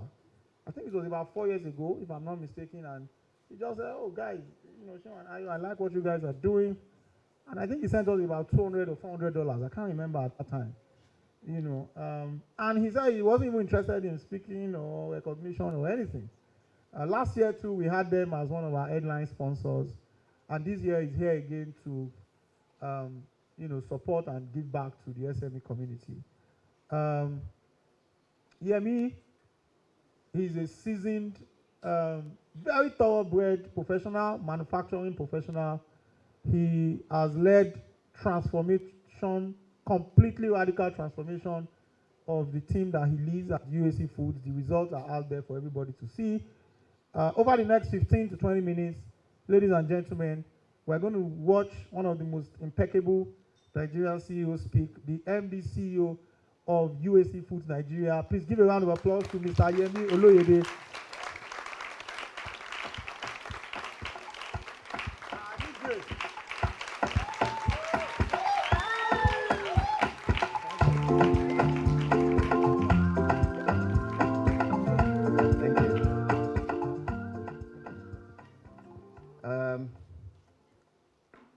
Good afternoon, everyone. Good afternoon, everyone. Don't worry, I know some of you came for this session. But the real session that you came for is the second one. So I'm going to be having 2 sessions. This one is just sharp, straight to the point. And the request is for me to talk very briefly about the history of Gala. And then in the second section, that's where we really would be able to interact properly. We'll be talking about the importance and the centrality of marketing and distribution to SMEs. I don't have a slide, so don't expect any big slides. It's just it's too short for me to prepare a slide. For those of us who don't know, how many of you know Gala? Okay, Gala knows you too. So I just want to very quickly talk about this very popular product. And the reason we have chosen to talk about this product is because when you look at SMEs globally, SMEs in Africa, SMEs in West Africa, SMEs in Nigeria, it is not common that a brand will survive the market, the entirety of what happens in the Nigerian market for 62 years. So this year, Gala is 62 years old. I am sure we don't have a lot of 62-year-olds in the room. And I just want to very quickly touch about the things that we are doing and how this brand has been able to survive. If your brand survives 62 years, you will be very proud even in your grave, because most likely the people who launch a brand and that brand still exists after 62 years, they're very likely in the grave. Very, very likely. If you look at how many years a Nigerian lives. So UACN, that's the name of the group that UAC Foods belongs to. It's one of the oldest companies in Nigeria. We formed this company in 1879. And 1879 is a long, long time ago. It's almost 150 years. And if you look at how this company is, you know, if you look at the way those conglomerates started, especially as they evolved after independence, you will find a lot of similarities between UAC and companies like Leventis. How many of us still remember Leventis? Companies like CFAO, companies like Unilever. In fact, yes, in fact, UAC, Unilever, and Nigerian breweries, they were in the same holding company many, many years ago. And then we started a food business in 1962. And that food business is what we call UAC Foods Limited today. The first thing is we have two businesses within the group that deal with food. But UAC Foods deals with only packaged foods. So if you are talking about what happens in the QSR business, that is a different legal entity. So we are, in essence, we're about 62 years old. We're about 60 billion, a little below 60 billion naira in revenue as a company. And if you look at the kind of things that you hear, I was here when the panel were talking about brand and marketing and PR, and if you look at the number of things that would have happened to a brand in 62 years in terms of PR in a market like Nigeria, where someone just sits somewhere and forms a theory and puts his own facts and data and information behind that theory, and he releases it as fact. We have survived 62 years of such things. I know so many of us in this room, if I ask you, what have you heard about Gala since you have been born, I'm sure there are so many things, majority of which are not right. They're not even close to right. The first thing that keeps a brand for this long, and that is very, very relevant to majority of us in this room, is consistency. Because, trust me, in 62 years, there will be the military rule, there will be post-independence integration, there will be civil war, there will be Ebola, there will be COVID, there will be Buhari, there will be Tinubu, there will be Jonathan, there will be Yaradua, there will be a lot of things happening in a country like Nigeria in those kind of years. But if you know that the macro will change, there will be a time that inflation will be 9%. There will be another time that the inflation will be 40%. Because a lot of things will change on the outside, you need something that keeps you stable, something that keeps you in, something that keeps you solid. And that is what I call consistency. And it doesn't have to be consistency of you have to choose what you want to be consistent at. You have to choose what you want people to know you for. It could be consistency in product quality. You want this product to be exactly the same way over a very long period. If you want to be consistent in quality over a long period, then you need to be willing to increase your price as often as it is necessary to be able to run a business. If it's consistency in legacy, you don't want this brand to just be a brand that you would run, and after you, I am sure you know a lot of, how many of us know Concordia? You know Concordia? The airline that MKO had, the fastest plane in the world. You don't know. The reason you don't know is because the company never survived death of MKO. At some point, MKO was about the richest man in the whole of Africa. But today, where is MKO? And where are MKO's legacies? Where are MKO's companies? Where are MKO's children? So if you want to be known for quality, then you need to plan the long game. We are here after 62 years, and we're going to be here after 600 years. You know why? Because we're very, very consistent. You won't see us make gala that is 5,000 naira per piece. You won't see us advertise on CNN. You won't see us there. We are very consistent as to the target audience. Every month, we produce 40 to 45 million rolls of gala every single month. That is, you cannot do that if in 1 year you are targeting the Suzukis and in the Suzukis, and then in another year you are targeting the Hyundai and the Japan, the Honda and the Toyota, and in another year you are targeting the Mercedes-Benz and the Volkswagen and the Land Rover. In another year, you are targeting Tesla. And no. You have to choose what you want to be known for. If you know me, if you know my team, if you know our company, you know that we target the middle class down. We're not interested in those of you who are rich. We're not.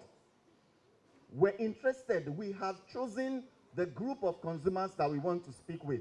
And those are consumers that are in the middle class down. That's why when you see me volunteering for the Lagos State government, you will see me only in public schools. If you see Gala sponsoring one big event, you will see us in Ikorodu. You will see us in Lagos Island. You will see us, not Lagos Island, not Lagos Island. If you see us sponsoring any event that is in Lekki Phase 1 or VI or Ikoyi, most likely, maybe a friend of the house is the organizer of that event, then we will go there to just mark register. That's not our target. Our target are in Igbogo, they are in Ayobo, they are in Ijegun, they are in Oshodi, Mushin, and there are even as I am as the CEO, there are very few streets in Lagos that I don't know within our target market. You can ask questions about Bodilon and Alexander and Banana Island, I might not know. But if you ask anything from me about Ikorodu, I can almost draw the map. I can almost tell you the profile of the consumer there. It's because we're very, very consistent about the target audience that we want to speak with. As if you are doing fruit juice, you can do fruit juice, one bottle, 15,000 naira, and you will have a market. You can do one fruit juice, 5,000 naira, and you will have a market. But we as a company, we want to do fruit juice for 300 naira, 200 naira, 500 naira, so that we can sell 45 million. That's what we are interested in. So that consistency is very, very important. The second thing, the people side of your business is the most important side of your business. You see all this? I like when we talk about brand. I like when we talk about product. I like when we talk about marketing. But none of these things supersedes people. None. I know a lot of us are CEOs because I interact a lot with CEO. By the way, the lady that talked about marriage counseling, please see me after the meeting. You have a real, you have something that can turn you to a real rich person. Almost everybody in this room has one form of problem in their relationship or marriage or another, including those who married 30 years ago. So the people side of your business is the most important side of your business. Never, ever treat your people as if they are tools. Never treat your people as if they are assets for achieving an aim. Treat your people, the people in your business, treat them as real human beings. I'm very fortunate to be working with a lot of my colleagues in the room, and they will tell you exactly how I treat them. Treat people with respect. Treat people with dignity. Treat people with empathy. Treat people with trust. Treat people with kindness. Some of us, if we wake up in the morning and you see a message from your cashier or your accountant or your sales manager saying, "Sir, I woke up today with very bad headache. I cannot come to work today because I'm going now to the hospital." Majority of us will say, "Send me a picture. I want to see an evidence. Send me a video. Please, while the doctor is talking to you, do a video call. I want to speak to the doctor. While you are on that stretcher, I want to see." Even if the person is telling me a lie, I have chosen to believe the lie. Because that person now understands that I trust him.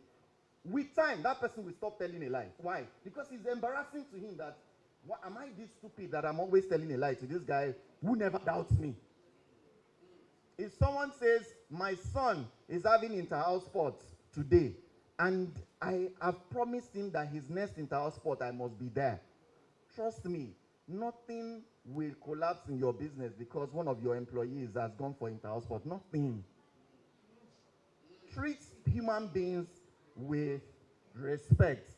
And when you treat them, the major reason you should treat your employees with respect, and understand this it's because the employees are the ones who determine what happens to your brand.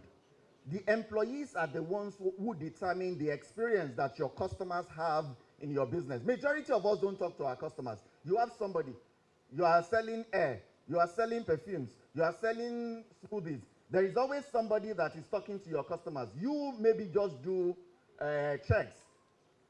That person is the real business owner. That person is the real one so if the person treats people with a lot of respect, then your customers just begin to think, "Oh, this company is a very nice company." How many of us order from some companies and you just think, "I should just start ordering from them all the time because I like the way the person spoke to me. I like the way the person checked if I received my order. I like the way the person checked if I liked what I ordered." There are some of us in the room that when we order because we order from you every day. When we order from you, we just assume, we just write it off. "Oh, we've wasted another money." Because what you told us you sell is different from what we received. But imagine that there's someone within your company that always checks with us. "Sir, we sold this item to you, 68,000 naira you paid 4,000 naira for delivery. Could you please confirm that you have received?" One. Second, could you please confirm that you liked what you received? That means you got value. The reason you are spending every time on marketing is because the first time that you spent money to acquire me, I did not come back. So you are spending money to acquire another person, but you would always get only one hit per time. Each customer will come, buy in error. They are buying in error. That's why they are not coming back. If you deliver what you said you would deliver, and it is your people that will deliver, the packaging is usually done by your people. The customer service is usually done by your people. The delivery is usually done by your people. These are the things that will help you to be able to, establish yourself. That part of your business is very important. If you come to our company, it's very difficult to know who is the CEO because we treat everybody from the cleaner to the gateman to the security person to the sales reps to the sales managers. To everyone, we treat them with a lot of respect, and that translates into how they treat our customers. It's very difficult for someone who receives respect to dish out something else because that person just assumes that the reason you respect him is because that's the way you want to treat your customers. That's the way you want people to be treated. The next thing I want to talk about very briefly is about legacies. The reason this company has stayed this long is because we want to build a company where, yes, we want to make money, we want to make profit, we want to deliver revenue. Those things are sacrosanct for almost every business. But what is different about us is that the main vision is that we want to create a company that Nigerians will be very proud of. It is that special pride of place. Because we know that we're not the only ones that started. Many companies started around the same time that we started, and majority of them don't exist any longer. You know, even those who came 30 years, 20 years, 40 years after, with hundreds and hundreds of millions in dollars, many of them no longer exist. The main reason we will continue to exist is because each person that leads the company understands that this company is way bigger than him or her. And it is the fact that we want to leave legacies on the sands of time. So whatever you are doing as a businessman, as Oluyemi, the reason I will be very careful about the kind of decisions I make is that I know that the reason this company exists is to deliver pride to Nigerians. And if it is my intent to make Nigerians very proud, I'll be very selective as to the kind of decisions that I am making, to the kind of things that I am doing. And finally, I want to talk very briefly about governance. Governance is not government. Governance does not relate only to government. Governance in a lot of our businesses, majority of us do not tell the truth. As small business owners, you only want to make money. Whether the person understands what he's buying, whether even you understand what you are selling or not, does not matter. There is the place of integrity, especially if you want to build a business that lasts. The reason you were doing something 2 years ago, you were selling Kunu 2 years ago, then last year you moved to Zobo. This year you are selling air, but as the year is going to the end, you're already thinking of selling something else next year. It's because there's no centrality when it comes to the truth. Human beings stay where they see and receive value. Nobody wants to spend money somewhere and then you are not sure if what you receive, because what you received the last time is completely different in terms of messaging, in terms of quality, in terms of appearance, in terms of where that material came from. So you want to be sure. So as a small business owner, please let your words be heavy enough in your mouth when you are writing, when you are sending that email, that you always want to tell the truth. Because it is in telling the truth that your business would last. People like us we face regulators every day. And the only thing I will tell my people is just tell them the truth. So that we don't have to remember what we told them yesterday. If NAFDAC comes today, we can tell them exactly what we told them yesterday. If SON comes, we can tell them. If Lagos State government comes, you know, those ones, they come every month. NAFDAC already have a calendar. But when you tell the truth, what you sent as your report last year, or last month, or last 6 months, it's the same thing as what they are going to find in the business. And I will tell you that, see, whatever, especially those of us who are young, you need to be very careful about the social media because you consume too much of negative things. The business that you run receives energy from you. If everything that you are consuming is negative, you're most likely going to, without knowing it, unconsciously, you begin to disseminate the kind of energy that comes from you will be negative. And you know, many times people ask me, Yemi, why is your company doing so well? If I tell you the kind of results, even within this same, you know how difficult Nigeria is today. Even in this same Nigeria, the profits that we have made in the last 9 months is 4 times bigger than the profits that we have made in the last 5 years combined. Yes. 4 times. It is because I don't process anything negative. Oh, Trump beat Cam. Wait till consign me. What is my business? Oh, Yemi, inflation is 30-something%. Is it 30-something% for only me or 30-something% for every one of us? If it's 30-something%, what is the next thing to do? We increase our prices. Oh, Yemi, Flour Mills has just released a new price list. It is 5% more expensive. Then I increase my price. I am not the government. You are a business owner. Touch yourself. I am a business owner. I am not the government. I am not an NGO. I exist to make profit. Therefore, when something that is outside of my control comes, then I almost immediately will react. It is not my business to be following people to talk about, oh, this person said this. It is not your business. Your business is your business. UAC Foods is my business. If what you are saying in the media does not concern UAC Foods, I don't process it. If what you are saying does not affect my business, and my business is UAC Foods, I don't process it. If what you are saying concerns Gala, I will process. And I will process to the full length that I have capacity to be able to process. But when they are talking about, oh, there was one man in Equatorial Guinea waiting consign me. Like, because it is what you spend time on. The quality, there are some ideas that you share with your teammates, and they will be looking at you like, wow, it is the amount of time that you had to be able to process that thing.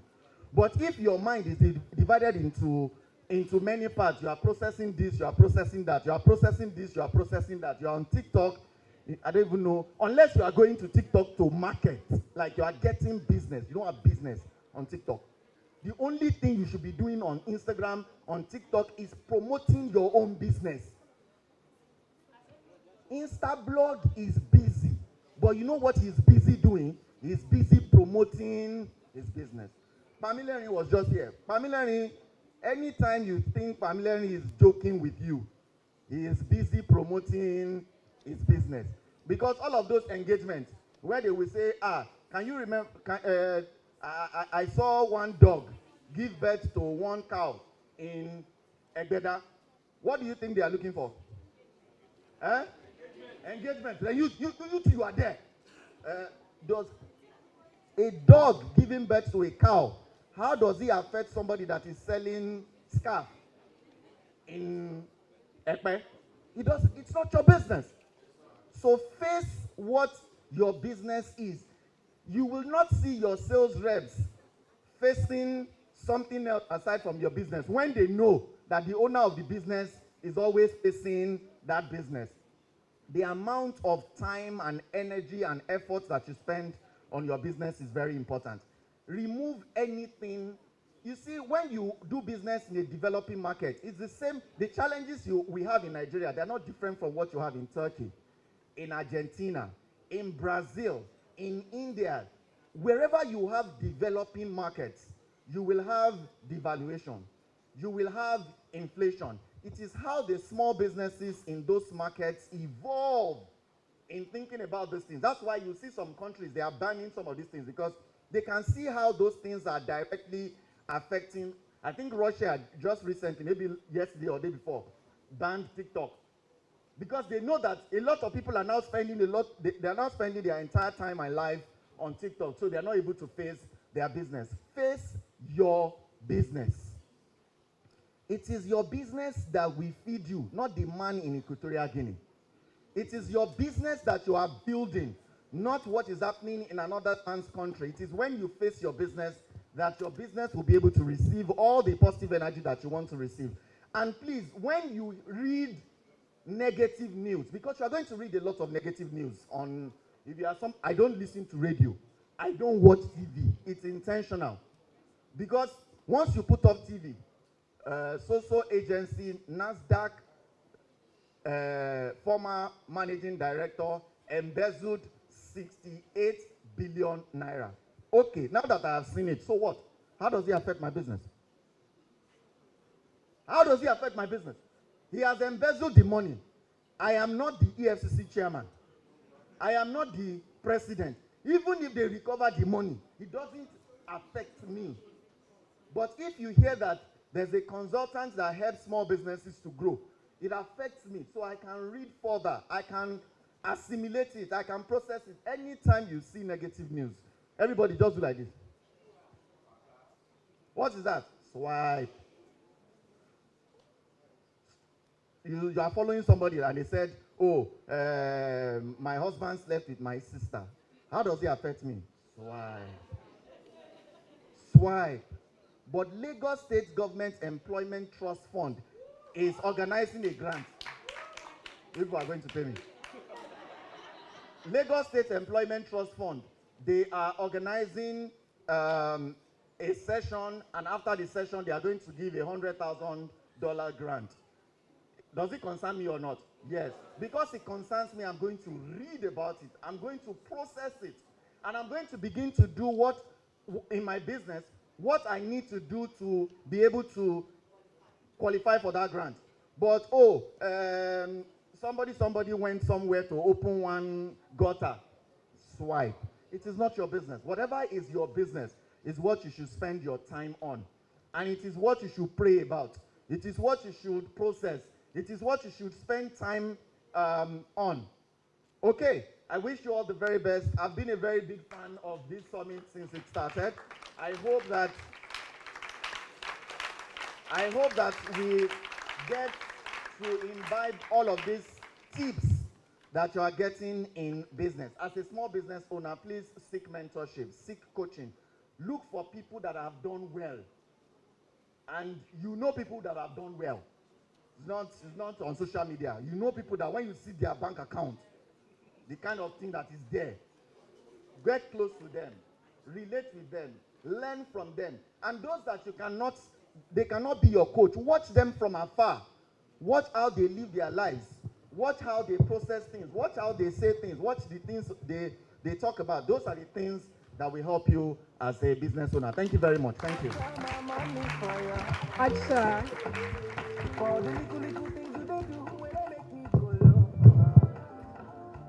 Thank you very much. Please, let's give another round of applause.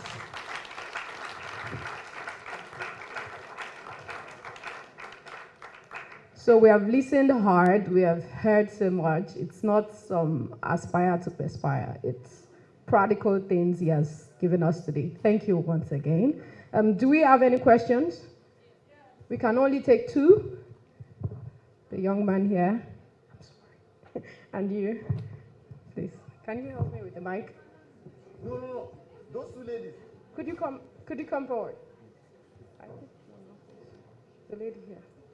We can only take two.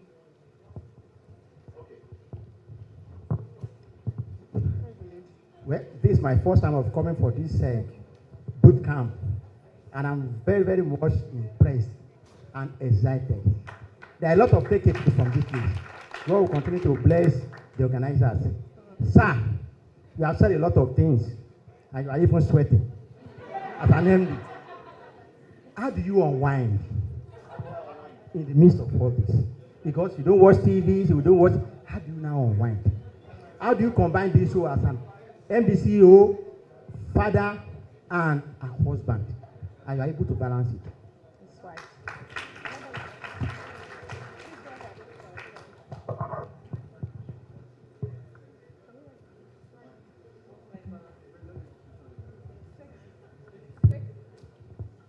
Thank you. My question is this. I'm into foodstuff packaging, and recently I've been hearing that we're supposed to get an approval from SON, Standard Organization of Nigeria. So I'm wondering, does it really apply to foodstuff business, or is it for other sectors? Thank you.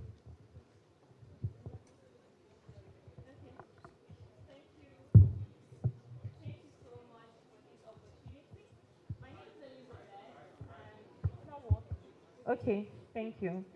My name is Elizabeth, and I love children so much. I work with kids. And I just have a question for you directly, sir. How can I connect with you, sir? I have a huge deal for you, sir. Thank you. A huge deal. Okay. For the last person, you know UAC Foods. If you don't know UAC Foods, we have 3 factories. One is here in, 2 of them are here in Lagos. There's one at Oregon. There's one at Ojota. Ojota is where the corporate office is. Ojota is where the corporate office is, and we have another factory in Plateau State, in Kerrang. So if you want to find me, please come to kilometer 16. That's where I am most of the time. Kilometer 16, Ikorodu Road, Ojota, and say that you are looking for the MD. If they ask you, do you have an appointment? Because now I have given you an appointment. Tell them yes. If they tell you that, if they ask you, could you please show us proof? Tell them to call me and tell me about Caladium. Then they'll be able to let you in. So, because if I give you my phone number, I will not be able to pick. Imagine the number of people that will. So please come. I'm willing to do partnerships, sponsorships, especially that you are talking about children. So we're very passionate about basic education and children. Basic education and children. We do a lot of projects in that space. And very soon you'll be seeing me teaching. We just got approval from the Lagos State government for our STEM support program for public secondary schools. So I'll be teaching. Sit down now, sit down. So I have a background in maths. I actually finished the first class in maths. So I'll be teaching maths and further maths. So it's good. All right, thank you. Then the second person was talking about SON. Do you have NAFDAC? Are you NAFDAC registered? Okay. Now, for SMEs, the most important is NAFDAC. Even for big companies, the most important is NAFDAC. And the reason is because it is NAFDAC that deals with food quality and safety. The most important thing to the government is that what you are selling is safe to be consumed by the public. So we need you to. Now, Standard Organization of Nigeria also has a mandate. There are quite a number of intersections between what the two of them do. The best is for you to go to SON office. Go there. Government agencies are not bullies. They are not lions. They are not, it is the same people that we see here. And you will see some of them around us. So just go there. SON office is on, SON office is in Lekki Phase 1. So just check Standard Organization. Go to their office.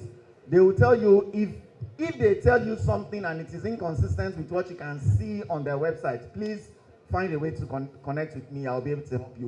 We have plenty of them. We host them every 3 months. They come check all our factories, check our processes, so it will be able to, so you help me. But if you are doing food packaging, I hope you are processing, because that's where the money is.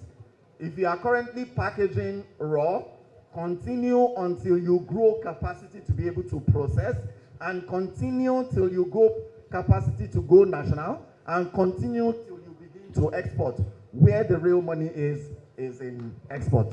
Thank you. Then the person that asked, how do I unwind? There is time, there is a time to work, and there is a time to rest. That's why there were 7 years of plenty, and then 7 years of famine. The reason I'm sweating is actually because of the level of exercise. I've exercised today for 4 hours. Today. So I do a lot of physical exercise, and that helps me to keep sane.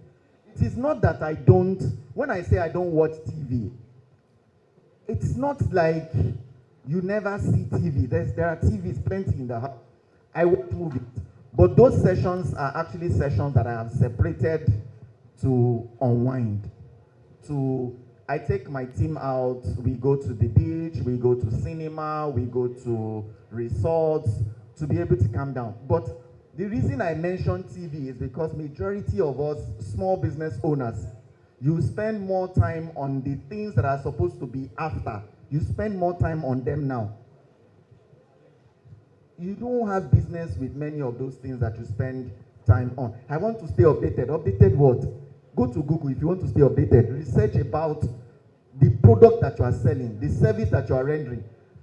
Find out how someone in Panama is able to. Let me give you an example. There's a company, a small company started in Jamaica, and they began to ship their snacks. In fact, what they do is very similar to plantain chips. It's just that their own is unripe plantain. They fry the unripe plantain in Jamaica, and then they ship it to the US. Their revenue every year is $993 million. One company in one dead part of the world. One of the biggest retailers in the UK is a Nigerian. Those are the things that you should research about. It's not whether it is possible for a rat to breastfeed a cat. It is not your business.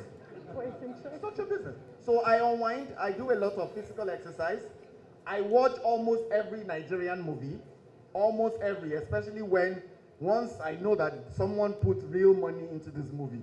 I would book maybe a private, I book a private cinema, look for some members of my team to come, let's go and watch it. I can tell you how much it is. It's not very expensive.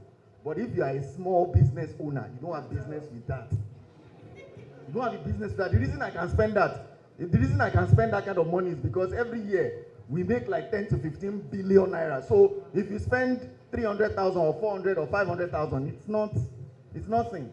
But if you are still making 200,000 naira profit, don't spend 500,000. I will, maybe when we talk about the next session, I'll talk to you about how I manage the business with frugality. You spend more money than I do. I am very, very frugal about things, because what we call profit is what is left when we deduct expenses from revenue. But when some of you, your expenses are even greater than your revenue. Yeah. Do you understand? So I unwind in nature, I read books, I watch documentaries. So I do a lot of the things that I believe will help me in my work and life.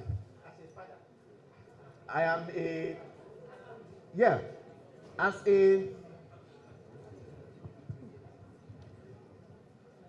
a business manager, as a people manager, there will be pressure on your time. So you need to prioritize how to spend time. The time that I spend in the business, that period that I'm in the business, I don't spend it with my children. But the time that I'm with my children, business becomes second priority, that they become first priority during that period. It's the same way. But if they call me, see, for my colleagues, if we're in a meeting and my wife calls, whether she's just checking her husband's health or she wants to see how you are sweating, I don't care. But as long as the phone rings and it is my wife calling, I must leave the meeting. I will continue when you guys are. So she might come and say, why are you sweating? Oh, babe, I'm in a meeting. Oh yeah, go and continue your meeting. And sometimes, you know women, sometimes she will say, I know you are in a meeting, but I want to talk to you now. Then, of course, that is the real managing director of the managing director. All right. Thank you very much. Thank you. Thank you. Thank you so much. Thank you. If you are clapping for him, please do it again.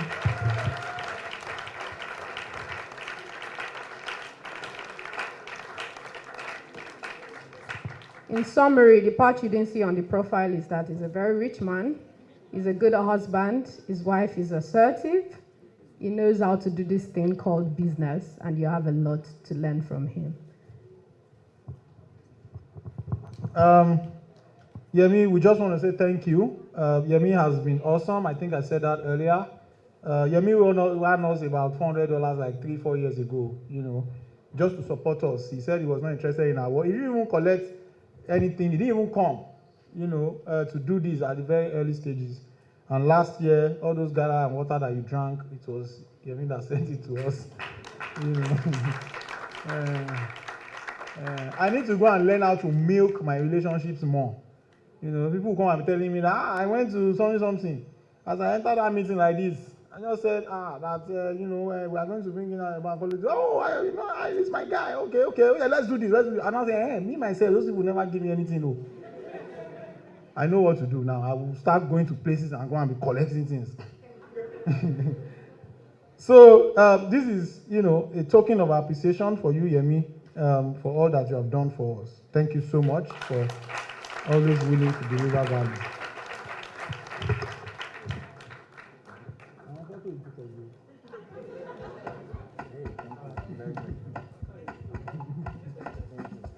So Yemi, please help Yemi hold this thing. Yemi, please, you are going to stay for a while. We have a very interesting thing to do next. I'm going to invite a couple of people to the stage. Two things that we're going to do next. For the first time ever, we have taken our time. So we do a lot of work in research, and we found that things around SMEs and all of that, there are too many moving parts of reports. So we took our time to document the stories, the challenges and all of that of SMEs in through a proper survey, interviews, and focus group. Miss Susan, my son is looking for you. So, Miss Susan is a fantastic teacher. She used to teach my son. Please let me clap for her.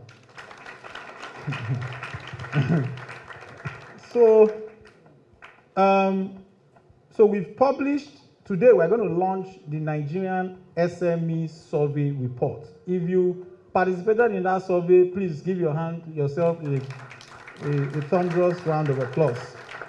I'm going to call on the stage a few people to launch for us. But before that, we're going to do our community awards just to recognize those for the class of 2024, those who have been very active and who have been awesome to the community. I think I explained this earlier.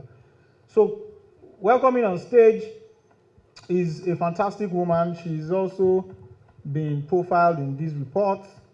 They've done tremendous work. I think that's probably, in fact, that's Nigeria's most revolutionary employment agency in this country, right? The Lagos State Employment Trust Fund, the executive secretary, or what you call the CEO of the Lagos State Employment Trust Fund. Please help me give a round of applause to Madam Feyi Alayonde. Please help me clap for her.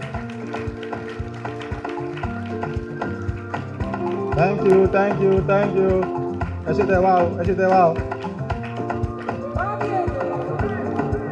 Next on the stage, I'm going to call one of our most resolute supporters. He's also a client. He's been a client of Caladium for about 4 years now, if I'm not mistaken. It's not easy to be a Caladium client, put us on retainer for like 4 years, you know.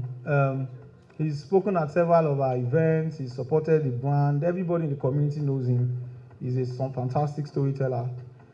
His name is Mr. Tope Mushewe, MD CEO Dutun Construction. And last but not the least, my very good friend, we worked together in PwC before she ran away to chase her passion. You know, those of us that don't have money, we can't be chasing passion anyhow.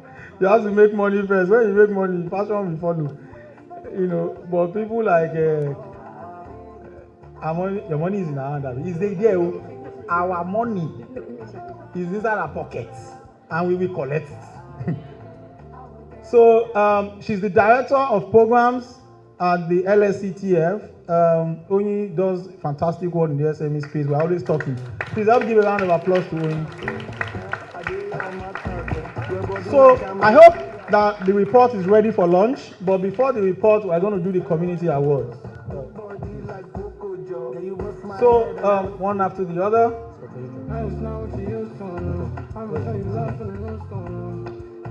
Okay. So first and foremost is this guy. He belongs to the class of 2023, but he wasn't around at that time. What happened? Don't be saying his wife born again. No? Did she? Or he got married? That's what always happens in our community. People always get married, or people always good things. Well, to each other, that one too is allowed.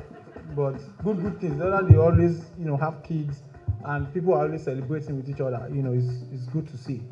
So we're going to start with him. Please, ladies and gentlemen, give a round of applause to Pure and Silk Laundry Services. Is he around now? Is he around? Oh, fantastic. He's the one now. He's coming from Team Ecobank. Please give him a round of applause, Team Ecobank. Yes, Team Ecobank. Team Ecobank.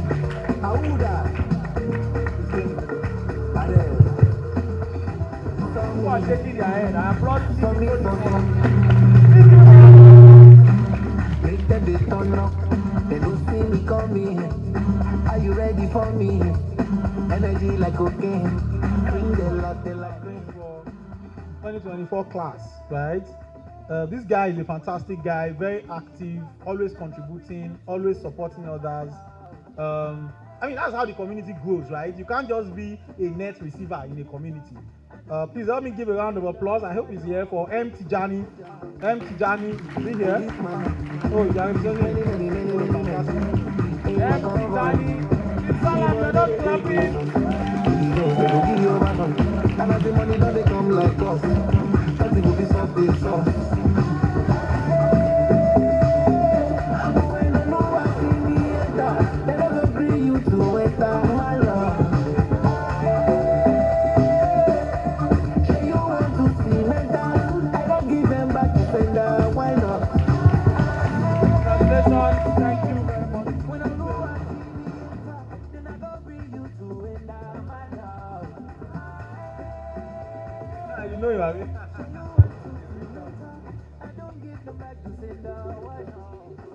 So, this is a fantastic guy. He runs this mini construction company, an SME construction. As soon as I brought him out, Mr. T said, "Oh, I know this guy." You know, then the hustler. So he has probably hustled to Mr. T's side that let's do work together. He's very consistent, very resolute. Construction is not easy in the face of all of these things, but he's kept it going. Please give a round of applause to Omil Construction. And I think he comes from Ibadan. He comes all the way from Ibadan. And he's coming out from Team Caladium!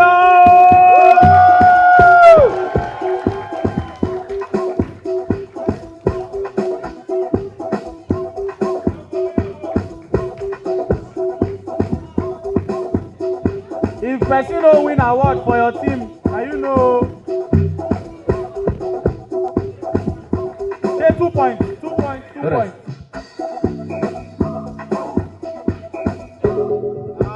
This man, this guy has to be the most what's that word? Most advertising every day. Somebody who greets new joiner. I just joined the community. It's nice to me. You just say, register your business with something. Hey, Skumu. Something Skumu. Come and do your Skumu. I hope that you came here, Skumu. Otherwise, you will not do Skumu again. So, ladies and gentlemen, let's give a round of applause to Arakun Yope Oluwa. Is he around? He's not around.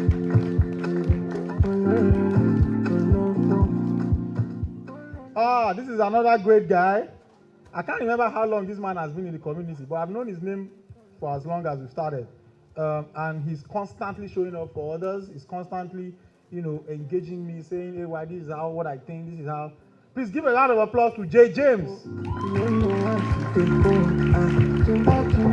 James, where is J. James? Don't come and present him.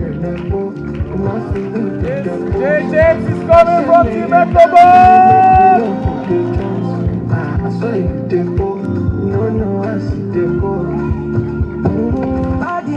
Respect you, brother, we didn't knock you, no guesses. Cause he never jam you to full extent. See, you never experience full wetness. But mind you, I'm God sent, maybe I don't need your full. Okay, so this guy joined, we are all members of an organization called JCI. I just heard that you are the daughter of one of our papas in JCI. JCI, Junior Chamber, those who are JCI members here, say, whoo! Fantastic. So, I met Caleb in JCI, and, he volunteered to join us last year, covered a lot of our media. This year, again, he's been supporting us. He's doing tremendous work. Young guy, very active and energetic. Please, let's give a round of applause to Deca Media. And he's part of our host. Finally, this party team is not clapping. Please clap for Caleb.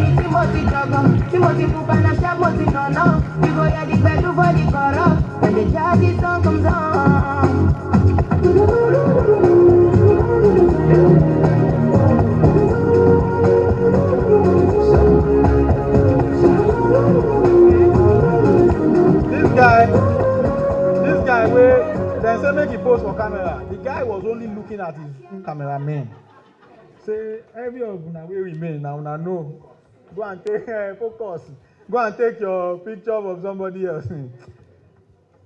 You guys clapped for this man earlier, but trust me, you need to help me clap for him again because he's just been amazing. The guys from Ecobank, we're going to shoot a video for you very soon that he's done for our partners just for free. And he's done brilliant work for us. He's a genius. If you need to do advertisement, if you need to do short videos, Modoc Studios is your guy. Please give a round of applause to Modoc Studios. Uche Oko, the dress man. And then any team wey don't clap for you, come out there for the video. Which team is that? You see, our community members from laundry to agriculture to production to media.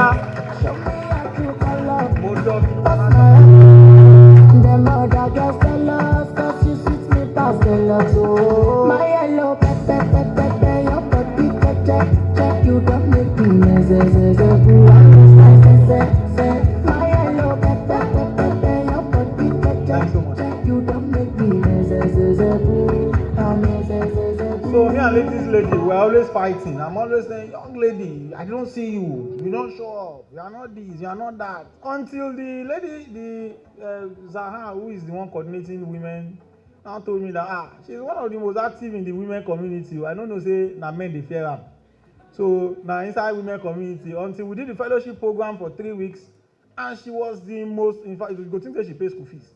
She was the most active in that program. And even today, she's been one of our most amazing volunteers. Please give a round of applause to one of my favorites, Keziah.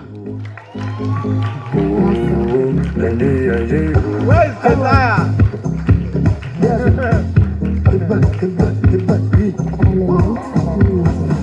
When I get more money, me self go jail. Champagne, I see you. When I get more money, me self go do the mego. Your money, I see you. Keep Solomon, what you do, pass. Keep Solomon, I go do pass. I dey delay rich people. God help me. Say one day me too I go reach you. Make I know they don't delay me. When I don't get money finish, when I know make poorer people than me no go they delay me. When I know this, this person just joined, but has been the most active. Referred people to the community, posting, pushing our brand. I don't know where that energy is coming from. Please help me give a round of applause to Perfect and Signatures.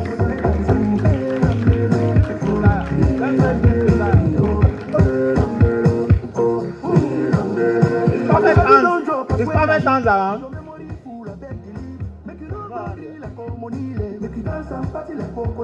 And you know say me, I know they like Yawa. And you know say me, I know they like Palava. Keep it on the low every hour. Even if I pass Maradona. Anywhere money day, I dey.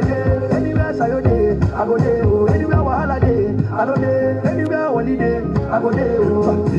When I get more money, me self go die. Champagne, I see you. When I get more money, me self go do the mego. Your money, I see you. King Solomon, love me to pass. King Solomon, I go do pass you. So this man shows up for everybody. I mean, I go to people who win grants. He's there with them. We do events. He's there with us. It's just fantastic, right? And he runs one of our agriculture producing guys. Please help give a round of applause to Abiki's Farms. Modernization,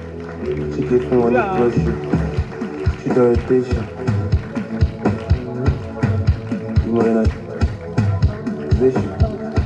Team Caladium, please support your man. Team Caladium, don't win.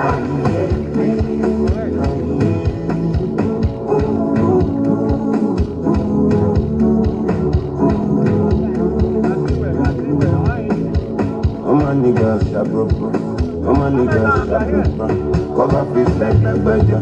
Get feel like a we do they come. Sit up, boss them, tap, tap, tap. Pass for this shit, baba. Oh my, you just baba. Feeling good, banana. Music don't need permission to enter a street. Anyway, anyhow, you know, say you go feel me. Music don't need permission to enter a street. Yeah. Anyway, anyhow, you know, say you go feel me.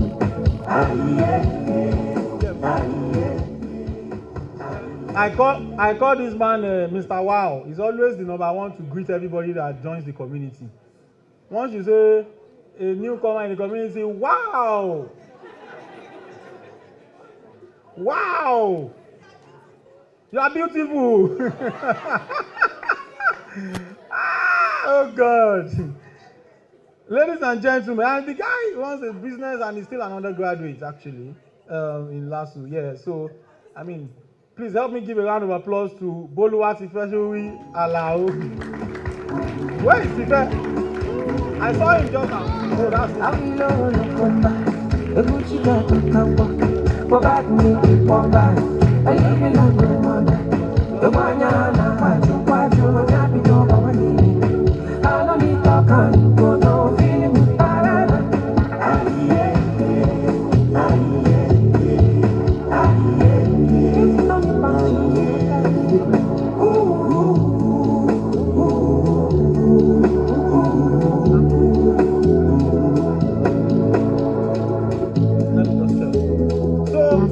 somebody who's been with us for so long. I think she's probably referred to most people, if I'm not mistaken. She carries the matter on her head. But I know she told me that she was going to come late today, so I'm not sure if she's around. Please help me give a round of applause to Bukola Neville.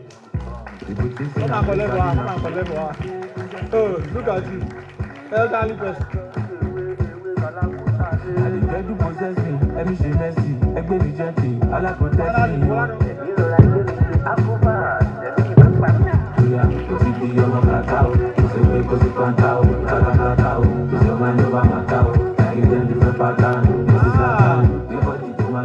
I mean, this person is the king of coming through. When we had our hangout, I think earlier this year or something, she just randomly just sent me. I said, hey, well, this manage is 20K to support the hangout and all that.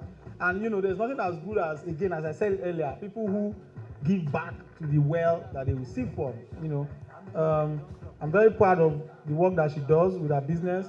Please help me give a round of applause to Basilis Kitchen and Apartments. Where is Basilis Kitchen? Oh, you are in the gallery. She's in the gallery. Please come quickly. Ah, this woman, fantastic person. You know, she suffered a tragedy earlier this year.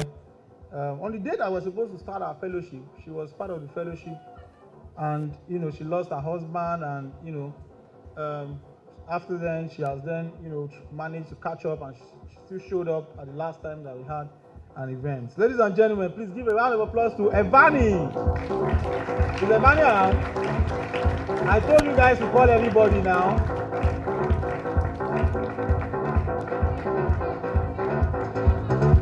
Oh yeah. Oh yeah. Oh yeah. Congratulations.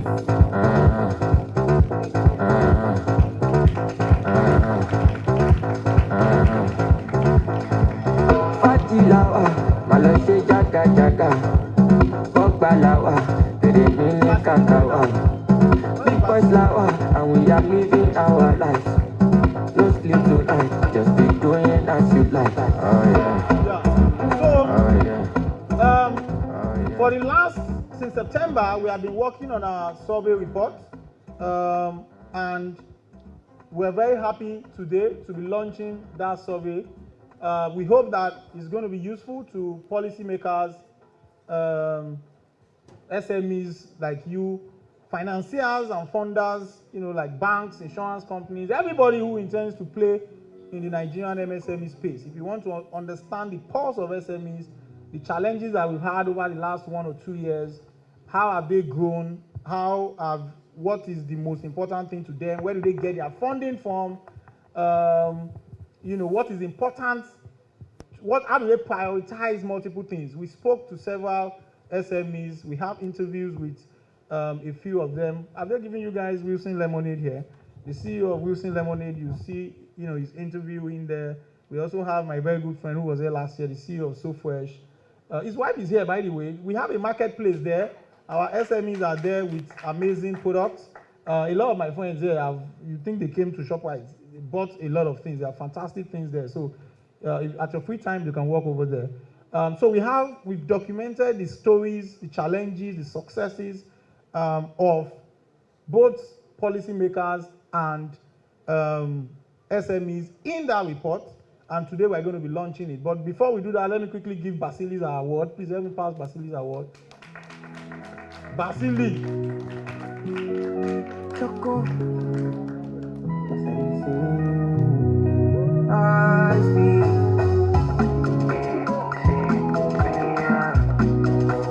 Okay, please, can I have my award first page on the screen, please? So, ladies and gentlemen, we're going to put our QR code here, and you are going to do something for me. All right? You are going to... What happened? Are you sure? You can't let it go. We'll get somebody to get it, don't worry. We'll get somebody to pick it up. Gideon, don't worry, let's finish, then we'll get someone to pick it up. In your mind now, you're smart passes.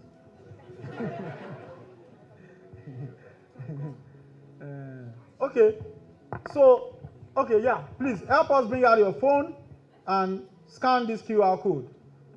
Don't worry, any phone can scan it, any phone can. Don't be shy, raise up your Chinese phone, raise up. then you continue looking at the it. boy, the boy don't repeat that question. He asks you, what if you don't have a phone? He has a phone, it's just not with him. Have we clicked? What did you say? Okay, Mr. T, help us move back a bit. Now, wow. People chase us away. Is it better now? Is it better now? Are you sure? Or I should come down?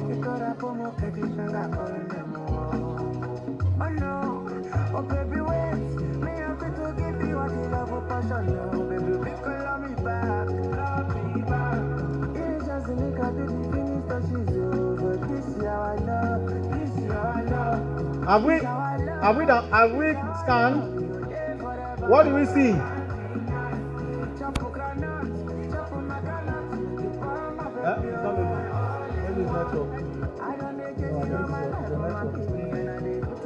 All of them are broken.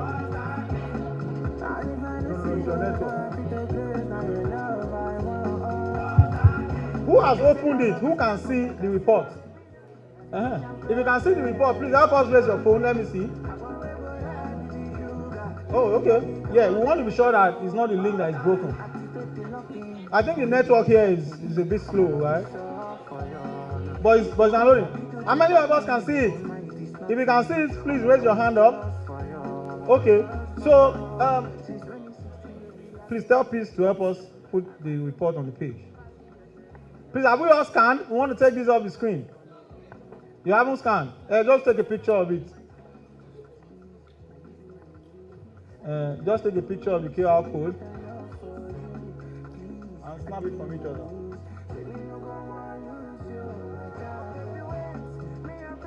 Are we done?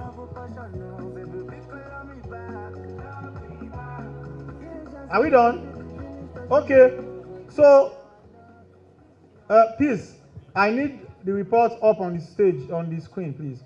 So, ladies and gentlemen, we had in that report, our madam here also featured. We also had our madam here featured, and they told us, the perspectives from government, supporters and enablers and policymakers, what has been happening, the projects that they've been doing. Please, let's give a round of applause to Lagos State Employment Trust Fund. They've been providing fantastic credits, soft credits, loans, employment opportunities, and all of that for the SME space. And it's completely brilliant work. So, what's going on now, Peace? We don't have time.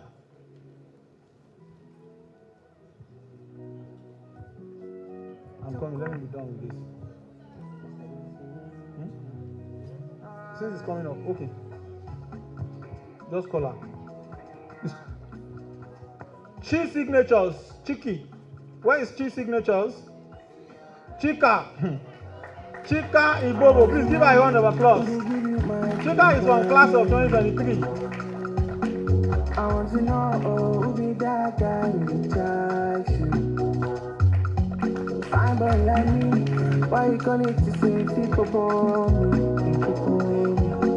Oh baby girl, you could have put more credit and got calling them more. Oh no, oh baby wait, me have to give you what you love. emotional, baby, because love me back, love me back. It's just a make I do the finish touches over this year. I So please, if you have opened the survey report, you are going to help me wave it so that the cameras can capture you, and we will all just scream. Make sure you read the Nigerian SME survey report. Let's scream it together. Read the Nigerian SME survey report.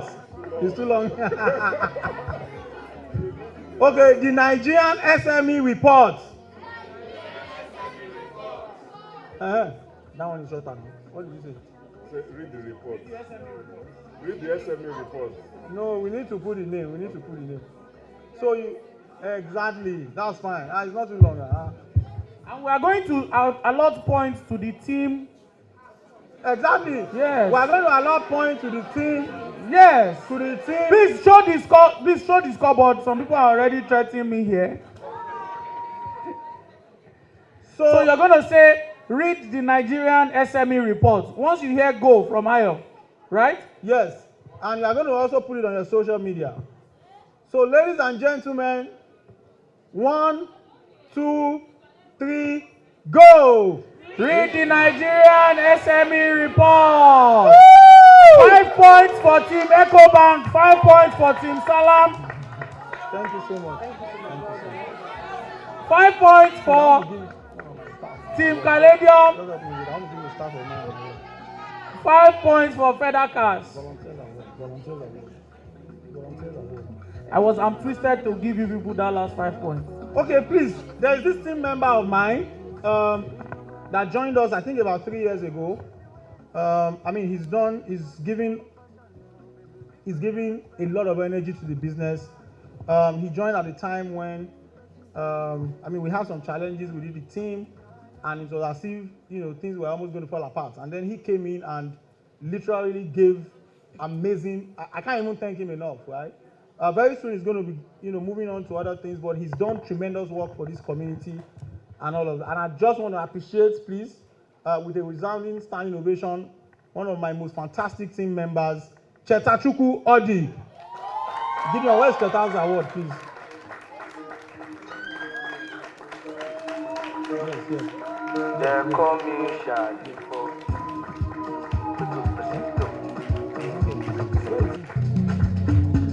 Okay, so Cheta went to sort out food, so we'll give him the award later. So we're going to leave the stage now. Okay, this is the report. If this is what you can see, please confirm it so that we are sure it's not fake. The second person that is getting our volunteer award this year has been with us since 2018. He's done a lot of work for us, and it's amazing the work that he has done. Please give a round of applause to Bimbola Fisher. Where's Fisher, please? Quick, Fisher. People are going. Fisher has been with you since 2004, you mean? 2004. We were schoolmates in UI. So. So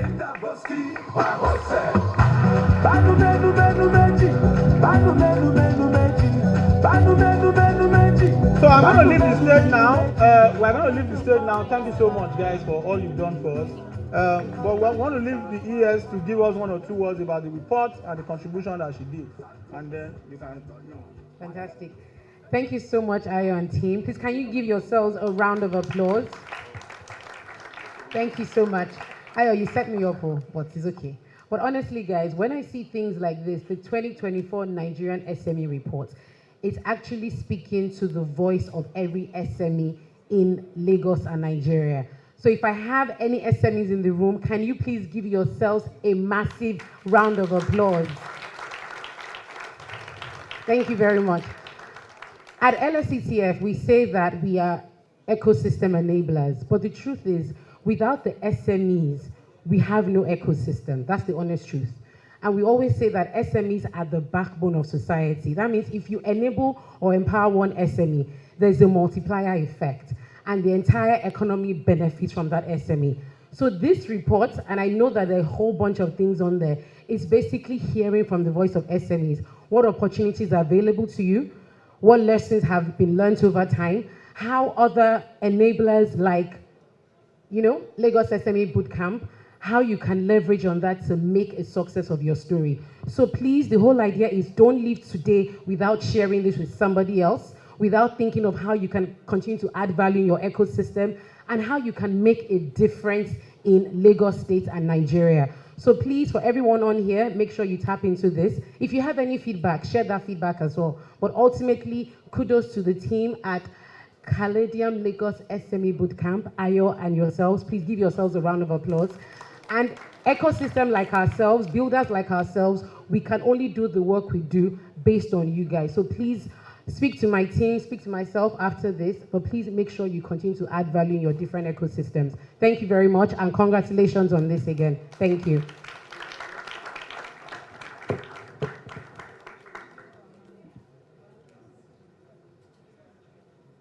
Please, one more round of applause to her.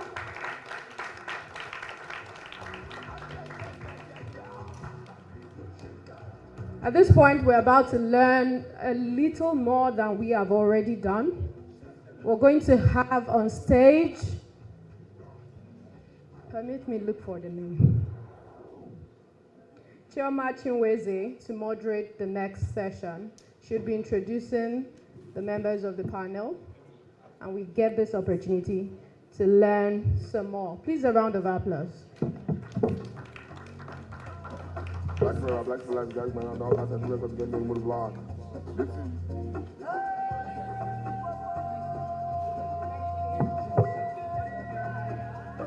Hi, everyone. Hi, everyone. Where is the team? Feather Dash. Hi, everyone. Hi. Team Salam. Very active group. What other team? Apologize for that. Caladium, Team Caladium. Yeah. The last team, what's your name? Team Ecobank. I like the attitude. Okay, so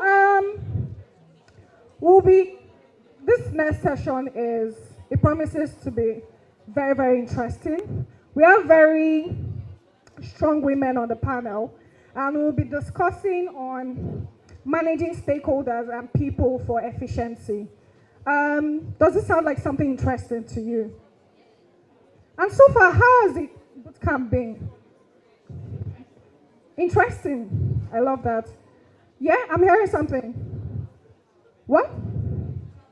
Impactful. Yes, yes. And I agree with you. So join me as I welcome on stage our first panelist today, Mrs. Onaolapo Thomas. I can hear you clapping.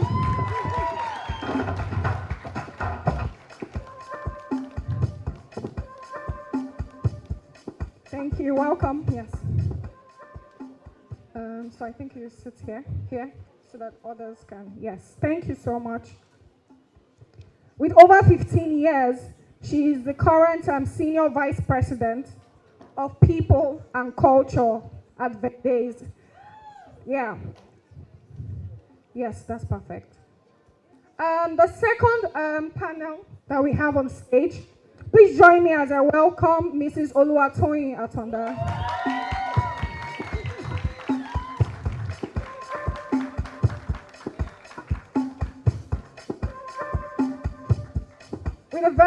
With a solid foundation in business analytics at international schools like Cornwall University, she is the current Senior Special Advisor to Lagos State Governor.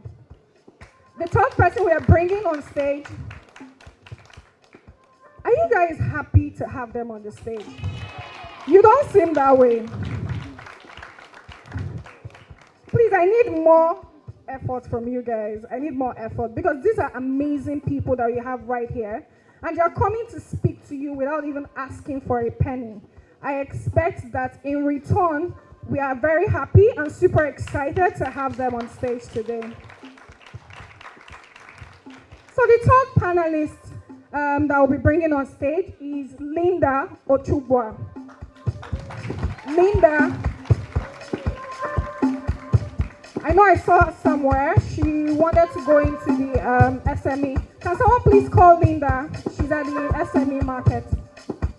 Okay, so before Linda comes on stage, the next panelist we'll be bringing is Omoboye Odu.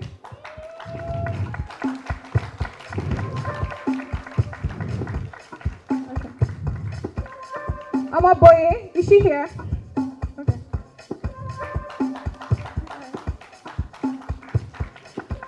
I can't hear your clapping, no.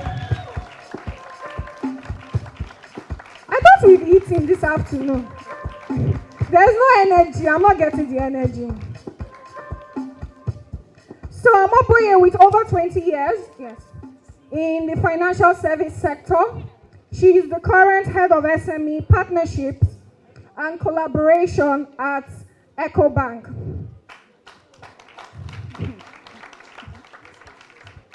So our Linda is here. She has decided to join us. Hi, Linda. So Linda is the current sales manager at Business Day, and she'll be joining us this afternoon for the panel session. Nice to have everybody here. Thank you so much for joining us this year.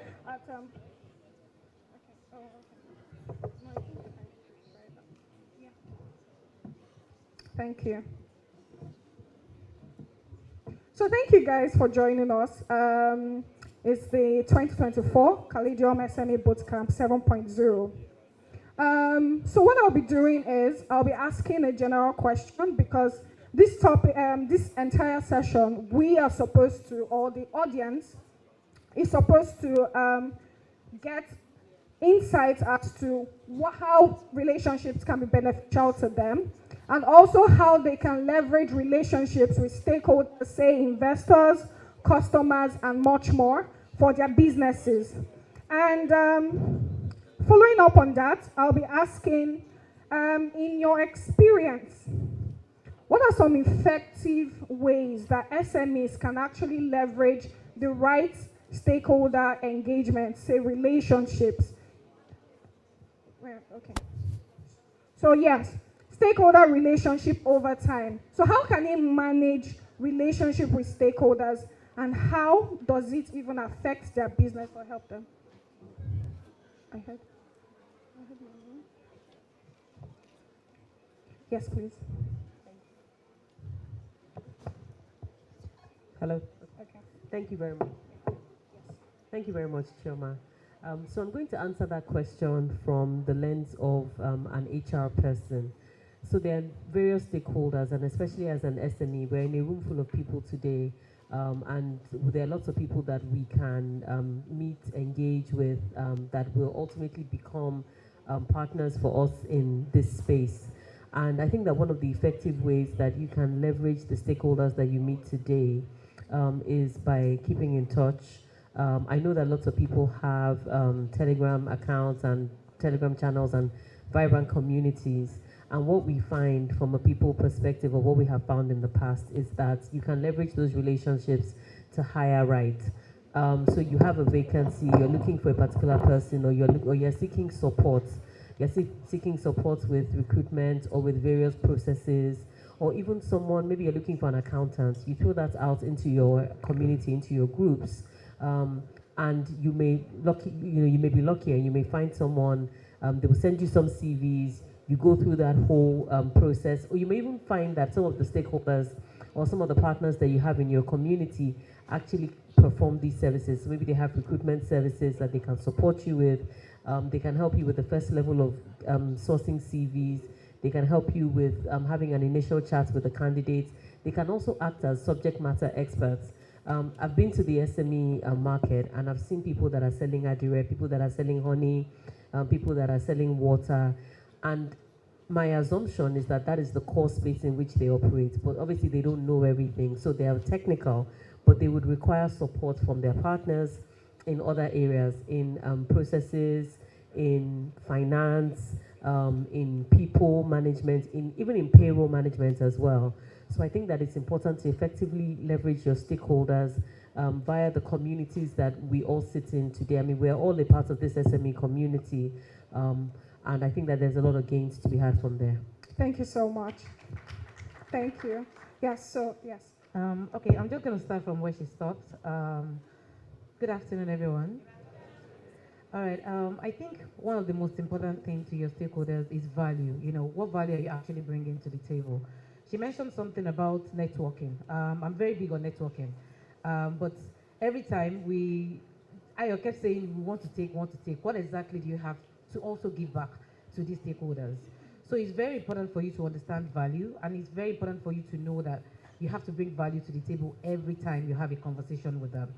And you also have to understand that, you know, because you seek IO for mentorship, it doesn't have to sponsor you. You know, mentorship and sponsorship are two different things. And as a business owner, you know, I'm not, well, I've been fortunate to work in different businesses. As I was sitting right there, I was thinking to myself, Toyi, when are you going to start your own business? So I started my career in marketing, interestingly. So one of the things, one of my very good friends is the host for this event. And coming out of school, we told ourselves that, okay, what exactly do we want to get out of the world? What exactly is our passion? And, you know, it's a different thing for you to understand your passion, and it's a different for you to understand the service and the value you are bringing on board. For us, we wanted to go into marketing and sales. And we're just so passionate about buying and selling. Anything, I tell people, even till now, you know, what has brought me to this stage as a senior special assistant to the governor is the fact that I can market anything to anybody. You know, I can sell anything to anybody. I don't believe, you know, so it's really important for you to understand the value you're bringing. And I'll give an instance. For instance, I came from the private sector to the public sector. And everybody understands how public service is. Mr. Oloyede was mentioning something about, you know, public servants, you know, we government officials. We are just humans like you and I. But when you get into the public space, you understand that it's beyond that. So my boss, my immediate boss, she was very not welcoming. You know how public servants are.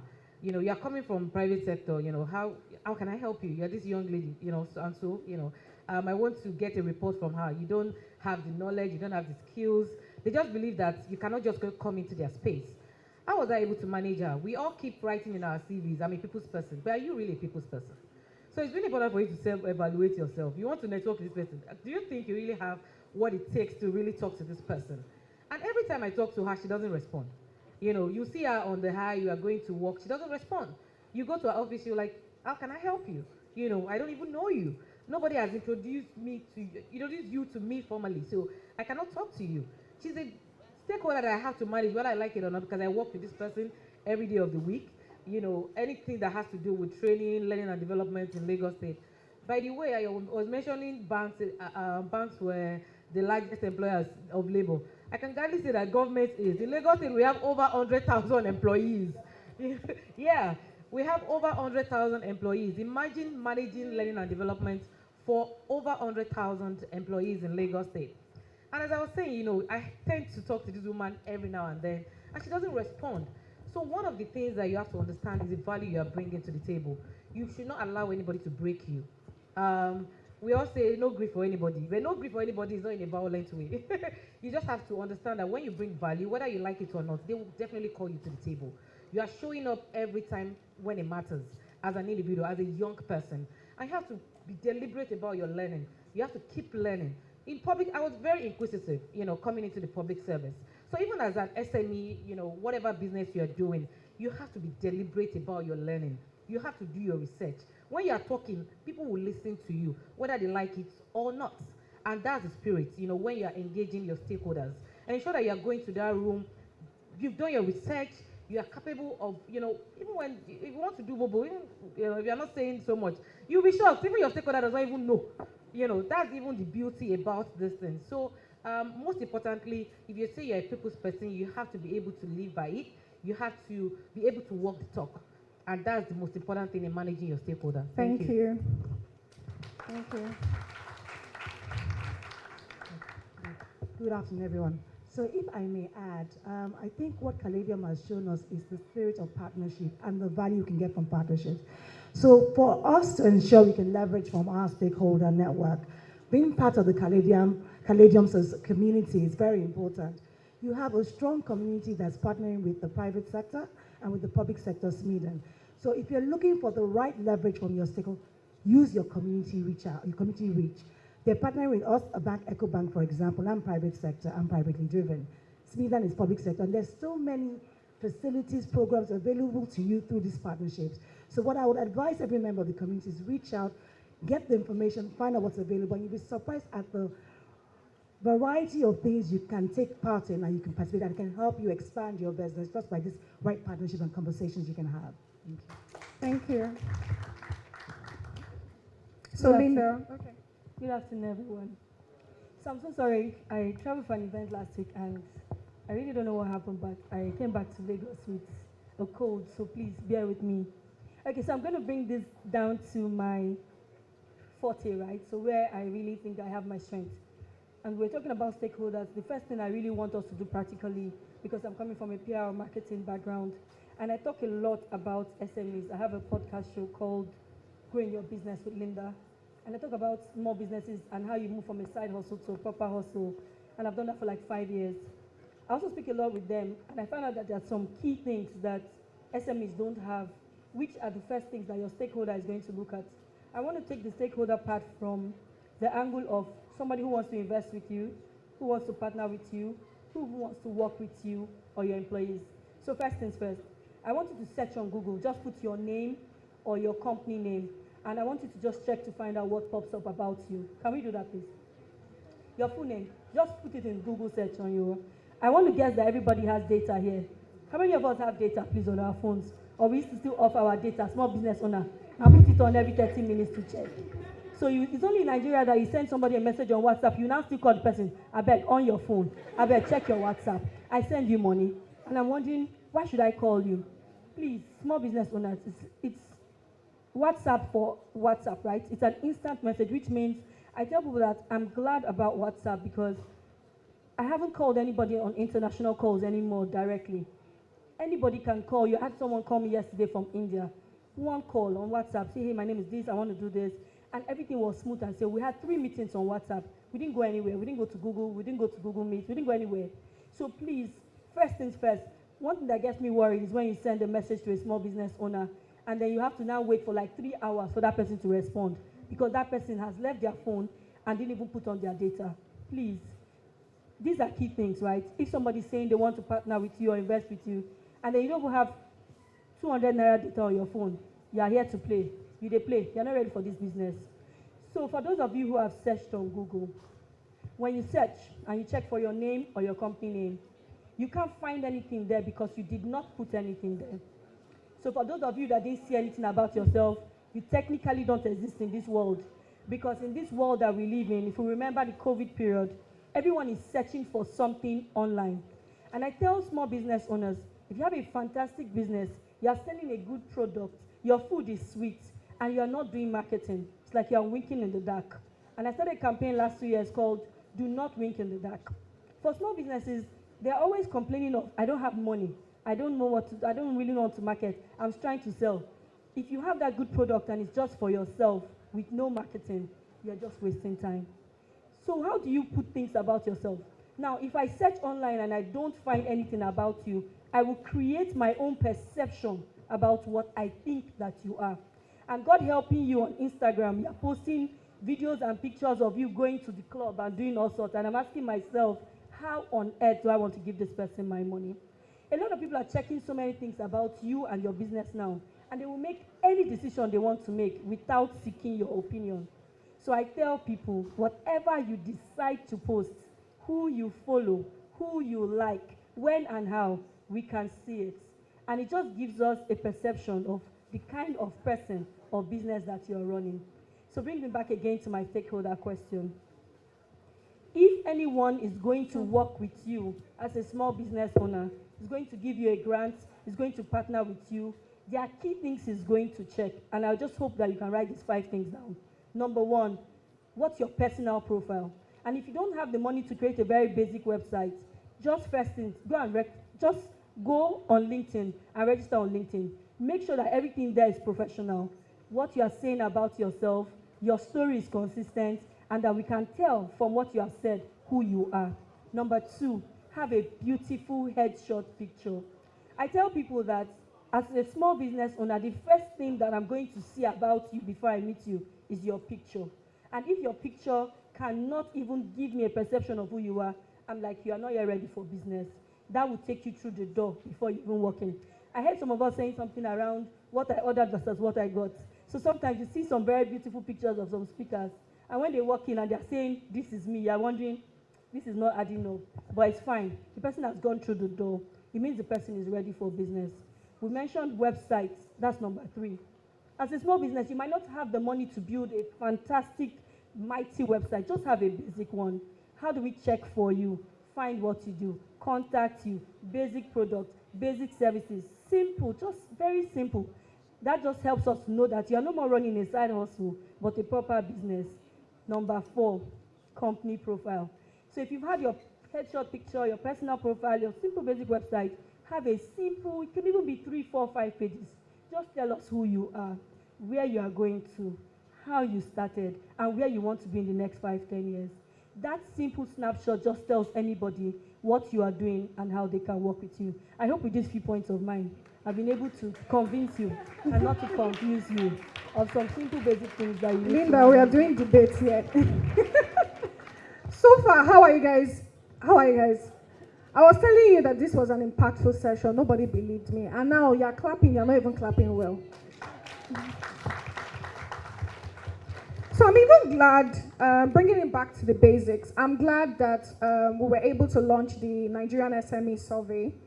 And I've taken the time to read through the survey. And there are a lot of interesting data, which I encourage everybody here to actually read through that survey. And on the back of that, I'll be asking my next question to Mrs. Thomas, right? So when SMEs were asked, right, that what's the highest recurring expenses in their businesses, I think the highest, like we all know, we can actually even guess it, is raw materials. But following closely on raw materials, we have people listing salaries as a major expense for SMEs, right? And but in this time where we know that a lot of things are getting stiff, finances are getting stiff, we understand that there's an increase in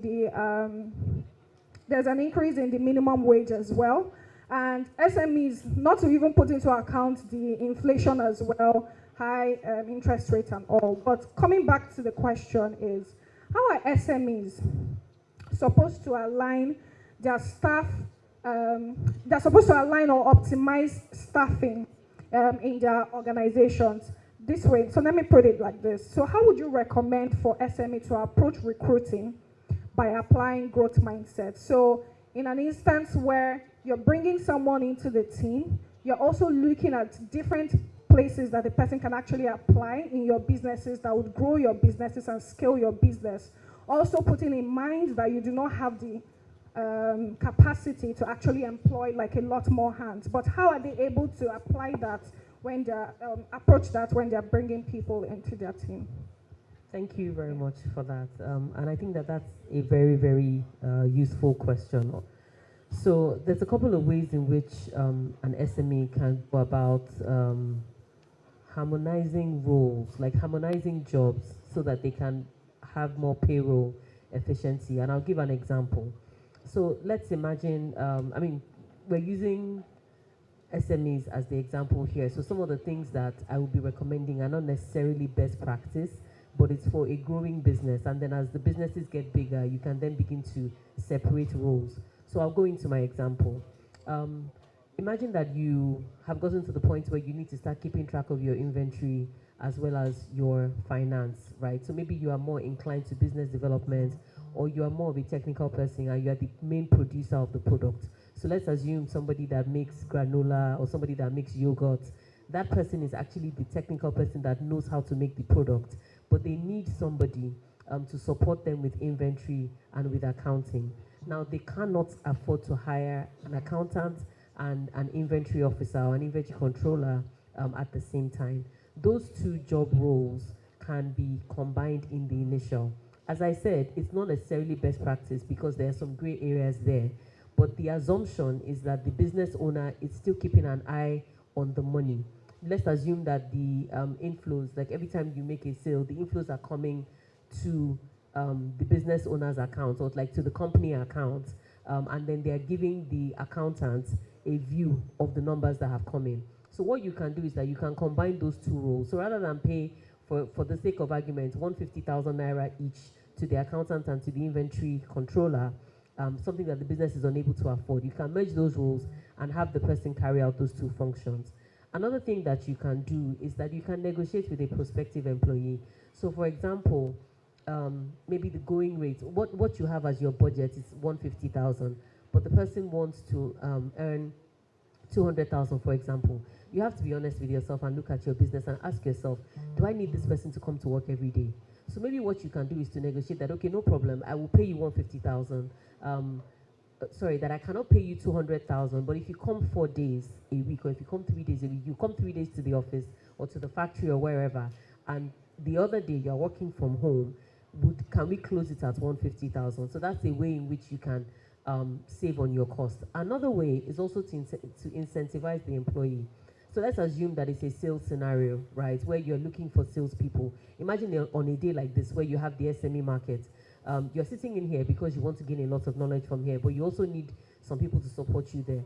And everybody has told you, okay, well, for me to do this, I want to walk away with, I don't know, 50,000, 60,000 at the end of this. What you can do is to part wages or part salary and part commission.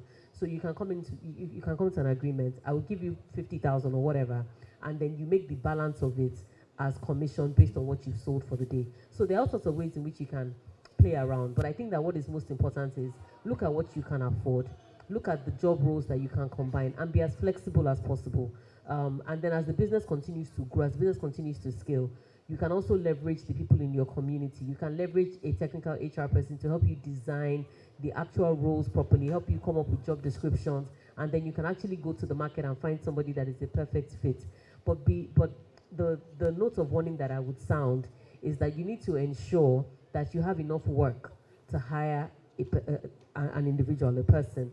And the example that I would give there is that I think a lot of people like to say, oh, I have a business that employs 10 people, but you need to ensure that you have enough work for the 10 people to actually work. Otherwise, you are employing 10 people and you're having sleepless nights trying to pay the salaries for 10 people, but there's actually enough work for maybe only 6 people. So you need to really look at your businesses and your processes and ask, in an entire 8-hour day, from 8 till 5, what exactly is the individual doing? List it out and try and estimate the amount of time that it takes to carry out a particular task. And then you can then try to figure out if you need an entire human being, like one person, or this is somebody, or this is a role that can be done by, or you can merge 2 or 3 roles to be done by one person. I'll leave it there. Thank you so much. Thank you so much. So going on to Mrs. Oluwatoyin Atanda. Miss Oluwatoyin, pardon me. Also from the survey as well. And also, I think Ayo mentioned it, that the government have several initiatives for entrepreneurs, training programs, initiatives, but something I got from the survey that I feel is quite useful is about 11% of entrepreneurs mentioned that business marketing skill is a limiting factor. Business management skill is a limiting factor for them. And we know that there are various government initiatives targeted at SMEs, but currently only 12% of the respondents of the survey actually have access. Imagine 12% out of the entire people that took the survey actually have access to these programs. It's actually quite overwhelming that 87-point-something% do not have access. So is it that first off, I think we should start from what are these programs or what are these initiatives that the government currently have to upskill the entrepreneurs in, let's say, Lagos State, bringing it down to Lagos State. And are these programs structured to offer practical and usable skills for entrepreneurs currently? And how can businesses here access initiatives like this? Thank you very much. I was trying to look for the ESLSTF because I believe that that's a field. So I majorly deal with learning and development for public servants, but I still have knowledge of how it works within the system. But most importantly, I would ask each and every one of you, have you ever seen any program that has to do with government initiatives. Have you applied for any? Have you tried? Even the yes, you are not convinced. So the first step, I know for sure in Lagos State that is we are very, very open. And if you apply for anything in Lagos and you have the value, you have the right documentation, sometimes you are in my office and you get a proposal from a consultant, and I'm like, even a final year student will do a better job than this person. We keep saying that we are not employable. You know, everybody keeps, we hear this a lot. Even a lot of our graduates are not employable. Why are we going to say that? Because they cannot even present themselves. They don't have the presentation skills, they don't have the communication skills, talk less of even doing or putting together the right document to submit. So recently we just did I don't know if anybody, we have a lot of young people here. So there is Latif Jakoni Leadership Academy. Has anybody heard of it? So I was part of the people that conceptualized the Latif Jakoni Leadership Academy. It's a leadership academy that is tailored at young people between the ages of 21 to 32, if I'm correct.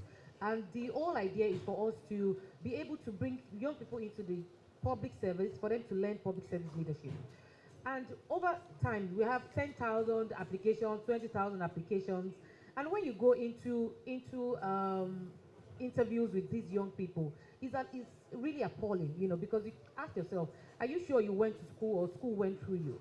You know, so it's really important for us to ask ourselves that the document you are submitting as a business owner, is it competitive?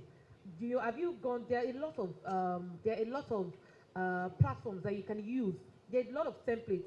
Pamela was talking about templates. They were talking about Canvas. A lot of us don't even use those platforms.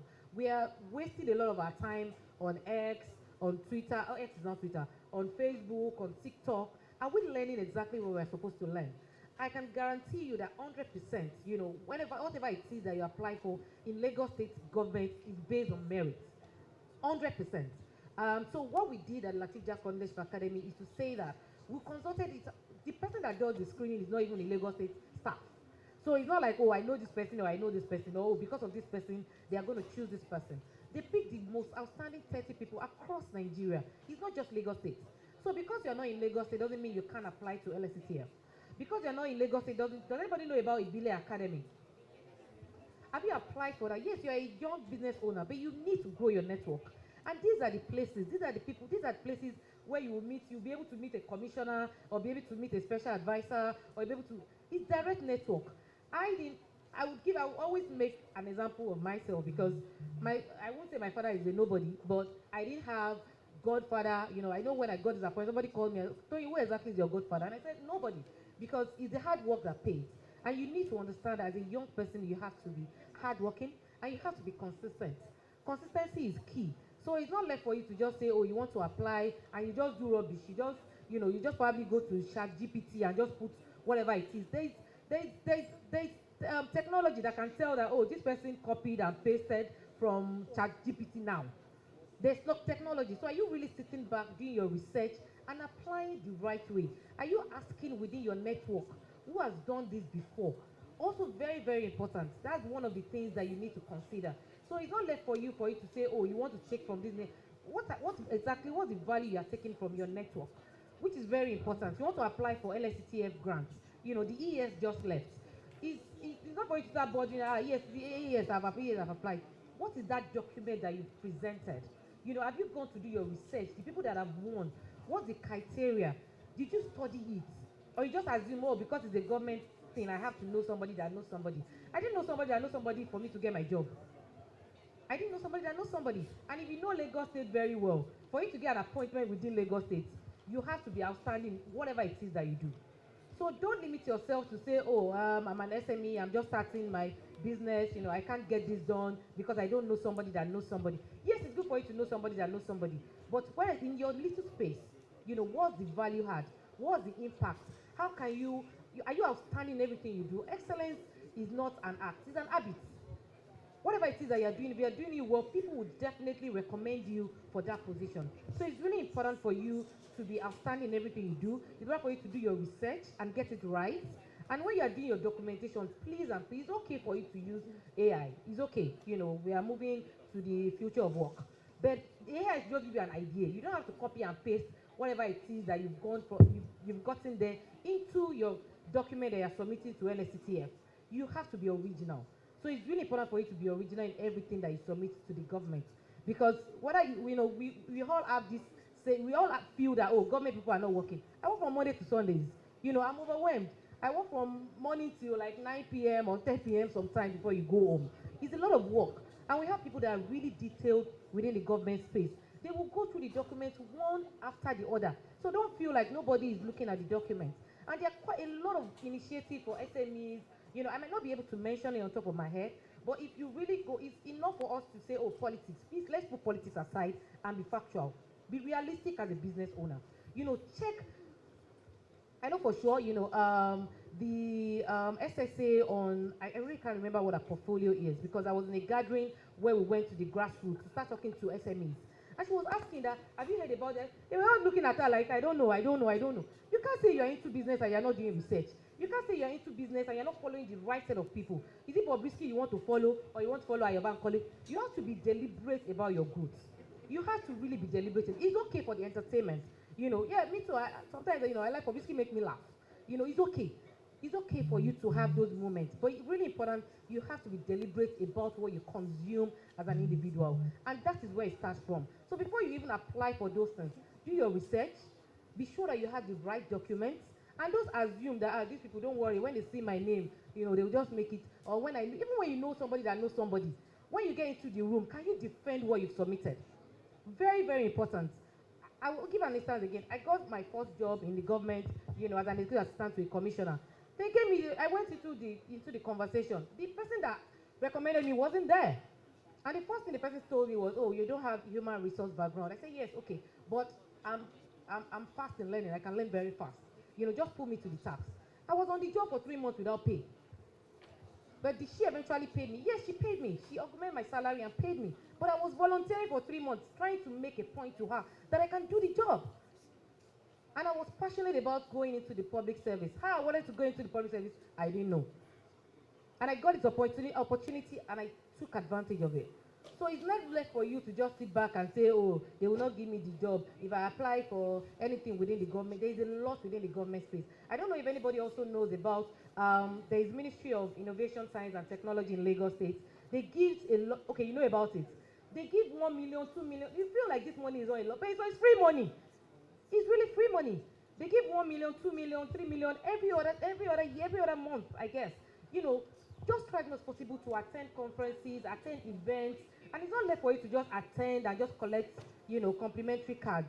Also, what are you taking out of those events? And really and truly, I'm so sorry I'm taking a bit of time. So I was at an academy in Japan just a few months ago, and we had over 80 people from all over the world. And it was overwhelming because you have these 80 people, and you have 100 people from Japan. That's 180 people in a room for 2 weeks. And it was overwhelming because how do you network with all these people? But I told myself, I have to prioritize.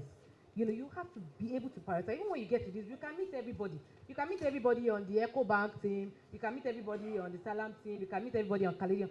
But you have to pick what is priority to you, what is important to you. You cannot meet everybody. You cannot get value from everybody. You have to be able to prioritize what exactly is value to you. And what is that mutual thing that you guys can agree on? And you feel, okay, in the nearest future, you can either do business with this person or not. So it's really important for you to do your research. Thank you so much. Thank you. So moving on to the next. Also from the report, the SME report, it also seen that about 61% of businesses depend on personal savings to stay operational. And this reflects like the harsh reality of very limited access to external funding. So as the current head of SME partnerships, right, at Ecobank, what products, banking products, and collaborations exactly? So what banking products are available to the SMEs, and how can they have like access to this product? Thank you. But please permit me to piggyback off what she started saying. Yeah. So I'll give you a bit of background about Ecobank, and I will tell you where I'm going to. So Ecobank is the banking solution by Africans for Africa. Now, for a long time, we found that banks like the Barclays of this world, the HSBCs, the Society Generals, were the banks that dotted across Africa. But the beauty about Africans, the beauty about Nigerians is that, please, for those that are not Yoruba, I will explain, Tiwa and Tiwa, we understand ourselves. There's the Nigerian factor, there's the African factor. I tell everybody that many years ago, I had easily the most brilliant people in the world as a boss, but he was not Nigerian. He's one of the top 10 brilliant minds. If you check, I'll give you his name, you'll find out. But he was not Nigerian. So despite this man's brilliance, he struggled. And after 2 years of a 5-year contract, he willingly resigned and left and went back to his home country. Were his ideas the best? They probably were. But he couldn't implement it because he was not Nigerian. What am I saying? It takes a Nigerian to find a solution for Nigeria. It takes an African to find a solution for Africa. So Ecobank was birthed by our forefathers as a solution for African banking needs in Africa. Now, fast forward to why SMEs are important. At Ecobank, and like Ayo has said, everybody has said, SMEs are the bedrock of the nation. Across the globe, SMEs make easily between 50 to 60%, contribute between 50% of GDP globally. In Nigeria, it's about 45 to 50%. SMEs contribute 90% of jobs in Nigeria today, so SMEs are very important. In one country in Europe, SMEs contribute 99% of GDP. So that just goes to show you the vast importance of SMEs. Now, if Ecobank was designed as an African solution, it means that for us to succeed in Africa, we need to understand the SME business. So our ethos, our strategy, everything we do is around SMEs. SMEs are the largest pillar of our banking business, it's the largest pillar of supporting banking. Now, fast forward to what my colleague here was saying. I'm not Lagos State. I have a free webinar. That's like, it's a full curriculum for SMEs, and I don't limit the numbers that can join. It's once a month, it's called my SME Growth Series. We cover everything from segmentation to branding to hedging your risk to exports to FX to, Simi, help me here, what have I missed? To cash flow, boosting your cash flow, to how to access funding from financial institutions. It's a full curriculum, it's a 2-year curriculum. We will share the details with Caladium for you to join. It is free. There's no limitation to numbers, it is free, it's just giving back. Now, what we realize at Ecobank is that the major challenge, I know most of you say it's finance, it's not finance. The major challenge SMEs face is capacity, is being able to move yourself from that informal mom and pop shop to a formal business. Look, I am a bank, I am a for-profit organization. I will lend to you when I believe you have the right structure, the right profile for me to lend to you. I will lend to you when I'm sure you can pay me back. Now, the problem with most MSMEs today is you're largely informal. I was talking to someone earlier today that I'm an SME business. I run my own business. It's an Instagram platform where I sell maybe ajire. My mother falls ill. I get a hospital bill. Let me just quickly take from here and pay. My mother's illness is prolonged. Let me take from here and there. I can't even face the bill. I can't even sell. My mom is in the hospital for 3 months. I've not been able to sell. But before I know it, I borrowed money from one bank. Month 1 has passed. I haven't paid my interest. Month 2, by month 3, in the bank, 90 days is an NPL, it's a non-performing loan. But meanwhile, I'm still paying my mom's hospital bill. Which one is my priority? So that's the problem most SMEs face. You know, in the same study, you said how many SMEs are able to, continue in business after 1 year? How many after 5 years? How many after 10 years? Because the bulk of us remain in our informal state. Now, coming back to the question I was asked. So as a bank, I will lend to you as a formal SME. I will lend to you as a registered business. I will lend to you as a profile business. I will lend to you when you show that you've built the capacity, the structures, the governance in place for me to be able to lend to you and be sure that you can pay me back. Ultimately, I want you to succeed because your success is my success story as Ecobank. And I need you to succeed not just in 5 years, in 10 years, in 20 years. I need your legacy to be my legacy. So what I need you to do as everyone is build up as an SME. Scale yourself to such a place that you are comfortable for me to lend to. I do everything from asset finance, inventory finance, contractual finance, you name it. Whatever financing need you have in Nigeria, across Africa, my 34 present countries, I will lend to you, provided you are in a position where I can lend to you. So that is what we need to break. Once there is an SME that has a business model that I can present and sit with you, I don't need you to be pretty, contrary to what my colleague said. I just need your business to be pretty. I don't need your headshot, I need your business numbers to make sense. I need your profile to make sense. I need to have a registered business at the CAC in Nigeria or across Africa. I need you to be scalable. My own mandate as the head of SME is to make your local business grow a global player. So what I want to do is use my platform. I have a single market trade hub in Ecobank, where it's like a Tinder dating app for businesses. So where I match you with every other business that's looking for you across my African presence. I'm present in 34 African countries. I have an international presence in Paris, in London, in Beijing, in UAE. The intention is to use that footprint to carry African businesses across the world. So I tell everybody today that, I don't know if you know our events. We do events at Ecobank just to promote SMEs. The events are free. So we sorry, invite our sorry, we have 10 minutes. Very quickly. Yeah. We invite our SMEs to participate in these events where we give you, it's just the next building here. It's 4,000 square meters of exhibition space. We've done Adire Lagos, we've done Oja Oge plus 2, 3, 4 art. So where you have a few people there, 120, 123 exhibitors come display for free. Now I tell everyone that my moment of pride came when in the summer I was away and I went to a store on the high street in London and they were selling ready-to-wear Adire. I am from Ogun State, I'm from Abeokuta, the home of Adire. That for me was global player.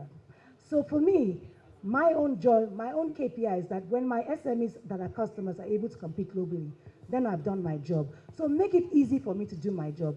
Make yourself presentable for financing and I will finance you. Thank you. Thank you so much. So currently at your stand, is there current facility where people here can actually register to be part of a community, like you had mentioned? So what we'll do is, if you're interested in borrowing from the bank, please drop your details with my colleagues. We'll engage you. For every credit application, we'll assess on a case-by-case basis. If your application meets our credit criteria, we'll advance the conversation. Thank you. Thank you so much. So to round up this session, my darling Linda would actually just quickly speak for about 3 minutes, right? Giving everybody in their time. Now you're giving me 3. My apologies. My apologies. My apologies. I think your first answer actually took everybody's time as well. But Please yeah, let's me. move forward. So the last thing is, what are the key elements SMEs needs to have, or what do they need to equip themselves to actually position right in front of their stakeholders, external stakeholders? Okay. Yeah. I'll try as much as possible to be very fast. So first, I would like to add to what she said. So the first thing I ask SMEs is that, would you invest in yourself? If somebody brought that your business to you, would you put your money there? Because most times you're always very quick to go to the banks and you're telling them you need money. You need money for what? You don't have a structure, you don't have any formal thing in place, you don't even have anything to show that you're running a proper structured track business. And if you can't show that evidence, they're not going to give you money. One more problem is that most SMEs divert this money. At that time, they remember they want to live in Banana Island. With that small 5 million, they just give them. Then they remember they want to buy a brand new car, and they want to change their life with that money. But if you can't invest in yourself, please don't go to the bank. So I always try to talk about strategies and structures, how you can build your business without breaking the bank. The bank will not give you until they've seen that you've grown something. But to my point, I wanted to give some key things that you can take away with, and I'm not going to explain them, just so that you understand how you can position yourself better to be able to get investors or partnership. Number one, join the right network. If you're joining the right network, you're already in the right place, which means you're meeting the right people to do stuff. Number two, follow the right communities. Follow and read from the right platform. So most times you're spending so much time on Instablog Nigeria and bad news. I heard the UAC and if you listen to bad news in Nigeria, you will die before your time. So try to control what you take in, how you take it, and you can read from good platforms. Not to try to push my platform, but of course, I think I have the best platform for that. I work for Business Day, right? We provide you with this information that you need to help you make the right decisions. So what are you reading? What are you studying? How do you know the new policies that they are making? How will it affect your business? How will it help you to maybe import or export? The raw materials you are using, have they been banned? If you read the right information, follow the right networks, this will just help you. So we do a lot around SME clinics, around SME 100 events in December, just to be able to make sure that we're positioning you right. Number two, she talked about presentation. If you're going to, she said that you don't need a fine picture, no problem. But if you snap a very ugly picture with your hair standing like you're mad, nobody's going to answer you. So trust me, I know what I'm saying because it will take you to the door. Now, if you don't, most times small business owners actually struggle to do everything themselves. You are the everything, you can't do everything by yourself. Go and look for that small young boy in your team. He's 18, but he understands Canva, he understands presentation. Let him help you make it look beautiful. Because if it comes in scruffy and dirty, it won't pass the door. Now, if that presentation is done properly, you are able to then go through, and then next question is, if you can't defend it, go with another team member that can talk. So you see two sets of people, those who can write and those who can talk. If you can't talk, find a team member who is good. Let that person go with you during that pitch and prepare properly. Number 3, what is your pitch deck? So I will quickly run to the SME section to just find out who is going to talk to me, what they are going to say and how. And because I do a lot of things around SMEs, I've traveled, I went for one in Abuja. Most small businesses are so desperate to sell that they don't see the bigger picture. My question for you is, are you good enough? Have you positioned yourself enough to go beyond this 5K or 10K you collect today at this stand to thinking of how you will collect 50 million, 500 million later? Now, somebody comes to your stand and doesn't buy today. Doesn't mean that the person is not going to buy again. Key things you need to collect, their number. Let them follow you on social media. Let them see that you're on WhatsApp. Send them messages subtly. Just don't kill their phones because they gave you their number. But in that way, be in their face. Like the way Dangote was shouting, my fuel is original, my fuel is original. You too be shouting. I was saying about the community member who is always talking in the group. If you cannot market your product, who will? Be your greatest marketer. You have to be your ambassador, which means you are positioning yourself and selling yourself properly to be able to meet people. I know Choma is giving me my time is up. Yes, so my last 2 points. You must have your story and you must be authentic. And big enough, I always talk about small businesses reading the right book. So if you're a marketer here or you're a business owner, if you as the CEO cannot sell that your plantain chips, you're wasting your time. Try and read a book called All Marketers Are Liars. They tell story. Your story must be real. Your story must be authentic. And your story must be consistent. Let it not be shaken. Today you say it's eco-friendly. Tomorrow you say we have removed the eco. It's now only friendly. Next tomorrow you say it's friendly, but not really eco. Please, let your story be the same.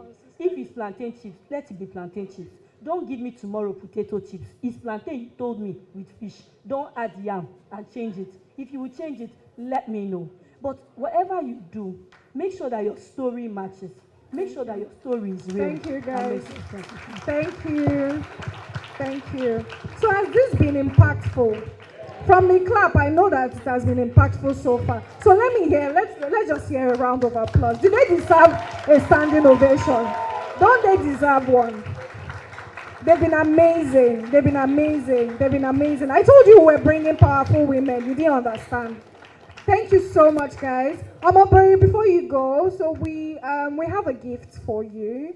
Yes, Caladium Consulting and the Caladium SME community in partnership with Modoc. They currently, it will be displayed on the screen. So while we're here, it will be played on the screen. So I think it's time for pictures now. Yeah.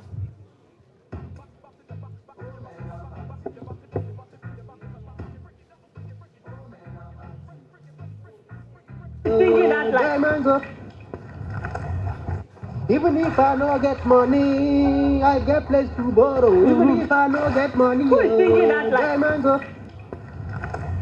Nah, it's Uche. Nah, it's Uche. Which one is if you no get money? You no get money, and that place where you get to go borrow the money. Go and borrow the money, and come and pay my rent. Na money the ginger moralo. Even if I no get money, I get place to borrow. Even if I no get money, who is thinking that like? Diamonds. Nah, it's Uche. Nah, it's Uche. Which one is if you no get money? You no get money, and that place where you get to go borrow the money. Go and borrow the money, and come and pay my rent. Na money the ginger moralo. Thank you. A round of applause for the team. Thank you so much. So thank you.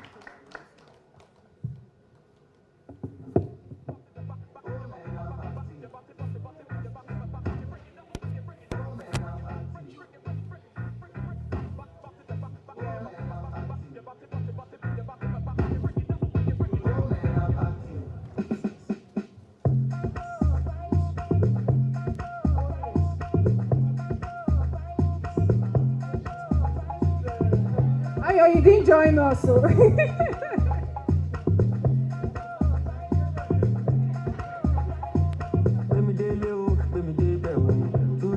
máa gbé mi débẹ̀ o. Too sure ìwọ gan máa débẹ̀ o.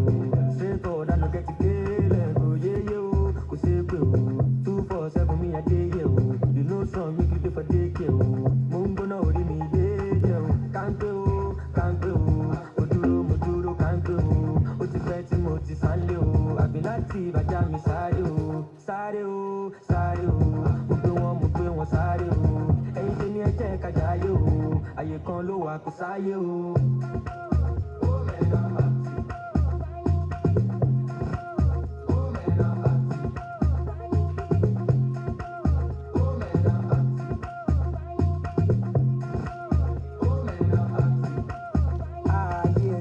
Shit, left your section to come shit. That ain't your bitch, that's bitch. You don't like it, you can suck dick. I just hopped off from the DJ, from the edge to the Deja. Got a fetish for the money, yes sir. If she thick, then I wanna pay her. 3 more naira, do a leisure. And I'm outside with the tribe. Gang activity outside. Please believe I done seen the other side. Remember all we had to be was alive. Now I got 20 D's in garage. Each house overseas in the lodge. That was 30 MGs every P I prescribe. You can see it in my eyes, don't bother me. I be in the streets on 10 when I'm out.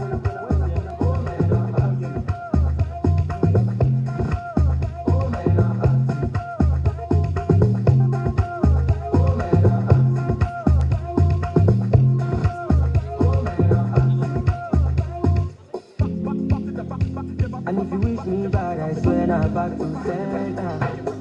You better love me, call me love, we may border. And if my success is discovered, we go discover.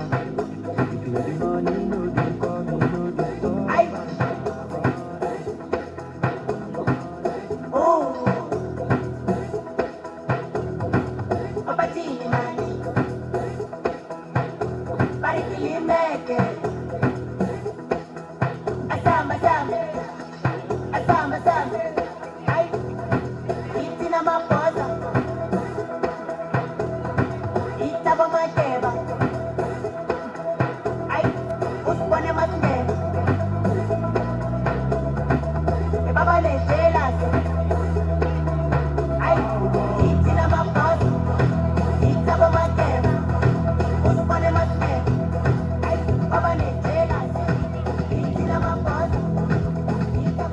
Thank you, DJ. Are you having fun? All right, thank you very much for being here so far. Joel are going to agree with me that it has been an amazing couple of hours. I mean, I can see that a couple of people here look like they are getting close to getting tired, right? But I am telling you, or rather I'm here to tell you that we are here to move into another part of the program that is going to be interesting.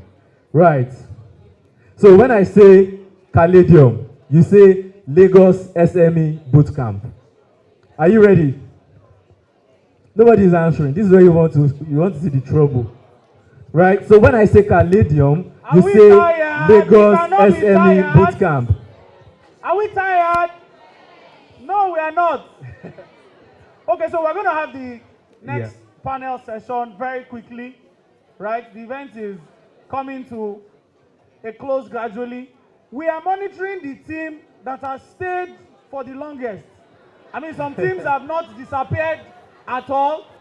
As at this moment, I am seeing that Team Caladium is still very complete. Team Caladium. I am seeing that Team Soundlam is still quite complete. Please give it up. And I'm seeing that Team Ecobank. Team Ecobank, are you still here? Team Fedakas, do you want to earn some points? Please let me hear you scream very loud. So we're gonna go to the next panel discussion, and I'm sure it's going to be a very brief one. Please let's just stay glued. There's a lot to still learn. I mean, there are lots of opportunities still for us. Don't get tired just yet.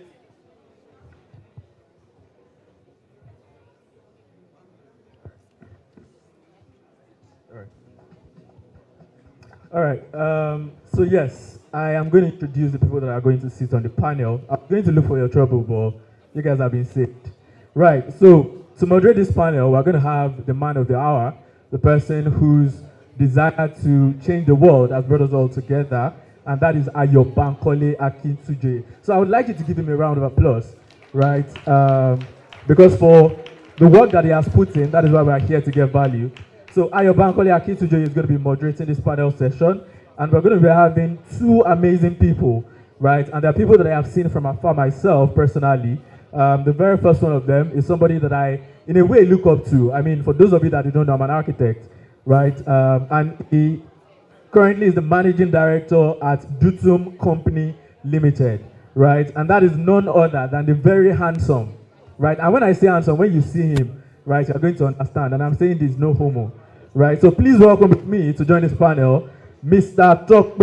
Temitokpe Rushewe, the managing director at Dutum Limited. Let us give him a round of applause, please. Let us give him a round of applause. Let us celebrate him. When he starts speaking, you will understand why he's on this panel. So let us appreciate him. Beautiful. Then also, to join them on this panel, we're going to have another amazing person, and that is none other than Oluyemi Oloyede. Let us give him a round of applause, please. Let us appreciate him as he comes on stage. Thank you very much. I'll hand over now to...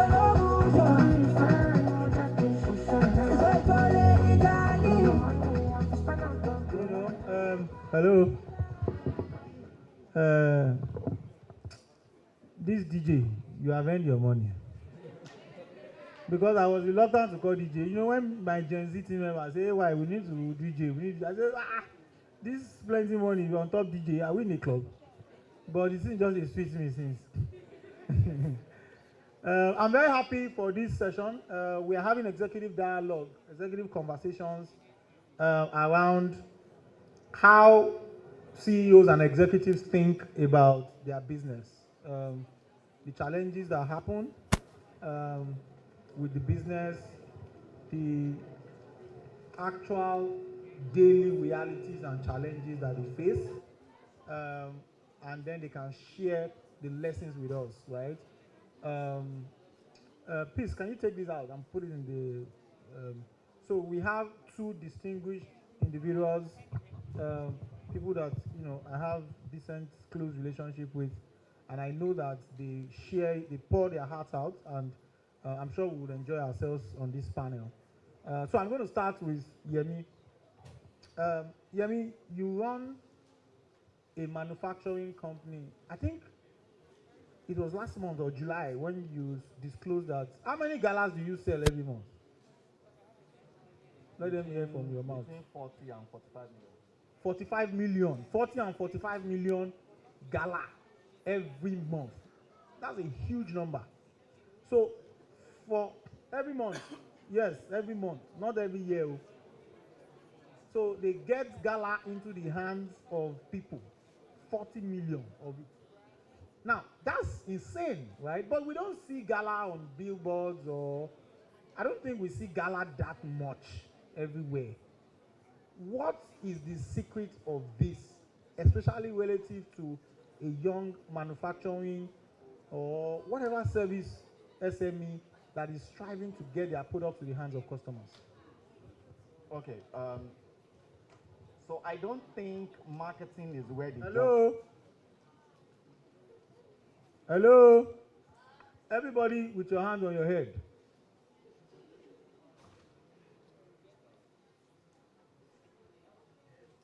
I'm going to call Boye to come and help me dance on the stage now. You see. Fantastic. Go ahead, Ian. Yeah. So the way I run the business, and it's not that we used to do a lot of marketing and advertising and PR and stuff like that. But to be honest, I think marketing and advertising builds on a foundation.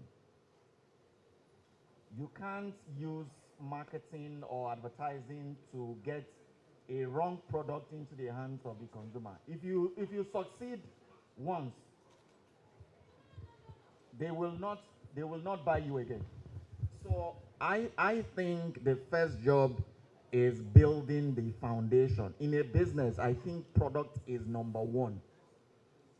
We need to make sure that the product fits into a consumer need at the price point that the consumer is able to afford, and they are willing to exchange that product or service for money. That product fit is number one. That designing a good product. Sometimes I hear consumers, you hear a lot of things, and someone comes to you and say, oh, we want that old gala. And I tell them that old gala never sold anywhere near what we are selling now. So you need that product to be the right product. You need the price that you are assigning to that product to be the right price. And you need distribution first, not marketing. If I tell you how much we spend on distribution versus how much we spend on marketing, you will not believe it. This year, I don't think we have spent even 200 million on marketing, but we would have spent more than 5 billion on getting distribution right. The reason is because if I want to sell 45 million pieces of gala, I need to be present in such a way that I can access those people. So I ensure that my product is good, the quality is right, the packaging is good, and packaging is something that you need to work on. SMEs, one of the ways we are beating you is because our packaging is better. Some of you, your product is better than our product, but my packaging is better than your packaging, so I will sell more. People start eating with their eyes, not with their mouth. People start experiencing your product from the packaging. If you take Tim Tokbe out to give him a 5 billion naira contract, and you put some SMEs in the same, even though both of them can do the construction, you will most likely give the money to Tim Tokbe. The reason is the packaging. It looks right. So we get product right, we get packaging right. If you know how much research, we launched a product recently, and before we launched the product, we actually spoke to 30,000 people to approve the packaging. Some of you, it's in the dream that you approve packaging. I prayed about it, and God told me to go ahead. God does not buy the product. God told you to go ahead with the idea. He didn't ask you to go ahead with that packaging. So make sure that the consumer gets to see that packaging. Once we get those things right, we now invest in distribution. Distribution is making sure that the target consumers, these 45 million people that I want to eat my product, making sure that I reach them. I'm not using drone. I'm setting structures in place to be able to reach them. Once I'm able to reach them, what marketing does is now ensuring that they peak. But many of us start with marketing. So we would have put up billboards. I've not spent 1 naira on billboards in the last 2 years. And trust me, what we have made in revenue, in profits, it's absolutely insane.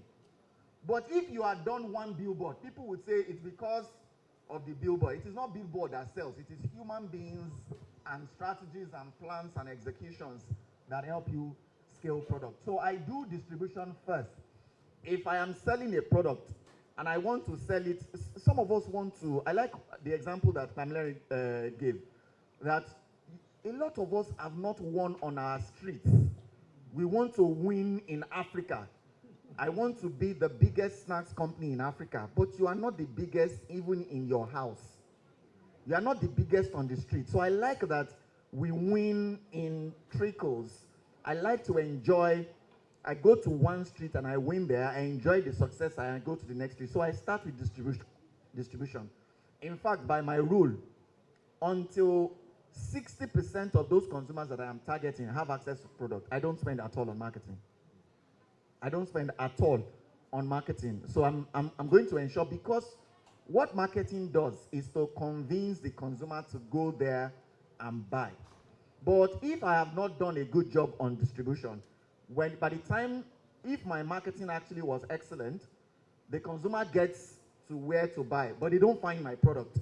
I've wasted my time, I've wasted their time, and I've wasted money. Most likely, the next time that I tell them about another product, they're not going to go. They just think this guy is not serious. He's not going to, the product will not be available at the store. So I think the work we need to do first is make sure the product is good, make sure the product is right, make sure the quality is good. You are not going to be the one consuming the product, so you don't have to like the product. It is the consumer that is important. There are some of us that, oh no, I don't like this, I don't like this, I don't like this. You are not important. Before you even deploy to sites, the prices are skyrocketed. At times, some clients are crazy. They will reject every variation bill that you bring. What mindsets, maybe you want to tell us a practical story or something. What type of mindset and attitude and discipline and skills should SMEs be adopting to survive in the context of all of this hard life? Thank you, Ayo. I said at a similar panel a few months ago that doing business in Nigeria is an extreme sport. Extreme sports like American football or rugby, is one where you are hit in the morning, you are hit in the afternoon, you are hit at night, and at the end of every day, you are going home with bandages. And then the next day, you come back. So, with you, you are on your own. The kind of conversations that people have sometimes, it makes me feel like they don't mind you using your money to do their work. Just give me my work. How you do it is none of my business. I've agreed with you 5 billion for this work. I've come back to say it will now cost 7.5 billion. And you're like, I don't want to hear it. Okay, am I Tinubu? Am I the president? We need to sit down. No, I don't want to sit down. No, I don't want to sit down. We have agreed. So I think I've come to the point, because my natural disposition is a calm and negotiative one. But I told my people that I need some mad people, because we need to exchange mad for mad sometimes, because you just look at the situation and you're like, look, if we're both reasonable, I will shift small, you will shift small, but most of the people don't want to shift at all. And so you find yourself constantly battling this thing. But the truth is, as you learn, as you are battling, what I do now is I make sure that I put things in place to prevent another battle. So as we're trying to sort out the issues that we have had with projects that we have had for the last 2 years, we have a few of them that we're still trying to sort out how to complete, having arguments, having conversations, and now we're submitting bids for new ones. So as we submit those bids, I'm telling my guys, look, we must have the right profit margins in place in this thing. But the funny thing is, because it is wild, wild west out there, if I'm saying I want to, normally my profit margin is 20%. And because of the issues, I tell my QS to, next time we're submitting, if it's not 40%, I'm not interested. We won't get work. At all. Because that 20% that I'm complaining about, somebody will come and take it at 5. Exactly. Say, let me just collect this thing. Let me sort out my immediate challenges. And then we'll be fighting as we go along. So it is literally we're actually in survival season. And that's where I will pack this particular question. That, guys, we're in survival season right now. Do what you need to do to survive. Get your products to the right people. Sell. Just be selling, right? And then figure out how to deliver on what you have sold. A few years ago, my approach was different. My approach was very similar to what you said, Yemi, which is make sure you have a good product. So I was focused on making sure our product was good. So on that, my first major project in Lagos was Art Hotel in Oniru. That was my first major project in Lagos. On that project, I was on site before 7. I will close at 9 o'clock. I will count cement. I will count reinforcements. If you come anytime, you will meet me there all day. because my mind was, if I just do this one well, it will bring me one. I was right and I was wrong. You know, two things can be right at the same time. I was right, but I was wrong. I didn't do anything else. I said, just let me deliver this project. Another one will come. Right. In the middle of the project, clients ran out of cash. And now, I was stuck with a project that was going nowhere, and I had done no marketing, no distribution. Nobody knew I was there. And I started thinking, oh boy, oh, where would a new customer come from? That site was shut for 2 years. I packed my things and went back to Abuja because I came from Abuja for that project. This is our second coming to Lagos in the last 7 years. When I came back this time, my brain had woken up.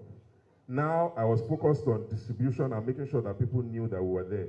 I was in the right places. I now told my team, at the time we came back, I now got a business development person, which I didn't have before.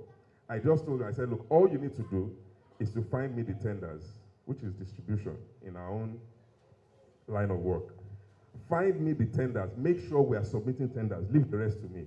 Just make sure, because if you are not in the room, they can never buy from you. That's the point about distribution. You need to be in the room. You need to be in the room. You need to be where the person is deciding what to pick. And you need to be in as many of them as possible. Because, like I said before, and it's a game of averages, right? If we're in 10 tenders, we'll get one. But if we're only in one, you can be sure we're getting none. So I told my guy, get me on tenders and leave the rest to me. So when you get me on tenders and we're in the process, I'll now think, okay, so who is the chief executive there? Who is the CFO there? Who is the CMO there? Who is whoever there? Who do I know that knows? And then the next stage now goes to the other parties. Where do you appear? So I said, I'm a member of Ikoyi Club. I go to Polo Club.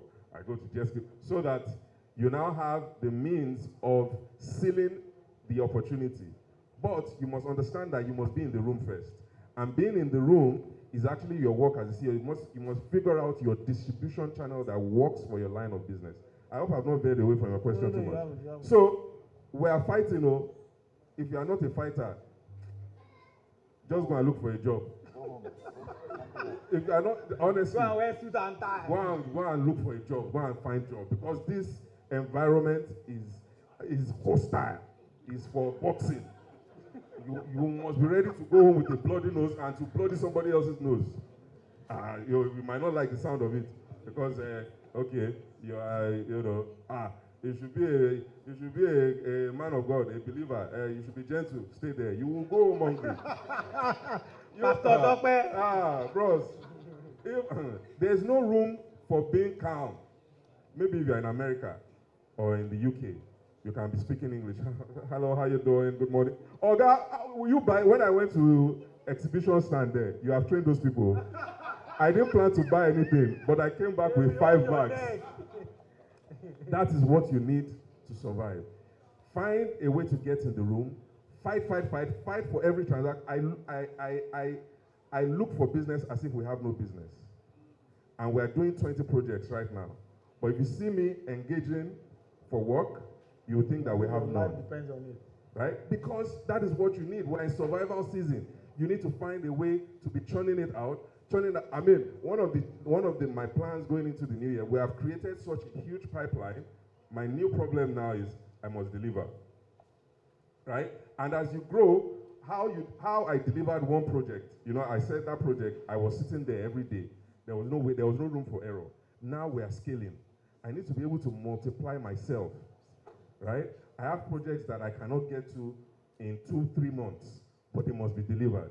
That is where my good friend Caladium came in. Because when it was time to scale, look, this man, please help me clap for him. He has done a lot. What's wrong with you?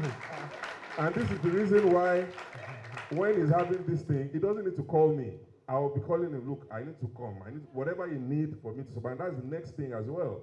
You need to build this support capital, that there are people who are just in your corner. They will not be everywhere. There are people who are just in your corner that because they just want to see you succeed. Because this life, you cannot do it alone. No? You can't. You need to have people who are fighting for you, who will be like, no, I don't care what you do, you must give it. And I have those people. I don't appear in many places, but they'll be like, no, if it's this one, this is the guy you must give. I don't care what you're going to do, you must give it to him. Our biggest project right now is a 20-story building in Banana. Before that project, the highest we had ever done is 8 floors. That guy came to that 8th floor project. He saw how we did the project. He said, "You're a madman. If you can do this work, I know you can do this 20." And he gave it to me. Right? But that was on the back of fighting. This person, I went to look, I was looking for him. But at the end of the day, when we found ourselves, he was the one that came to look for me. I had been looking for him. I said, "I need to meet this guy. I need to meet." The day I met him, his PA called me, said, "So and so wants to meet with you." If somebody will say, "Your prayers work." Yes, my prayers work, but I now said, where did eventually I was like, who introduced me to him? I now called my friend who I had been telling to introduce me to him. And I said, "Was it you that told him?" He said, "No, it's not me." I said, "Okay." Anyway, I went for the meeting. And then, before I got to the meeting, that my friend had now called him. So when I got to the meeting, he said, "You came highly recommended from 2 people," which is why I said what I said before about that project. I thought by doing the project well is enough to get new work. I was right and I was wrong. Why? Because it's the result of what I have done with other people that made them recommend me to him eventually. Right? And he said, "So and so told me that you help him solve a problem here." He said, "You help him solve, that if I need somebody to solve this problem, you are the man to go to." By force. By force. To come and start wanting to buy From you. from me. I didn't have a batching plant, I created it. And then, so one guy wanted to build a 10-story building. He said, "We've been seeing you, doing this bridge. We must have a batching plant." I said, "No problem, we can do it now." He had given me the order. We had agreed on the figure. We had agreed on everything. He now wanted to pay. He said, "But before I pay, let me come to your production." That was where wahala. I said, "Ogano, stop that payment. Stop that payment. This man cannot do what we want." We didn't get that work. But my point is the audacity, the courage. Because what I wanted, I had already figured out, all he needed to do was to pay that money. I had already lined up where I was going to get everything I needed to do it at the scale that he wanted. There was no way I was going to fail. But there's one thing else. I can't fail. I will learn, but I can never fail. I will learn, but I can never. Those bridges, I will go home. My wife will be like, "My wife, you want to kill yourself.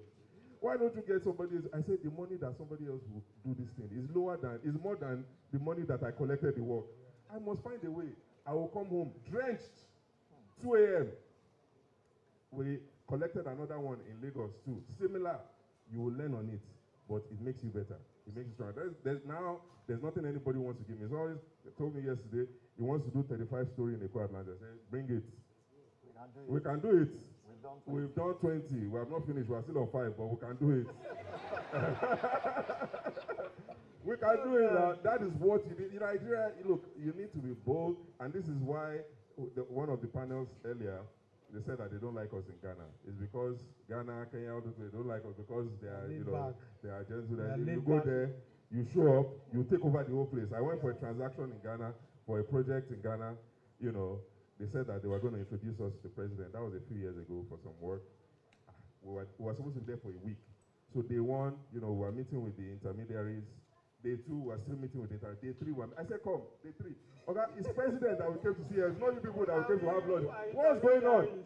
They said, "Just wait." Day 4, and I'll come and say, "Guy, what's going on now?" He said, "My people are afraid of you people. They said we'll carry you to president now. Next week now, you and the president will be paying golf.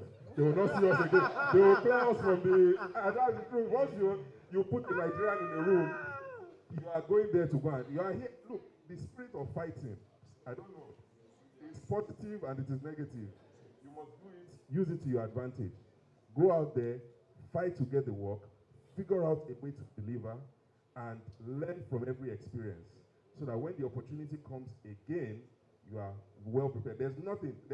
Right now, I've been to, we are still trying to conquer Nigeria. I'm in Senegal, I'm in Benin, I'm in Sierra Leone. I've registered our company in Benin Republic. We have not gone work yet, but I've been there spending money for the last 2 years, right? Register, paying taxes for the last 2 years, looking for work. That is what it takes. And why are we doing that? It is also part of what you talked about.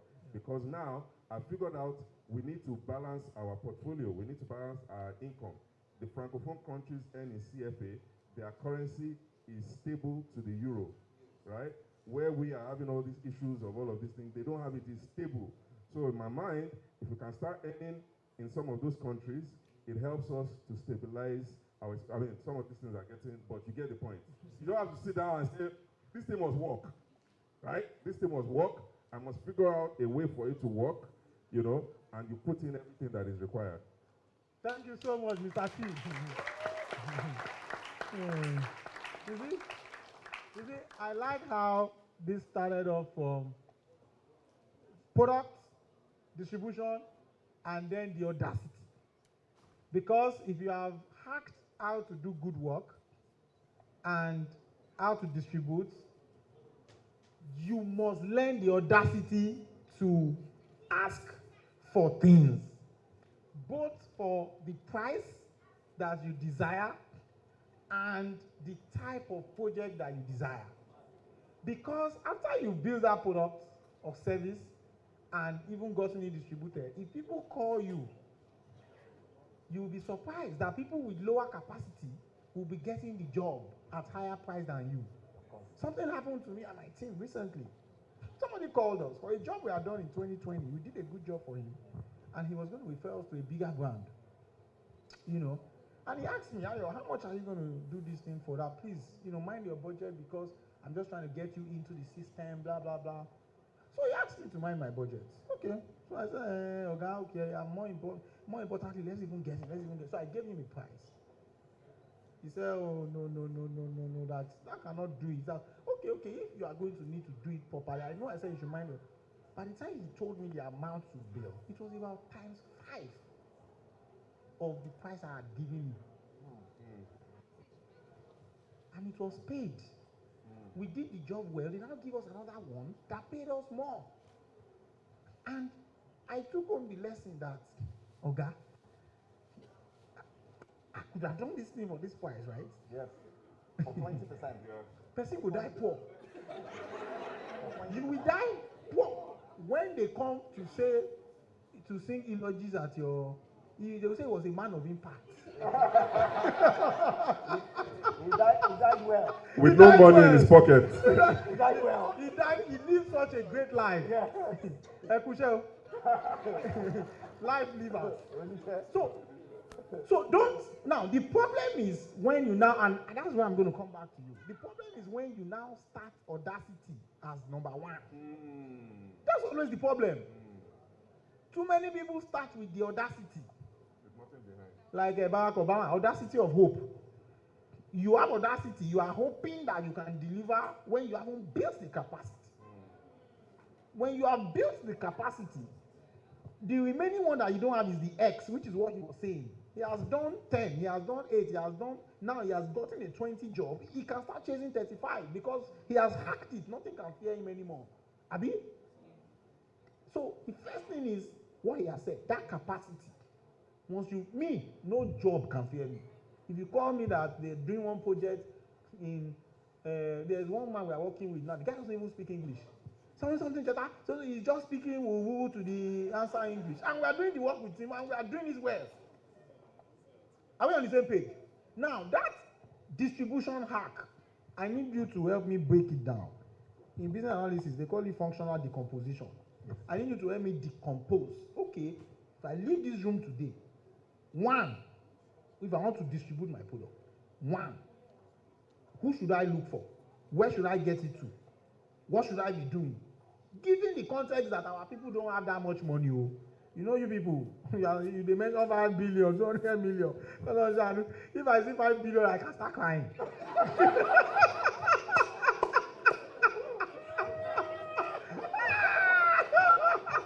Bootcamp go close. You go not see me for corner there. You go say, hey, why was wrong?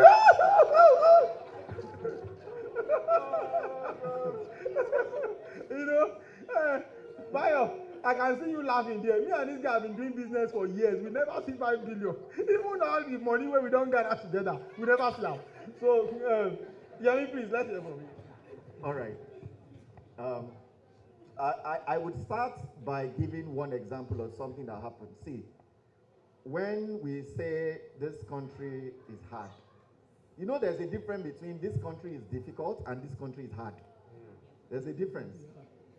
When you say something is difficult, you're actually describing something maybe more subtle, maybe it's imaginary. When you say when something is hard, it means you have felt it. You have touched it. The hardness has touched you. You have touched the hardness. So when there was, and trust me, even in Asoro, things are hard. So it's not, don't think that it is only those of us in businesses that suffer. Something happened to us. So we usually try to be ahead. And especially when it comes to pricing, because pricing is where the first challenge that we faced this year, pricing was the problem. Because our customers were paying us in advance. So you tell somebody that, oh, this is the price for this product. The person pays, give me 100,000 cartons. Give me 50,000 cartons. Give me 200,000 cartons. Give me 60 trucks. That customer has paid you.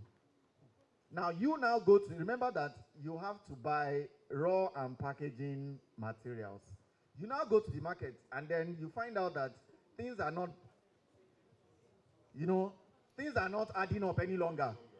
If you produce, and I noticed by interacting, so I'm a very big part of different business communities. I noticed we were not the only ones suffering, but everybody was afraid. See, the worst that will happen is that the business community, your customers will say no. They cannot beat you.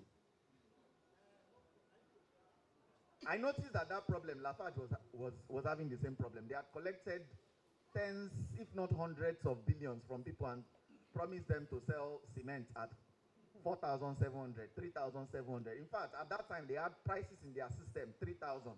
But they were already selling 9,000 in the market.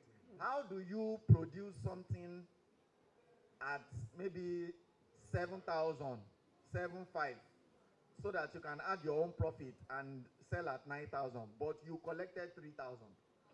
But none of them knew how to solve the problem. So I told sometimes you don't smoke, but you smoke. Because and that's how Nigeria trains you. You are not smoking like this. But sometimes, have you noticed sometimes your head will be hot? You now go and pour water. But after the water dries, your head is still hot. So, but me, I don't use water again. I use ice cubes. So I put ice cubes at the back of so that at least I will not die of fire. So I thought about it, that what's the worst that can happen? Because if you promise customers that you're going to deliver a product and they paid you 3,000, but the market has moved from a cost price point of view to 7,500. At that point, I beg you, 99% of Nigerian businesses will produce at 7,500, sell at 3,000, and write the 4,500 into their books. That's what most of us would do.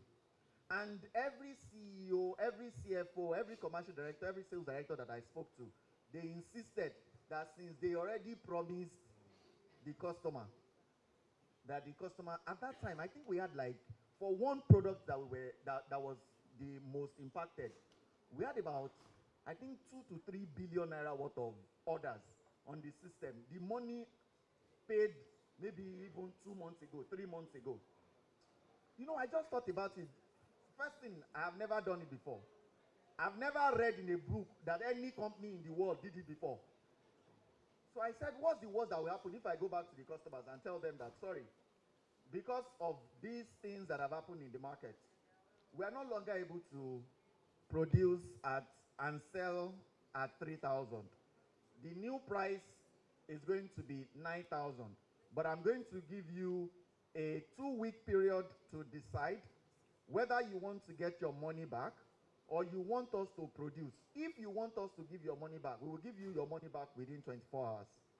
If you want us to produce, I will now give you a discount. Instead of selling to you so the new price is 9,000, but I'll give you at 8,000. You understand? I sent, and I wrote the letter myself. I wrote it in a very, very, very emotional way. Like, you know, I made sure that they understood the things. See, guys, if I had produced, trust me, the loss on that singular transaction is more than 1.5 billion. So how do you want to, instead of losing the money, why not return the money? So I wrote to the customers and I told them, and I was really, really surprised at the reaction. Only 2 tiny customers asked us to return their money. Because they said they don't have money anyway. And I told them that, I told the sales manager, you know, because I can't be dealing with, I deal with customers, but not that level of, if somebody is giving me an order of 60 trucks, and somebody is giving me half truck every 2 weeks, I cannot be talking to them. I told the sales reps to tell them that they should send us the account, we're going to pay them, but that will be the last time they ever buy our product. The last time ever. You will be, every time you sell our product, you'll be buying through a third party, not directly from us. And you know what I now saw? Let's say we sent out the letter on Monday. On Tuesday, I started seeing similar letters from even bigger companies telling customers exactly the same thing. That, sorry, the order you placed is no longer, the order is still relevant, but it will now be priced at the new price. Please, don't take the kind, especially the kind of inflation that we are seeing now. There are things that you are buying 3,000 today. In your system, it's 3,000. So you have used 3,000 to price the product, the finished product. By the time you go back to the market, they are telling you 8,500. They are telling you 6,000. They are telling you 4,500. They are telling you even 3,100. You should not take the hit. Why? You are not the cause of inflation. You are not the producer of the raw and packaging materials that you use. So you need to learn how to pass those pressures. If you give me the pressure, I'll take small part of it, the one that I can manage for one person, and I'll pass the remaining. I just thought that's very instructive to us, because there are transactions, there are singular transactions that can kill a company. So imagine that we are a company that our total base, the total money that we have in the business is just 1 billion, and we make a loss in one transaction of 1.5 billion. What's next? Of course, we have to shut down. And we're not just going to shut down because we still have 500 million to pay. Then we have to declare bankruptcy. And then those things go into record. These things are very, very important. These are the kind of pains you need. There's what we call in manufacturing, there's what we call replacement cost. The cost you should be using to price your product is not the cost that you bought it. It is the cost that you are going to buy. The price that you are going to buy, if you go back now, there are some of you that are using flour. You are still using flour from 6 months ago. There have been 3 price increases on flour between that time and now. You should be using today's price. Because by the time you go back to the market to buy, it will be a lot higher. You just notice that you used to buy three bags of flour. Now you cannot afford more than 2. That means your business is actually going down. Now, when it comes to distribution is essentially getting my product or service into the hands of my target audience. That's it. It's not complicated. I think the battle, what I use is what I call the flank strategy, FLANK. That's how you win a war where you are not a giant. If you look at the story of David and Goliath, David needed a stone, and he needed to target a particular spot. He was not targeting the leg. He was not targeting the arm. He targeted where he thought his effort will make the most impact. Don't go and put you are a small business. Your total capital is 5 million. It's 1 million. It's 2 million. Don't go and buy the kind of distribution van that I will buy. Don't go and buy the kind of higher sales reps and buy them vehicles. Focus on what you want to achieve. I am in motion I produce peanuts, and I want as many people as possible to eat my peanuts. The first error that SME make, and that's where we beat them. Let me give you this example. See, the effort it takes to talk to two people,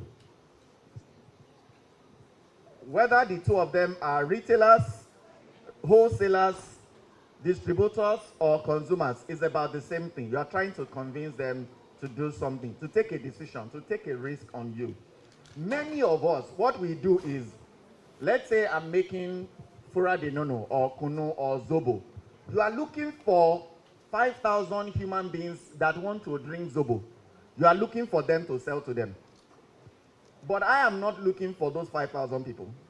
I'm looking for 5,000 customers that each of them can reach 5,000 consumers. That's the difference. So at the end of the day, I am able to reach 25 million people, whereas you are only able to reach 5,000 people. Focus on the people that can scale your effort. An SME can never operate at the scale that they want to because of this capital. If both of us go to BOI, you know that I would go out with, but you will go out with more. They will give you homework.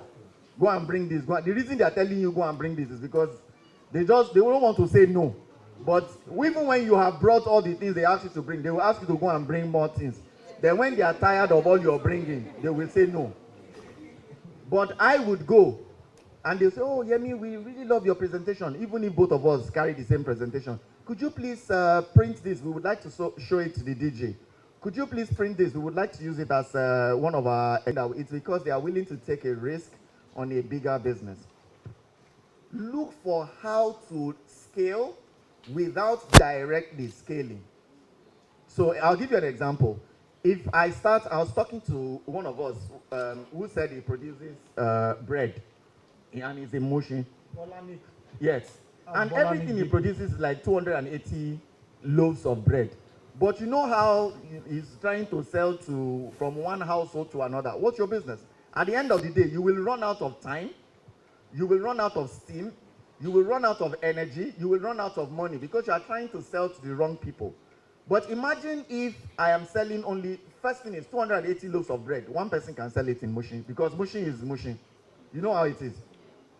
Imagine that I just hire one person whose job is to carry a Sienna loaded with 280 loaves of bread every day, and his job is to go and sell. And on every loaf of bread that he sells, I give him 100 naira.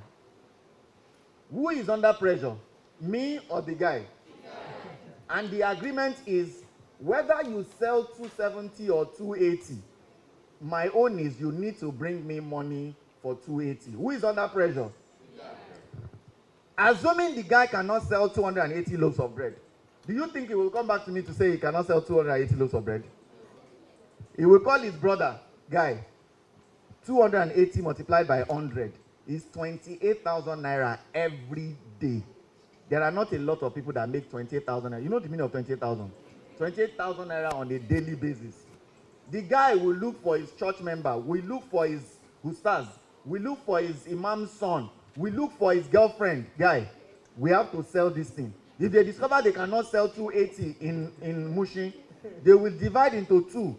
Take some to Oshodi, take some to Mushin. Tell their church members, tell their mosque members, if you buy from us, at the end of the month, we're going to give you. Learn how to spread yourself without having to directly.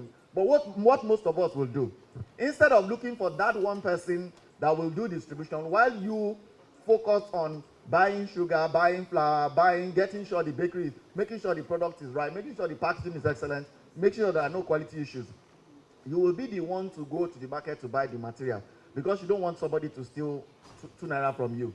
Then when you buy the material, you'll be the one to bake yourself because you don't want one bread missing. Then in the evening, you'll be the one to carry it to the market to go and sell. Do you know what they call burnout? Even if you make money, you will make money but you are sad. You will make money but you are depressed. You make money, you are unhappy. Learn how to build. In fact, that guy, where is he? I gave him my number. He's going to sell 4,000 loaves of bread per day in that same Mushin. because there are very simple principles of multiplicity. There are very small things that he needs to do to ensure that he's able to scale that business. So my own is, if you have a product that you are selling and you think there's an opportunity to partner with another business within the same community. We were discussing yesterday about the success of e-commerce in Nigeria, why Jumia failed, and trust me, Jumia failed. Why Konga failed, and trust me, Konga failed. Why Kaswa.com failed, why Paypod failed, why Duday failed, why almost all our e-commerce platforms failed. I said it is because we were looking at them as individual businesses, we didn't build the infrastructure that each of them needed to thrive on. So Konga is selling the same thing and keeping inventory, say inventory of 10 billion, and they are paying for keeping inventory because inventory is actually money tied down. If you got that money from a bank, the bank is going to collect 30%, 35%. 30% of 10 billion is 3 billion. Before you started selling anything, you're already in debt of 3 billion. And because you are an e-commerce platform, you are trying to convince people to buy, you reduce your price. The price reduction is another basic. Then you are trying to sell to some consumers who don't believe in you. We built those businesses as individual businesses, not on any platform, not on any existing infrastructure. I now told the guys that I was talking to, I said, do you imagine if instead of each of these companies holding inventory, they just stood on their own as tech businesses, e-commerce businesses, and we created other businesses whose jobs will be to keep inventory. But you are not keeping inventory for Konga. You are not keeping inventory for Jumia. You are keeping inventory for everyone who needs inventory. So if Jumia comes, Jumia picks, Jumia sells, Jumia takes their profit, you take they pay you. So whoever comes, man, woman, transgender, LGBTQ, business, anybody that comes. Equal opportunity distributor. Yes, you now become the hub. And we design it in such a way that it's not far from, because one of the problems also that they have is that they now have to keep inventory at multiple points, even in the same city. So imagine that those businesses are third-party businesses. That's what you need to do as a small business. You don't have to be the distributor of your business. You don't have to be the manufacturer. I have people who have bread brands in Lagos. They don't have a bakery. They buy products, they buy raw and packaging materials. They go to someone else's bakery to produce, and they give it to another person to distribute so that they can go back and go and produce again. Do you understand? So you don't have to be the one to buy the van. If you find out within Caladium community that there are 5 people, there are 10 people, there are 10 businesses, there are 20 businesses that have similar business challenge, why don't you try to solve that problem by working with another member of the community who already has the investment, infrastructure, warehouse, distribution to be able to do that? That way, none of those 10 businesses needs to buy a van. None of them needs to hire a sales rep because this person already does that last mile distribution business. That's how I think a small business needs to approach it. And please, Ayo, the other part is how you fight that battle. There is nobody that has been able to win a war. And trust me, doing business, entrepreneurship is like fighting a war. You need your strategy to be clear from the beginning. We are the only small businesses that I have seen in the world who tries to compete with a very large business. And you want to compete with them at scale. You want to compete, let's say I sell, which product is popular? Coca-Cola. Okay, so let's say I sell water. Let's use water because to set up a plant to produce a cola drink is a bit, but let's say water, because I can set up a water factory with less than 100 million naira. So let's say your father got his pension, or your uncle, somebody invested in you, or you have the money. You now set up a water factory. You now start distributing, the water is produced in Ijegun, but you start distributing the water in Aja, in Abeokuta, in Songo, in Yanokpaja, You start distributing it in Abuja, in Sokoto. You are looking for distributors in those places. That's not how it works. You cannot win that battle. There is nothing you can tell me. You will lose at the end of the day. It's just a matter of time. Where you start losing from is your distribution cost. Because what it will take you to even deliver the product might be more expensive. You know how much? A truck from Lagos to Kano is 2.5 million naira. But you got only 3 million for that truck. You know you are a fool for going to. You start from where, that's where we said winning from the flanks. You start from, you know how the curve is. You start from those places where you think these strong players are weak. Let's assume you are fighting with Eva. Eva is with Coca-Cola. And you notice that you are in Ijegun. They are not able to service Badagry very well. They are not able to service Iyanapaja very well, or Egbeda.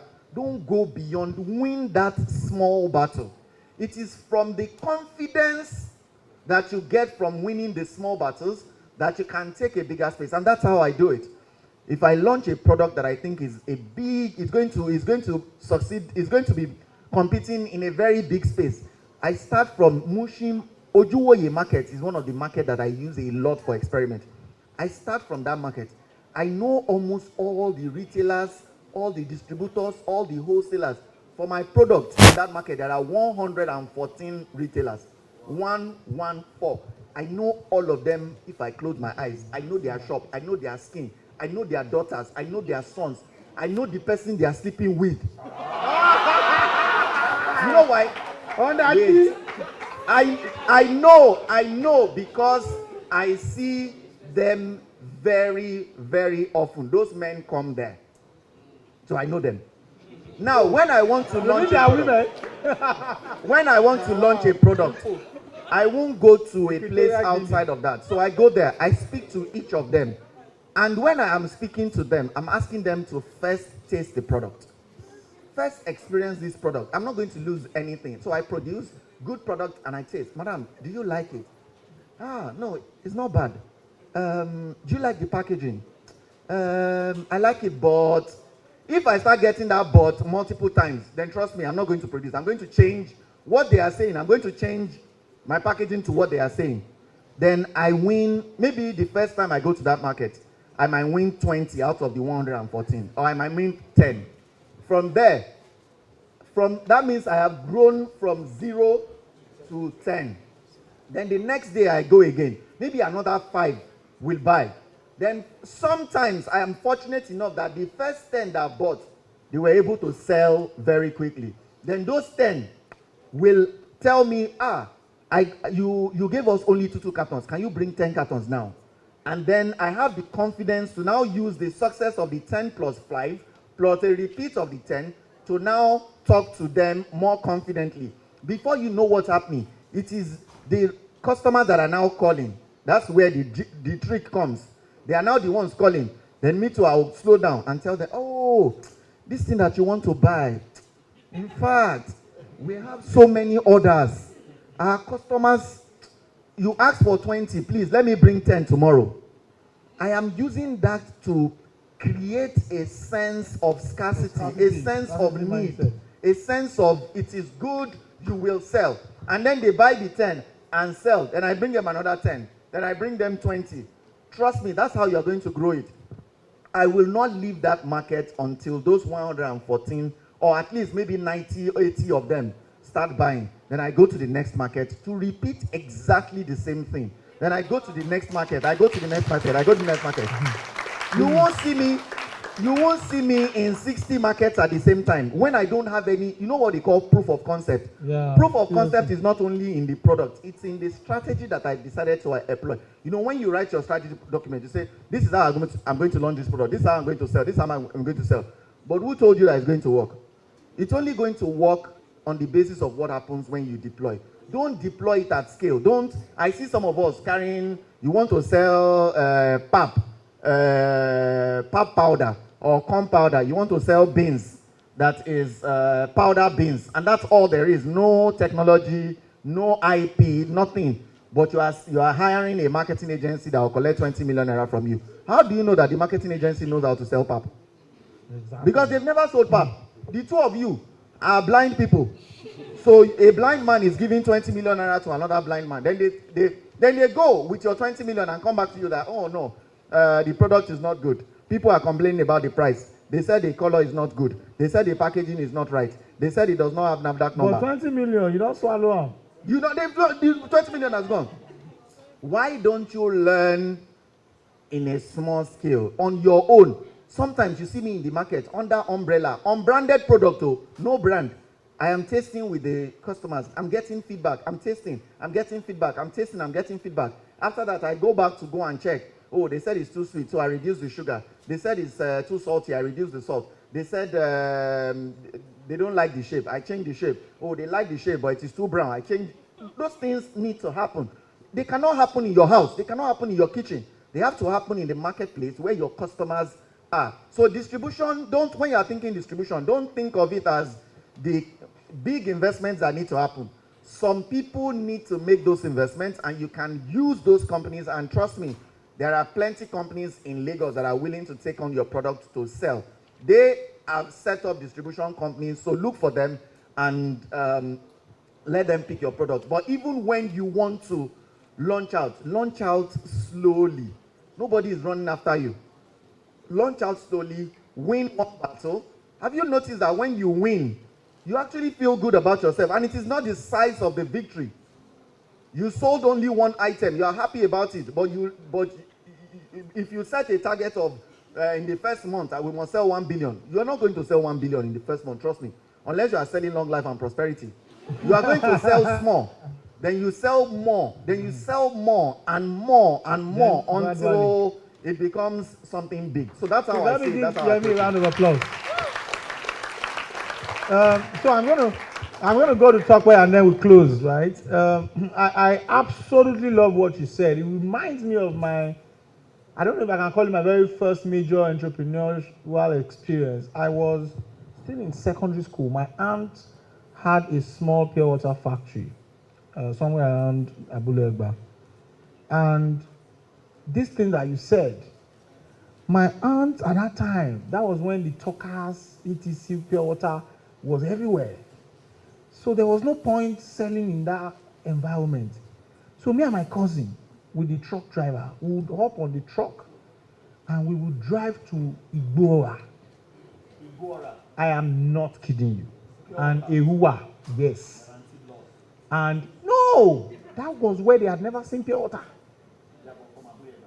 From Abuleba. And we will empty that truck, then we will collect new money from them to bring back the next day. So when she doesn't even have cash, we will go there and they will give us money. And before we knew it, we will go with 2 trucks, 3 trucks. So whilst everybody was competing for the market in Abulegba and Ogba and all of the axes where the big boys were, we went to go and look for a new market that had little or nothing. Igbora, then from Igbora we moved to Ehua. Ehua had Polytechnic or something at that time, and they didn't really have much pure water. And because when you said that you can't be competing where the big boys are competing, it's pointless. You need to look for a new or green area or something that harnesses your own strength and then push in there. And I'm going to come to Talkway and then we round up. Please, if you are pitching, the 3 or 4 companies, brands that are pitching today, please go to the sound mix area right now, very quickly, because we are taking our pitch competition right after now. Let's get closing thoughts from you in terms of, you run a legacy business that is run for over 30 years. Please tell our guys your closing thoughts. How should they position their business for long term, for sustainability? Thank you.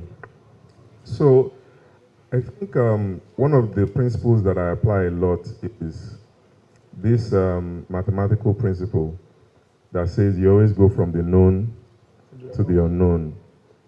So you need to understand where in the life cycle that your business is, right?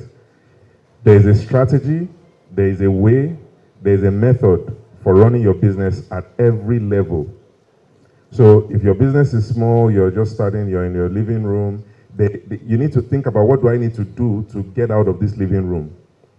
That is not the time to be thinking of, how do I go global, right? How do I go from this living room to be known on this street and then this area? So I'll give you an example. When,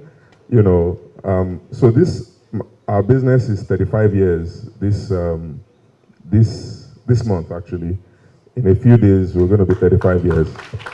And it's a second generation business that my father started in 1989, and I've been running it for 15 years now. And when I decided, that's another story for another session anyway, when I decided that this is what I wanted to do, I decided to go to an area where he wasn't, because our business started in Ibadan. But I moved to Abuja, and then I started from my living room in Abuja that, look, we're going to take this territory. And I was like, I must start doing work in Abuja. That was 2009.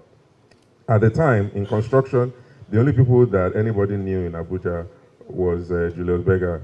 If you are not Julius Berger, or then nobody will even answer you. You will not even get distribution. Nobody will even distribute to your side. When you get to the door of the distribution, say, hello, sorry, what's your name? Can you see anybody that looks like you here? Please move away. So I started, and this is the point. You need to now sit down, look at that business and say, okay, how do I untie this knot? So the journey is a journey of from here to Z, but you need to go from A to B first and think that I want to get to Z, but I cannot fly from A to Z. There must be step by step. So I wanted to do work, projects in Abuja, but everywhere I went to, they were only dealing with the multinationals, only dealing with the foreign companies. There was no way I could compete with them. So one day in my search, I found in an agency that was being funded by the World Bank, not by a Nigerian establishment. And then somebody told us, just try. And then we tried, and then we figured out the solution to get projects there was to be technically competent, right? So the first time we tried, we didn't even come close. And this is the next thing as well. Just try, right? Submit, be in the room, have the conversation, let them say you failed. And then you can look for somebody and say, why did we fail? That was it. So that World Bank project came, we tried, we didn't even come anywhere close. The way they operate, they scored, we were below 50, that's F9. So I started looking for somebody in the room. I said, please, how do we next time not score F9? You need to humble yourself. Some of you cannot be rich and proud, poor and proud at the same time. I have to be poor and proud. Humble yourself. Even when you are rich, you need to be humble, not stuck on. So I said, guy, how do I, qualify for this thing? So he said, look, you will pay a consultant, right? The same set of documents that we submitted and failed, they put it together.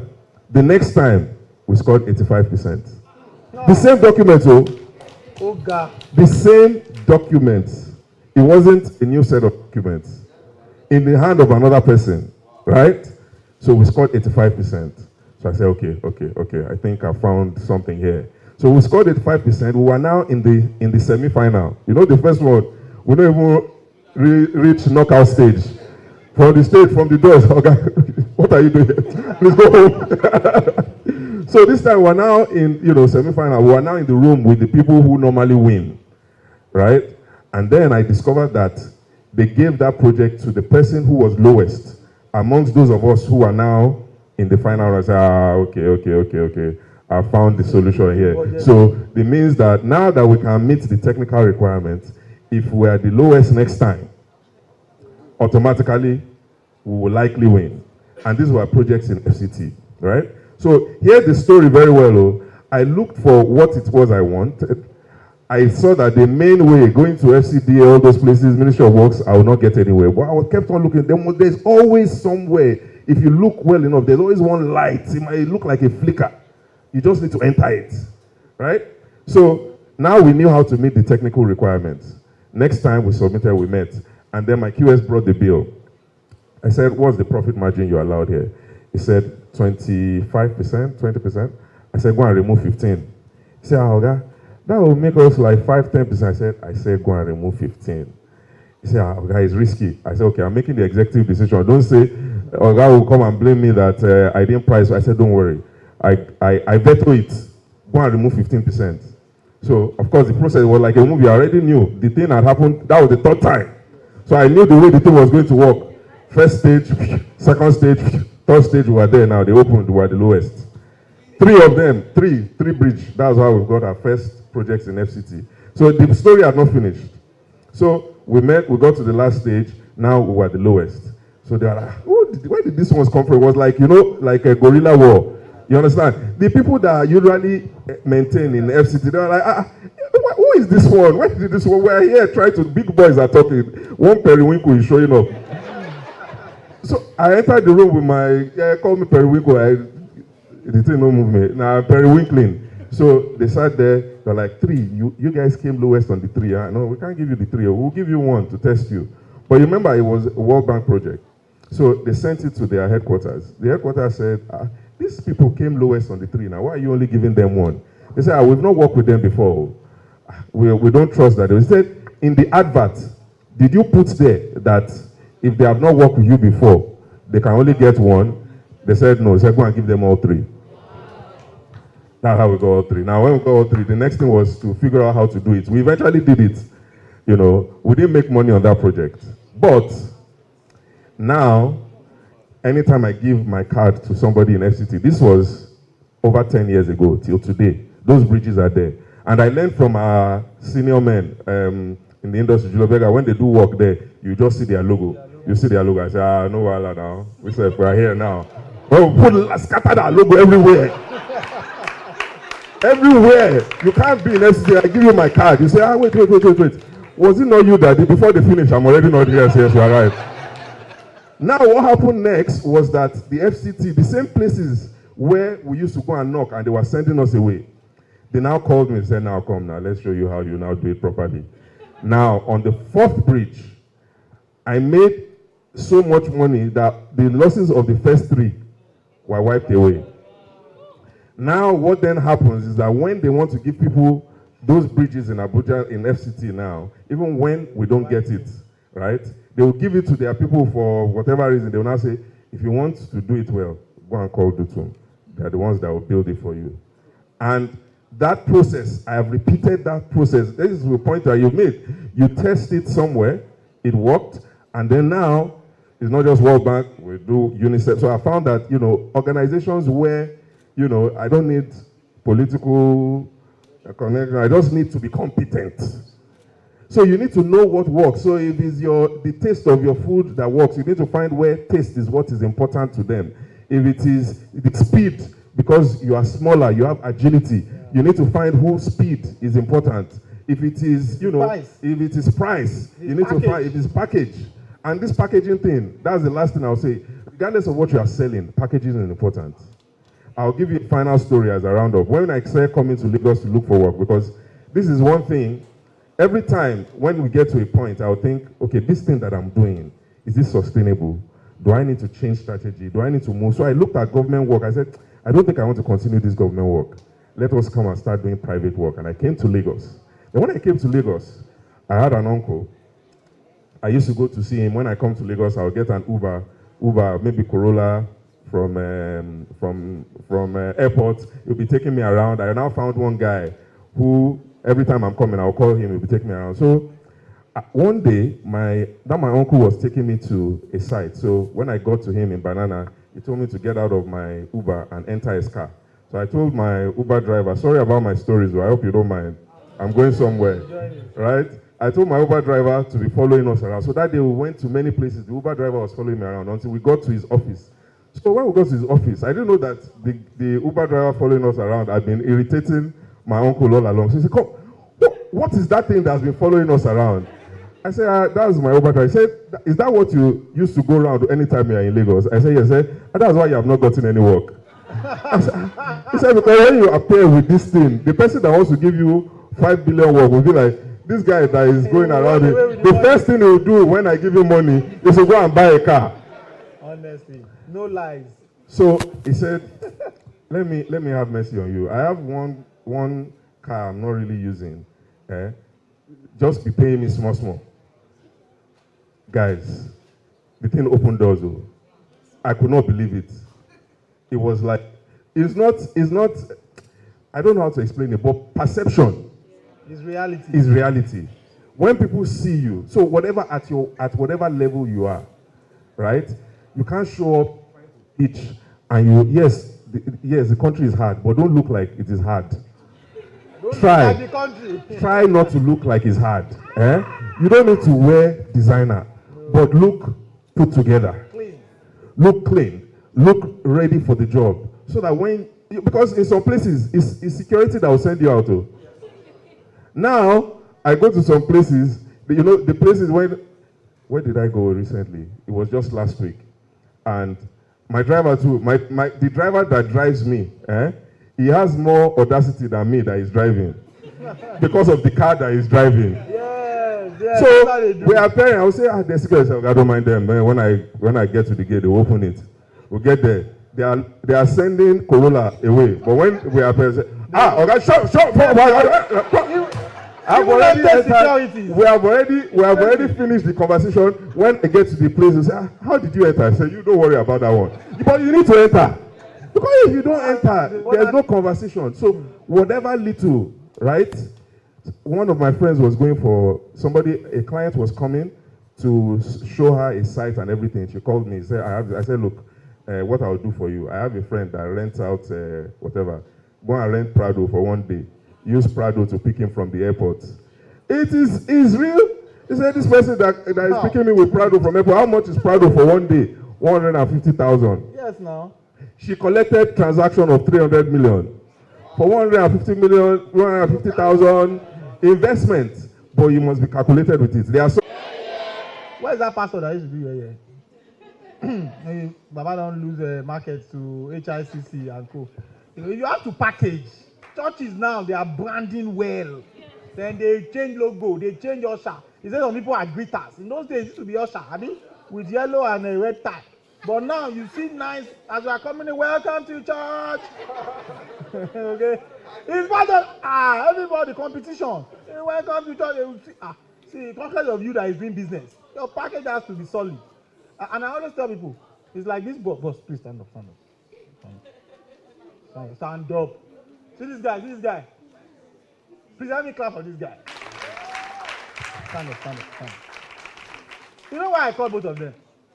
We have a black native in your wardrobe. You cannot go wrong with it.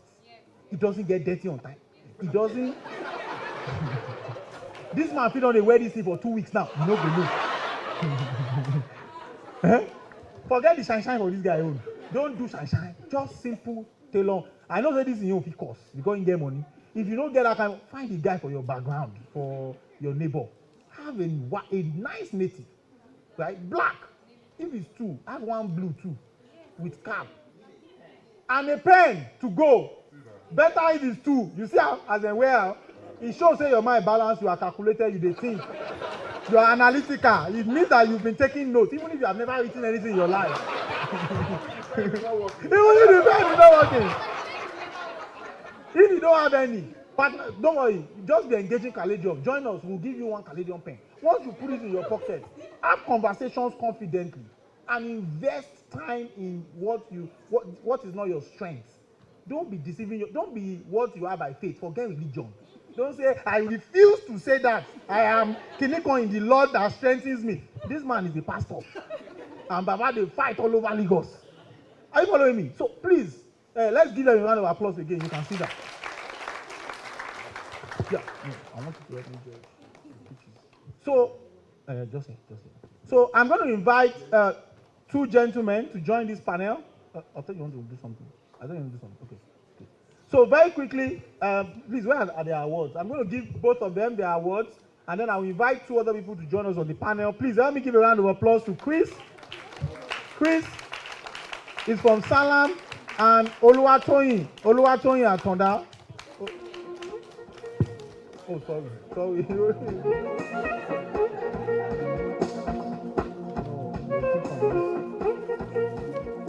Okay, you mean we should stay here? Okay. So please, let me see your award first. while we are getting ready, while we are getting ready for the pitch competition, I know that we didn't finish playing the Ecobank video the other time. While the awards are going on, please let's get the Ecobank video up.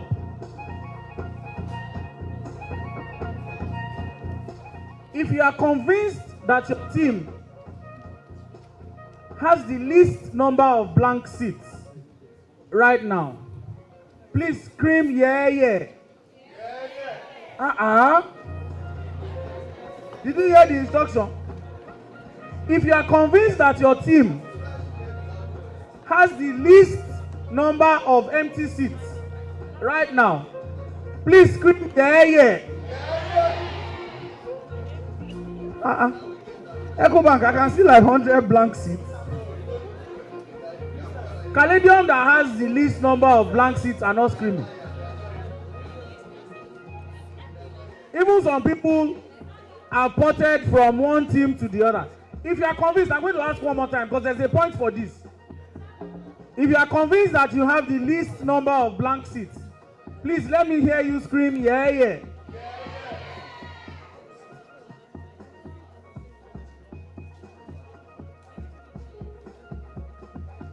For not leaving this event, for being the highest number of people still at this event, 5 points for Team Caladium.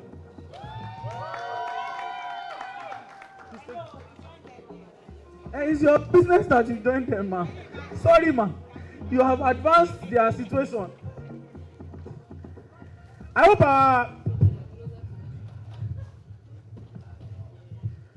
our contestants for the pitch are getting ready, right?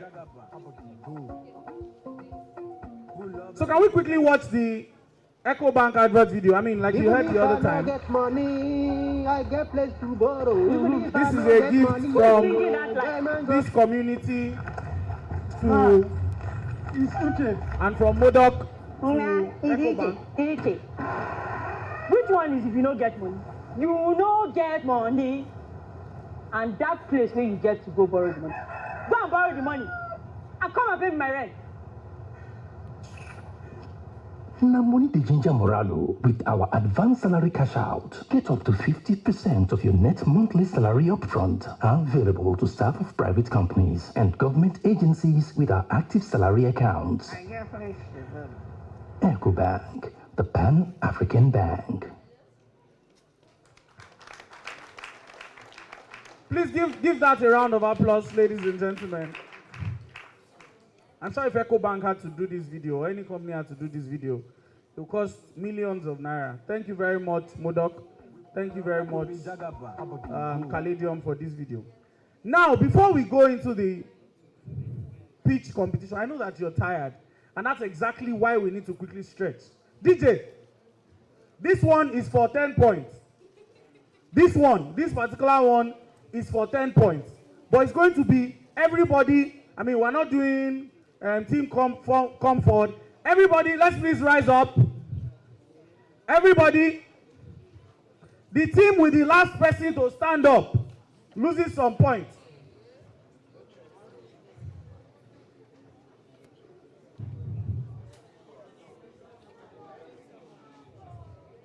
This competition is for 15 solid points.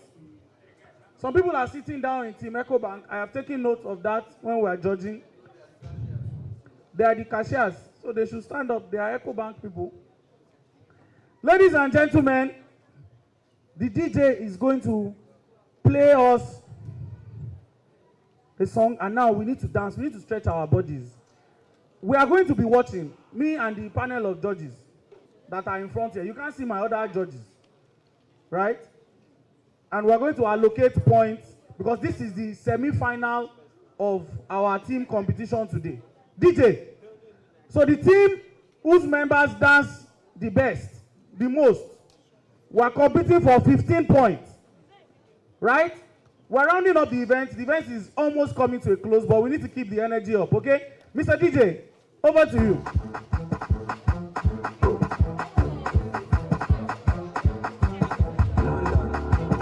The competition has started. of my guys, they came and tell me everybody. Ecobank, nobody's dancing. People call me, I want tie like that. Whether they came in a real estate, I bet just say back on. Nobody's dancing in Salam. You know, since I'm about to see a guy, the rock, I bet no day, my jam. You will be area boy, they do my things like a CG saga. Team Caladium, nobody's dancing. Yes. I go do my best to make I can see that somebody has aimed Team Caladium 3 points already. 3 points for Team Caladium going.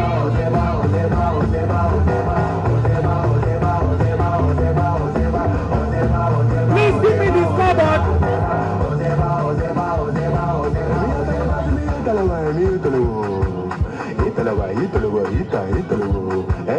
Are we tired?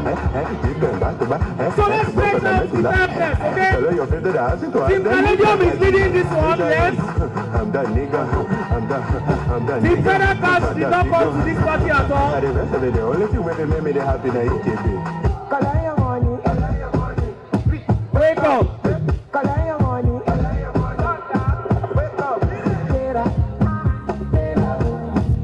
We're rounding up in 30 seconds. This is a competition.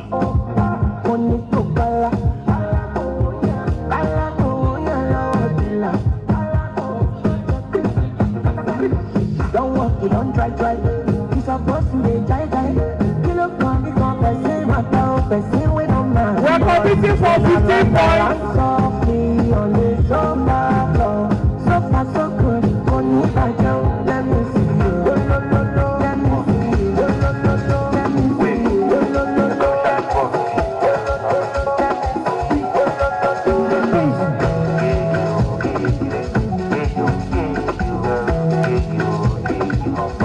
Mr. DJ, thank you very much.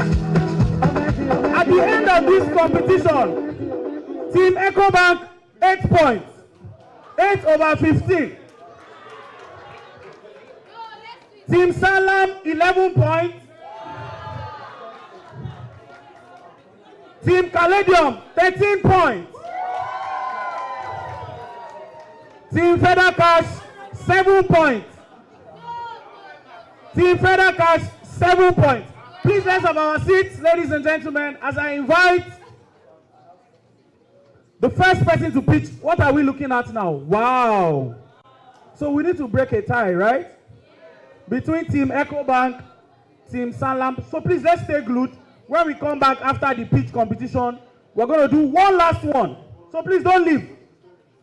You have worked so hard all day to get your team to this point. Right? We saw a very strong comeback. Which team was down, except for Federal Cash? They have still remained where they are.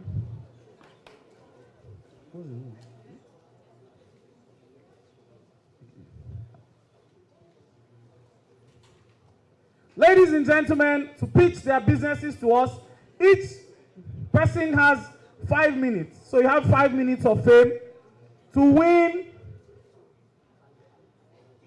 We're not going to announce I'm not going to, when it is time to, so please take this seriously. It's very big money, I can assure you.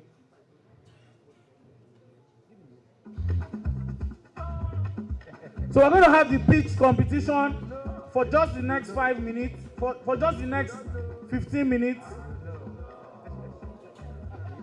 And after that, we would wrap up the event.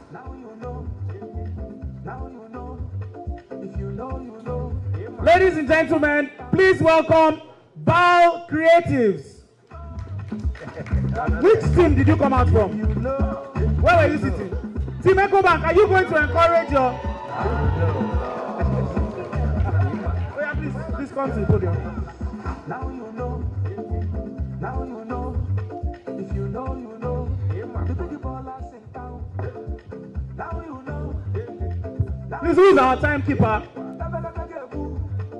If you exceed your 5 minutes, there's huge risk of losing your points. Your time starts now. Please, let's keep our voices down in the room.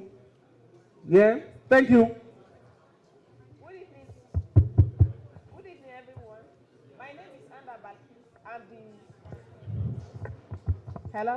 Okay. My name is Anda Balkis. I'm the founder and creative director of BAL Creatives. We manufacture fashion and luxury items. Please, you can... Who is in charge of the... Okay. We manufacture fashion and luxury items using beads, copper wire, yarns, and other accessories. Our vision is to create a sustainable niche to be a top indigenous manufacturer of fashion and luxury items. Our target audience are fashion and luxury product enthusiasts between the ages of 18 and 60 years. Our team, we have 10 team members, myself as the CEO and creative director, a personal assistant, a seamstress, an accountant, and 5 other creatives. Goals: in fulfillment of SDGs 1, 8, 9, and 10, our business idea is to support exportation of indigenous products, provide employment, create wealth and empowerment, as well as to reduce inequality. Our unique selling points, what sets us apart is our ability to, our innovative and creative ability to manufacture very unique, high quality and affordable products. Next slide, please. Okay, the problems we solve, like I said earlier, is importation. Like we all know, the value of our currency our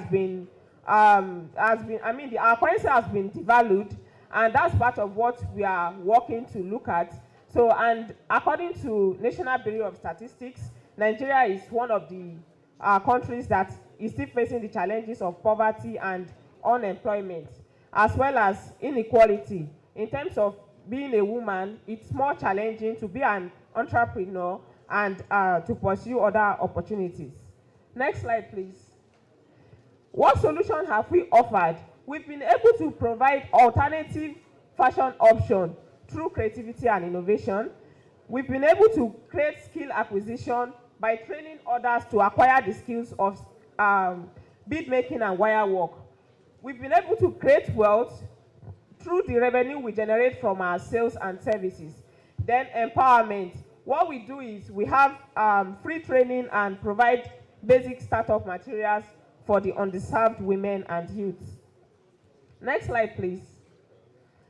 Our marketing strategy. We operate both business to business and business to client model. So we sell to other brands in form of wholesale. Then in form of retail, we do one-on-one marketing as well as sell to individuals. Then we leverage on technology to market our business online via our website, balcreatives.com.ng, and across social media platforms.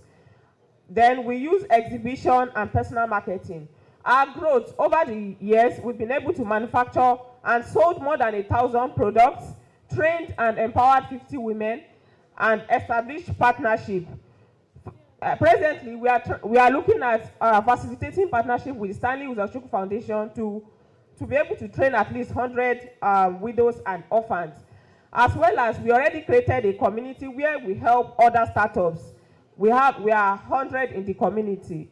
Then we partnered with Dunsi Craft Collections earlier this year, where our products was showcased in Miami, USA. Next slide, please. Our financial projections over the years, as you can see, we started very little in 2017 from inside my room, and now you need to start rounding up. Okay, and now we've attained 3.8 million naira revenue. So conclusion, our current annual revenue is 3.8 million naira with profit margin of 1.5 million naira. And if we emerge as the beneficiary of this grant, we hope to use 80% to purchase more varieties of beads, copper wire, and production materials, 10% to invest on marketing and procuring branding materials, and 10% to buy materials to train other people in form of empowerment. Our goal is to employ more people, manufacture more products, and have at least 2,000 products annually, empower more people, and attain not less than 5 million net annual profit. And we are open to partnerships and collaborations. Thank you. Thank you very much. Thank you very much. You may please come now. Please give her a round of applause.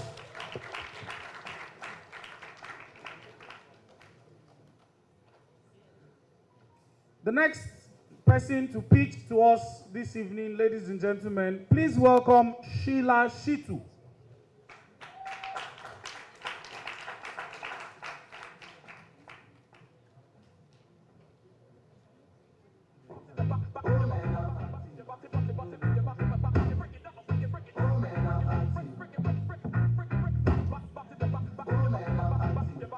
Your time starts now.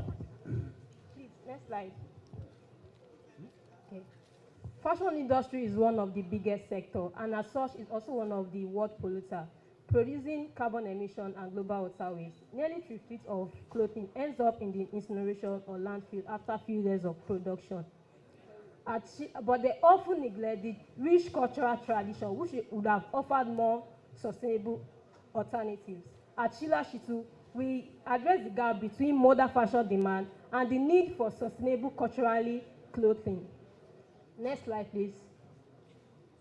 Hi, my name is Oluwabukola Shitu. I'm the founder of Sheila Shitu.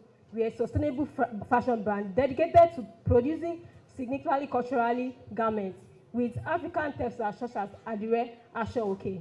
Our primary focus is sustainability, cultural preservation, and empowerment in line with SDG 11, 8, 12, 13, and 17. Next slide, please. The global sustainable fashion market is projected to be about $8.1 billion, while the Nigeria fashion market is projected to be $4.7 billion, and the Nigeria sustainable fashion market is projected to be about $162 million.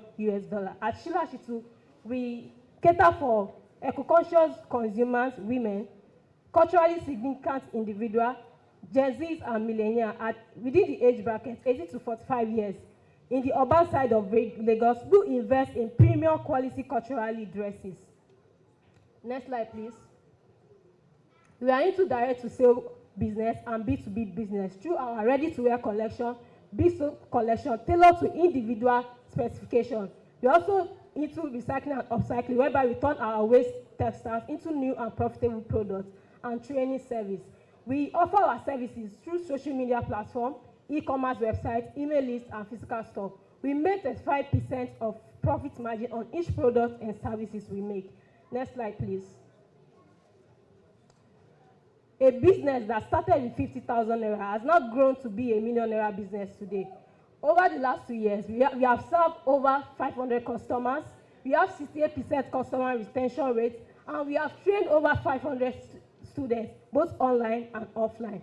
In the last 1 year, we are able to generate 4 million naira in revenue. Next slide, please. We recently hit an exciting milestone, making 4 million naira in revenue over the last 1 year. And we are so excited about this. And this was only possible through our pop-up show, exhibition, sales of our newest collection.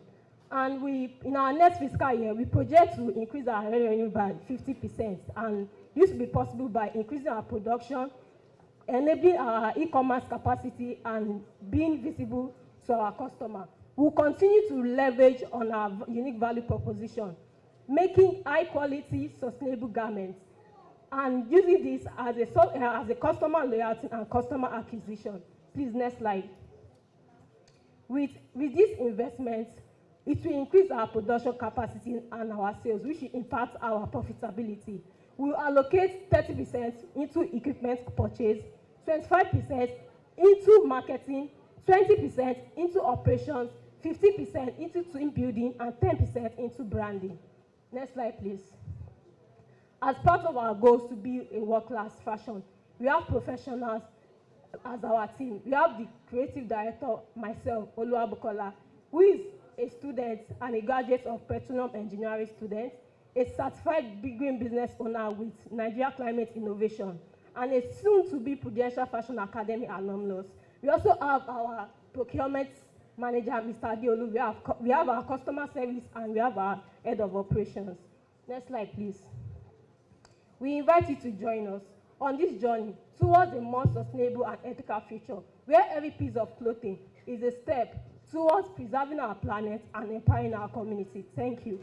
Well done. Thank you very much, Sheila Shitu. Thank you very, very much. I thought we were going to clap for the model. Well done. The last but not the least, please welcome Aro Farms.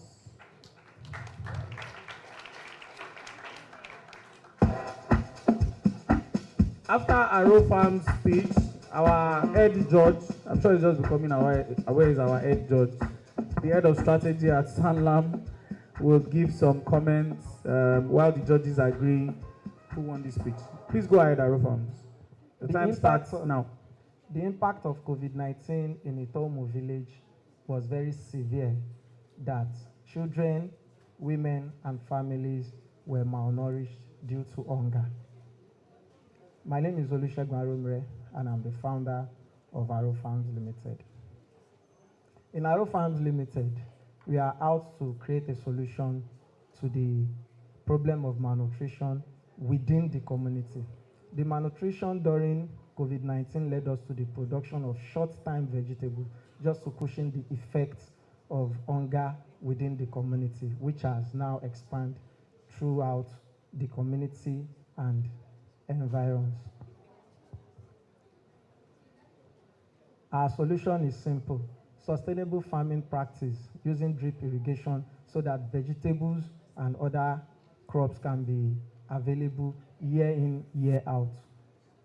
Solar-powered system irrigation so that our cost on fuel will be reduced, and also eco-friendly production.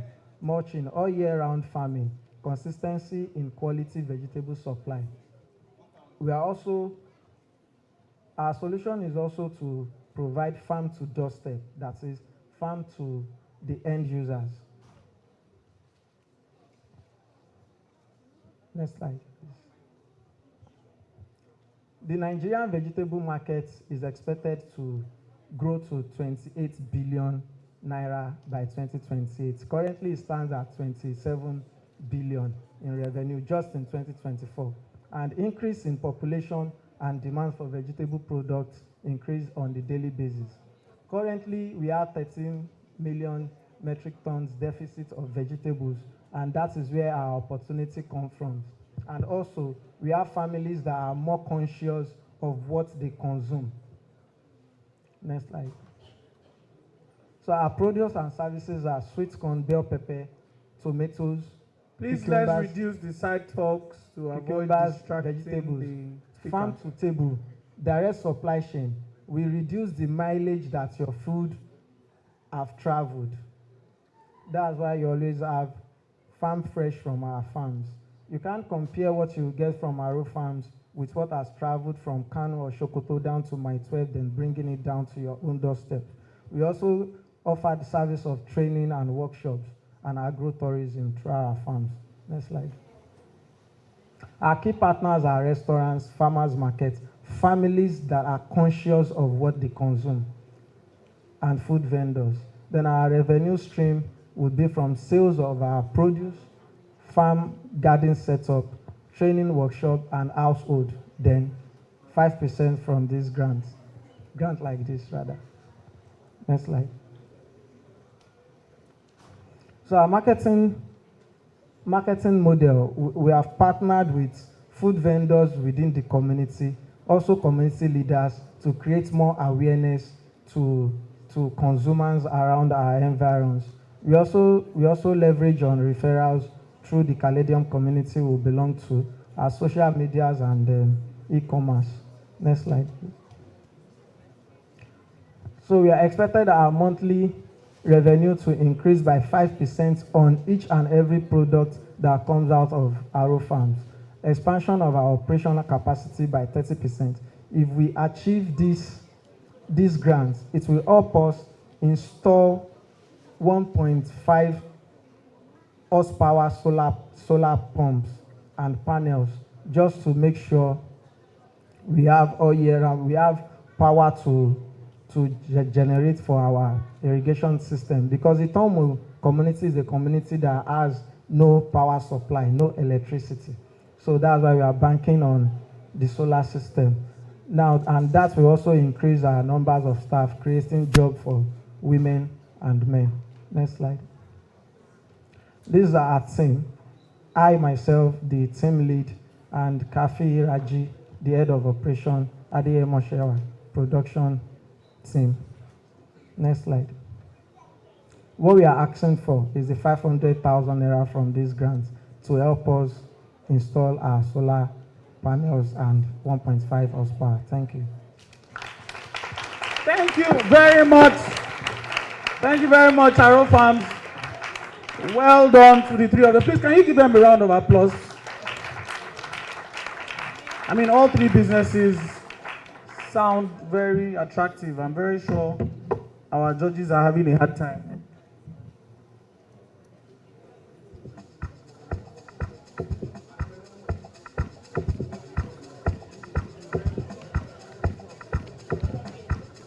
Okay.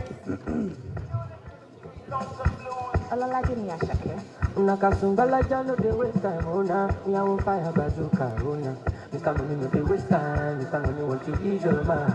Say baby don't find no dey too shy. Okay. So while our judges are trying to, INEC is trying to collate the results. The results out from Kano are taking a little bit of time to arrive, right? But it will be nice because some of us are here. Are we following? Ladies and gentlemen, are we still here? The team with the last person to stop talking is going to get. It matters, though. These three teams are tying now 77. So you need to break the tie. If I minus your mark now, you have joined the yes. So at this point, I'm going to quickly invite two of our judges. I am sure that there's something to learn from the pitch competition because you're going to have to maybe pitch to bigger audiences. You want to see what worked well in this presentation and what could have happened better. But please note that none of the comments validates the results or otherwise. So let me quickly invite first our big boss. And I love his passion for SMEs, and that's why I wanted to bring him forward because he's to quickly give a comment or two. Maybe something that people can learn from and maybe you saw something that somebody, like for example, I thought that the agriculture person, I was looking in his marketing model for distributorship. I mean, I was already thinking about becoming a distributor because boss, he sells 3 bell peppers for 1,000 naira. The aboki is in my area. It's 700 naira per bell pepper. So please, in fact, two things. If you have not patronized, yes, there's a village going on somewhere there and things are crazy cheap. Please, don't miss it. If you have not been to Sanlam's stand, because all of this SME stuff we're talking about, right, you need to insure yourself against risk, right? The environment is very volatile. I mean, you heard the speakers. So please, visit Sanlam's stand to talk about insurance. I'm sure we will be going to Ecobank stand as well. I mean, we're doing African stuff here. They are the bank for Africans. Let me quickly pass the mic to... Yeah, I think a lot of us... First thing is, let me thank you for still sitting. I know that it's not very easy to get young people to dedicate this amount of time. So thank you very much for still waiting. To be honest, I honestly think we should fund all three businesses and not just with grants. I really like the quality of what I saw. And, there's a difference. Personally, I have a negative bias for grants. But for the level of businesses that we're trying to support, I think grants will help. But I think what we should do more is invest in their businesses. I don't know how much 500,000 naira will be able to help. I saw someone needing 500,000. I don't know how much because 500,000 by the time you buy petrol for 2 days, 500,000 is already, it's no longer 500,000. But I really like the quality of the idea. The first lady, I like the fact that she's focused on exports. I'd have wanted to know what percentage of our business is export focused, because I buy stuff a lot, and when I'm buying things that have to do with my body, belts or shoes or bracelets, anything that is handmade is significantly more expensive. So she does all of these things herself, and I think it's a lot of quality work and quality thinking into the creatives.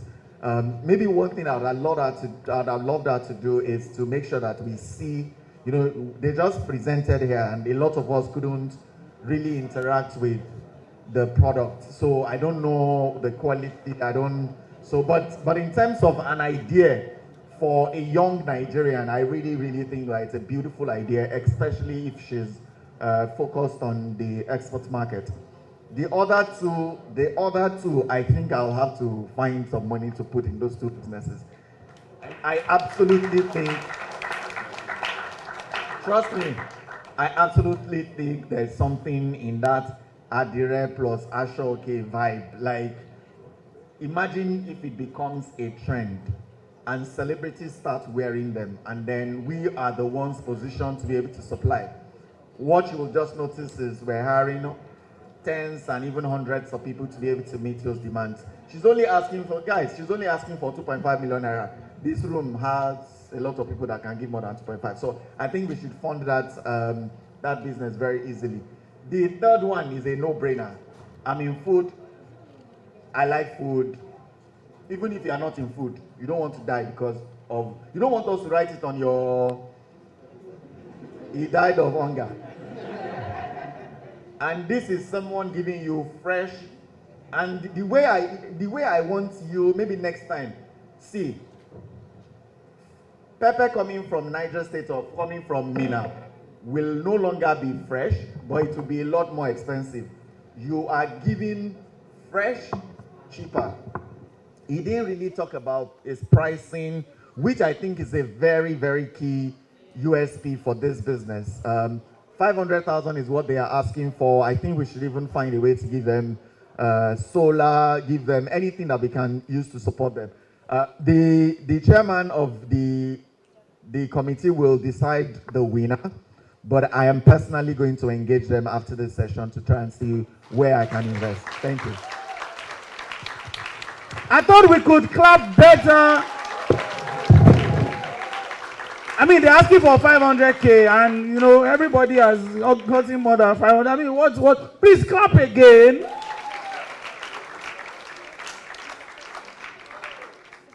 Mr. DJ, please get ready, because at the end of the day, somebody is going to win the grant, and we must celebrate this, and we must dorime it.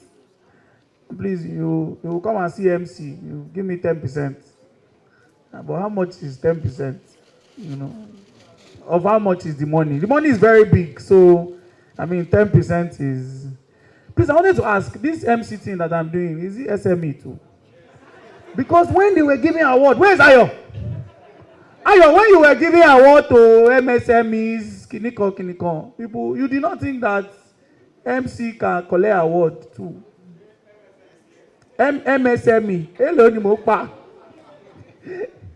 Okay, ladies and gentlemen, please welcome up stage with a resounding round of applause the head of strategy at Sanlam Nigeria, Chris Ekonwa.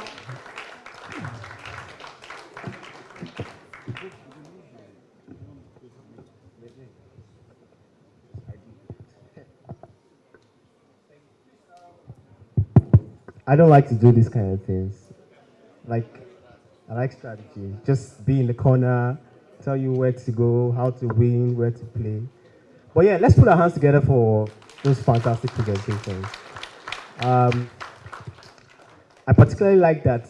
I think all three had substantial impact in terms of what their offering can do. But because we are not INEC, right?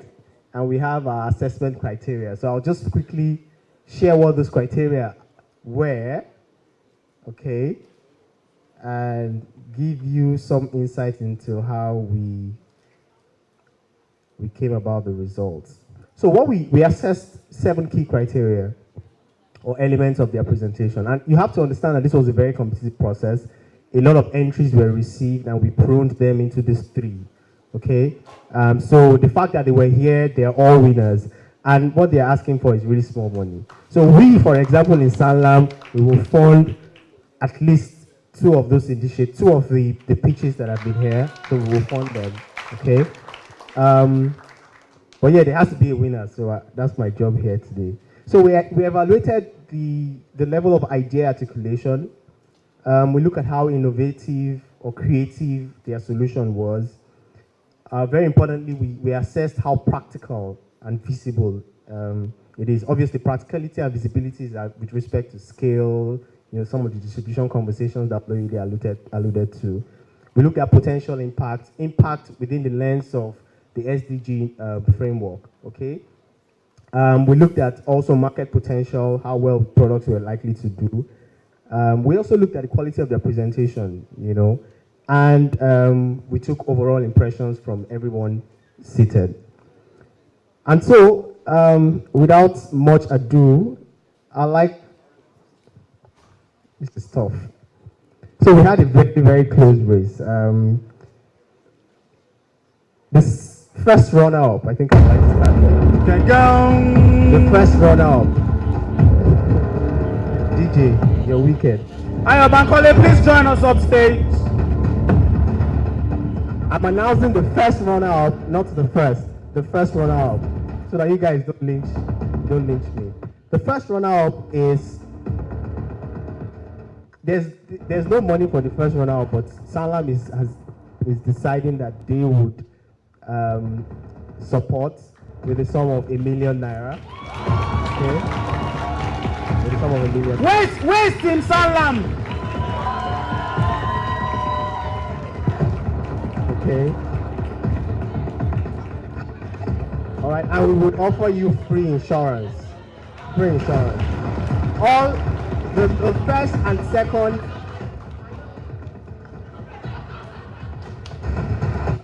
Okay. All right. So our first runner-up is Sheila Shitu. Let's put our hands together for the brand.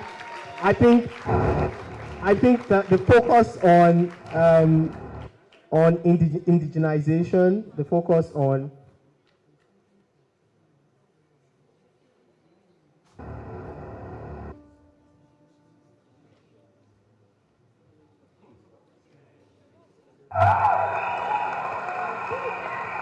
all right, so let's put our hands together again for the organizers. I just realized that there are prizes for all three. Okay, so prizes for all three. Okay, and they've just told me now that the ₦1 million we would aggregate it across all three. Okay, let's put our hands together for the organizers again across all three. All right, so I would start. So let's put our hands together for Ms. Sheila.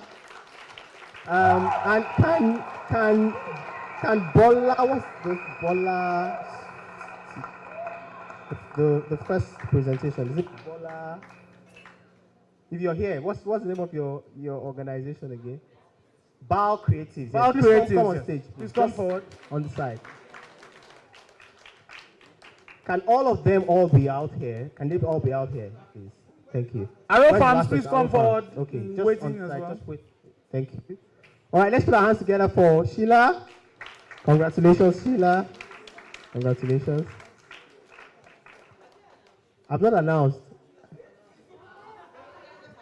You just assumed. Yes, I've announced the first runner-up. So as our second position, Miss Sheila. Congratulations to her, please. All right. No, this is second. No, this is the second person. I announced the first runner-up. That's second position. That's the second position. Yes. So the third, we thought we're only awarding the first, right? So, but it's fine. We're awarding the three. My apologies. That's why I don't like to do this. Okay. Okay, so our third runner-up, yeah? Our second runner-up.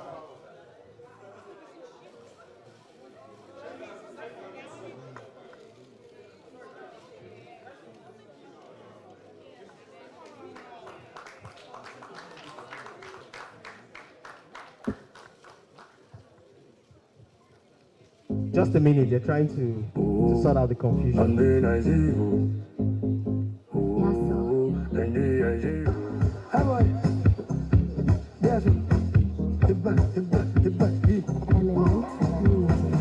When I get more money, me self go die. Champagne I see you. When I get more money, me self go do the mego. The money I see you. King Solomon, no fit do pass you. King Solomon, I go do pass you. I go die pass you. Spend my money, I go die when I say I go do mathematics. You the day they speak big English. When I day I dey hustle my sporting. You the day they lose for sporty. When I get it is my money. Make you know what say na yahoo. When I get I do. When I get more money, me self go try it. Champagne, Hennessy. When I get more money, me self go. The guys at the back, do we have it all sorted now? Awesome.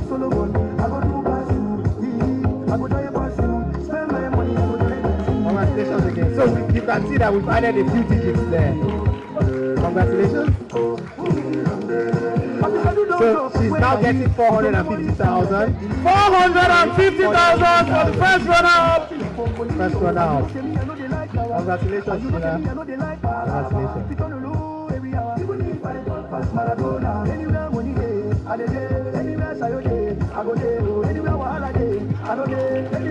Thank you. All right. And I know I'm supposed to call but I'll just go on and announce the first, please.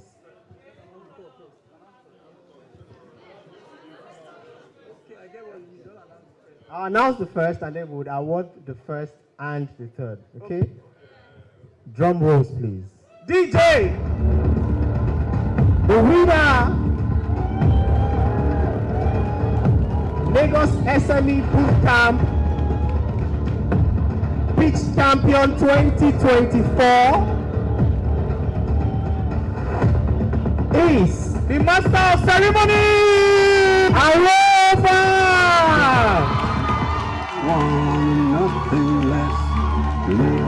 Let's put our hands together for you. Congratulations. Congratulations. Congratulations. I have vision, oh, I believe. I know I can count. Why you stand up for the champions, for the champions. Stand up for the champions, for the champions. Stand up for the champions. 750,000. Even me, I never see 750,000 this year. For the champions, for the champions. So, I don't usually like to be part of the pitch because I know these guys, so I don't want to be biased, right? So it's better for you to pitch to the audience that doesn't know you at all. Some of them reach out to me to complain, to say this. I say, pitch, I'm not involved. Go and call.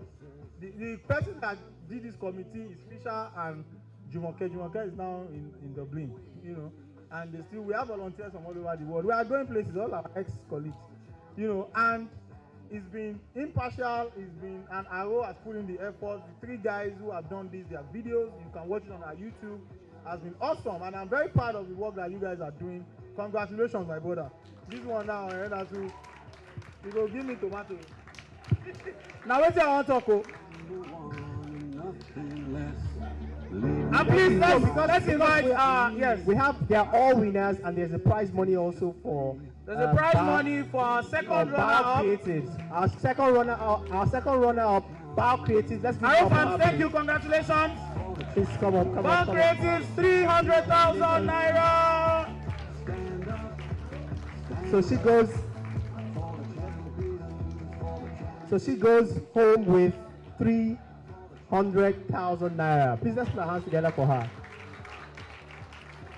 Please, immediately after this, please, can we see the scoreboard? The 3 winners, please come up stage very quickly. Immediately after this, please, let's see the scoreboard. I want to know whether you will not use your church mind. Salam has just done something big now. Whether if I award them 50 points for this 1 million naira. Eh?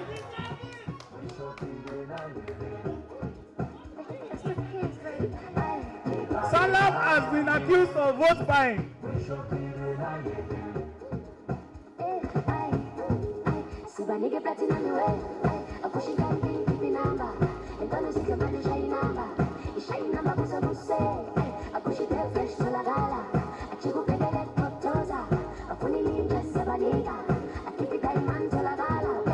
Plenty money was shared at Lagos SME Bootcamp 7.0. Is it not true? And I heard my guy from USC say that there is still more coming, right? Absolutely. Please, I think we should give the organizers a round of applause. All right, thank you. Let's put our hands together for them. They're all winners. They're all winners.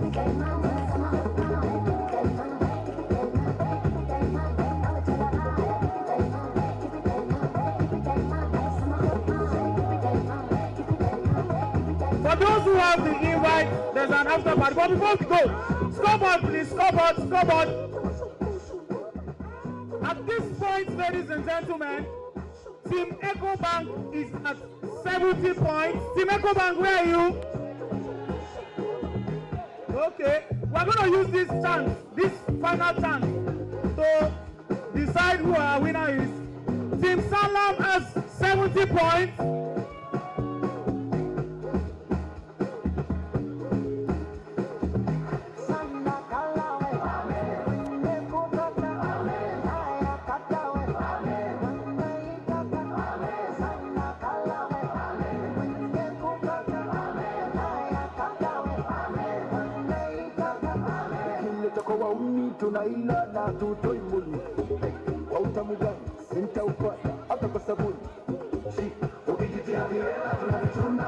And Team Caladium has 70 points. Team Caladium, where are you? So there's a tie, right? There's a tie. And we're going to break the tie now, right? As I invite, because this is what will determine the winner of this competition, as I invite every member of the committee that organized this event, every volunteer for this event, please begin to dance forward. And I want to request that everybody in the audience should please rise up and give them a resounding round of applause. Please make a very loud noise as I welcome the gentlemen and ladies that pulled this event through. It's been a very awesome day. It's been a very long day, I can tell you. I can see that everybody is still as happy as you were when you came into the hall. Please, let's do that very quickly. Mr. DJ, ladies and gentlemen, I request that you all please make a very loud noise for the team that organized the Lagos SME Bootcamp 7.0. If you have enjoyed this event, please say Lagos SME Bootcamp. Please say Lagos SME Bootcamp 7.0. If I say Lagos SME Bootcamp, you say 7.0. Lagos SME Bootcamp. Lagos SME Bootcamp. Yes, please, some people come down here. Please come down here. Money, talking about me while I'm making money. Please, can we move back a bit so that our team, the volunteers, everybody can see them.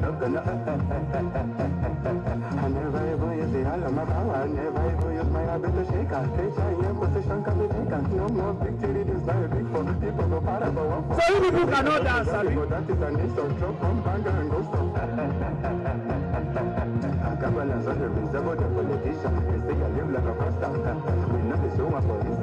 DJ, Terry Akpala, Terry Akpala.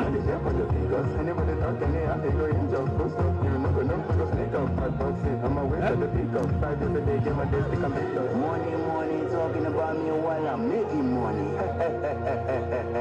DJ, available by Davido, sorry. Available by Davido.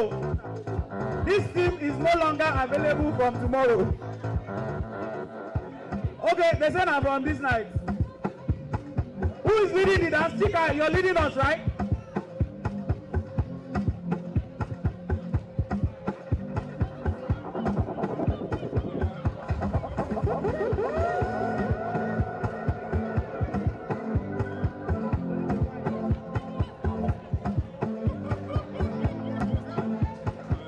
My co-MCs, please come up, right?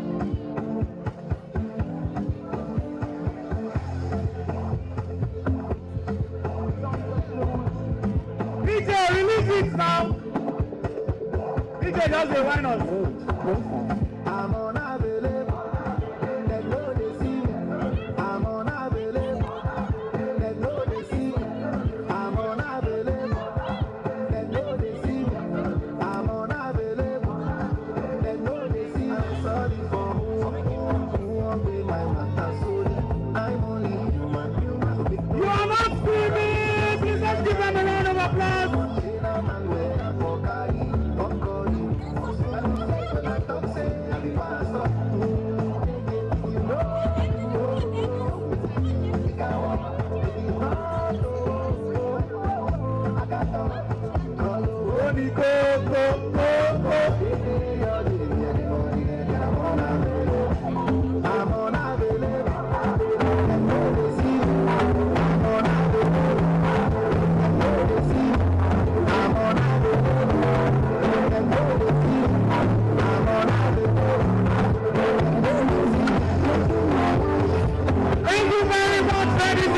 gentlemen, you've been the best audience ever. I think you should give yourselves a round of applause. I have never seen this kind of energy in a 10-hour event.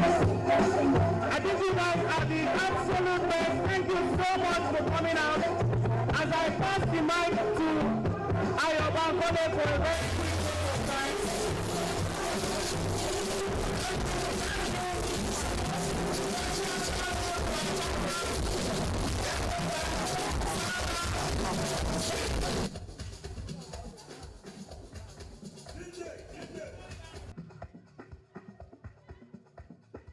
This is just a very quick vote of thanks, sincere, most sincere appreciation, my heartfelt appreciation goes to our two major partners for making this happen. Ecobank, we're on a long-term partnership to support SME community. Salam, this is our first time working together, and they did come through to make this happen for us. If you are thinking of SME insurance solutions, please think of Salam Insurance and talk to them. I'm also happy that we could have Jesse Deco, Lassa, Modok, Zaha, Becca, and what? Oh, where are they? Okay. Chris. So I want to present awards to our partners. Chris, please come.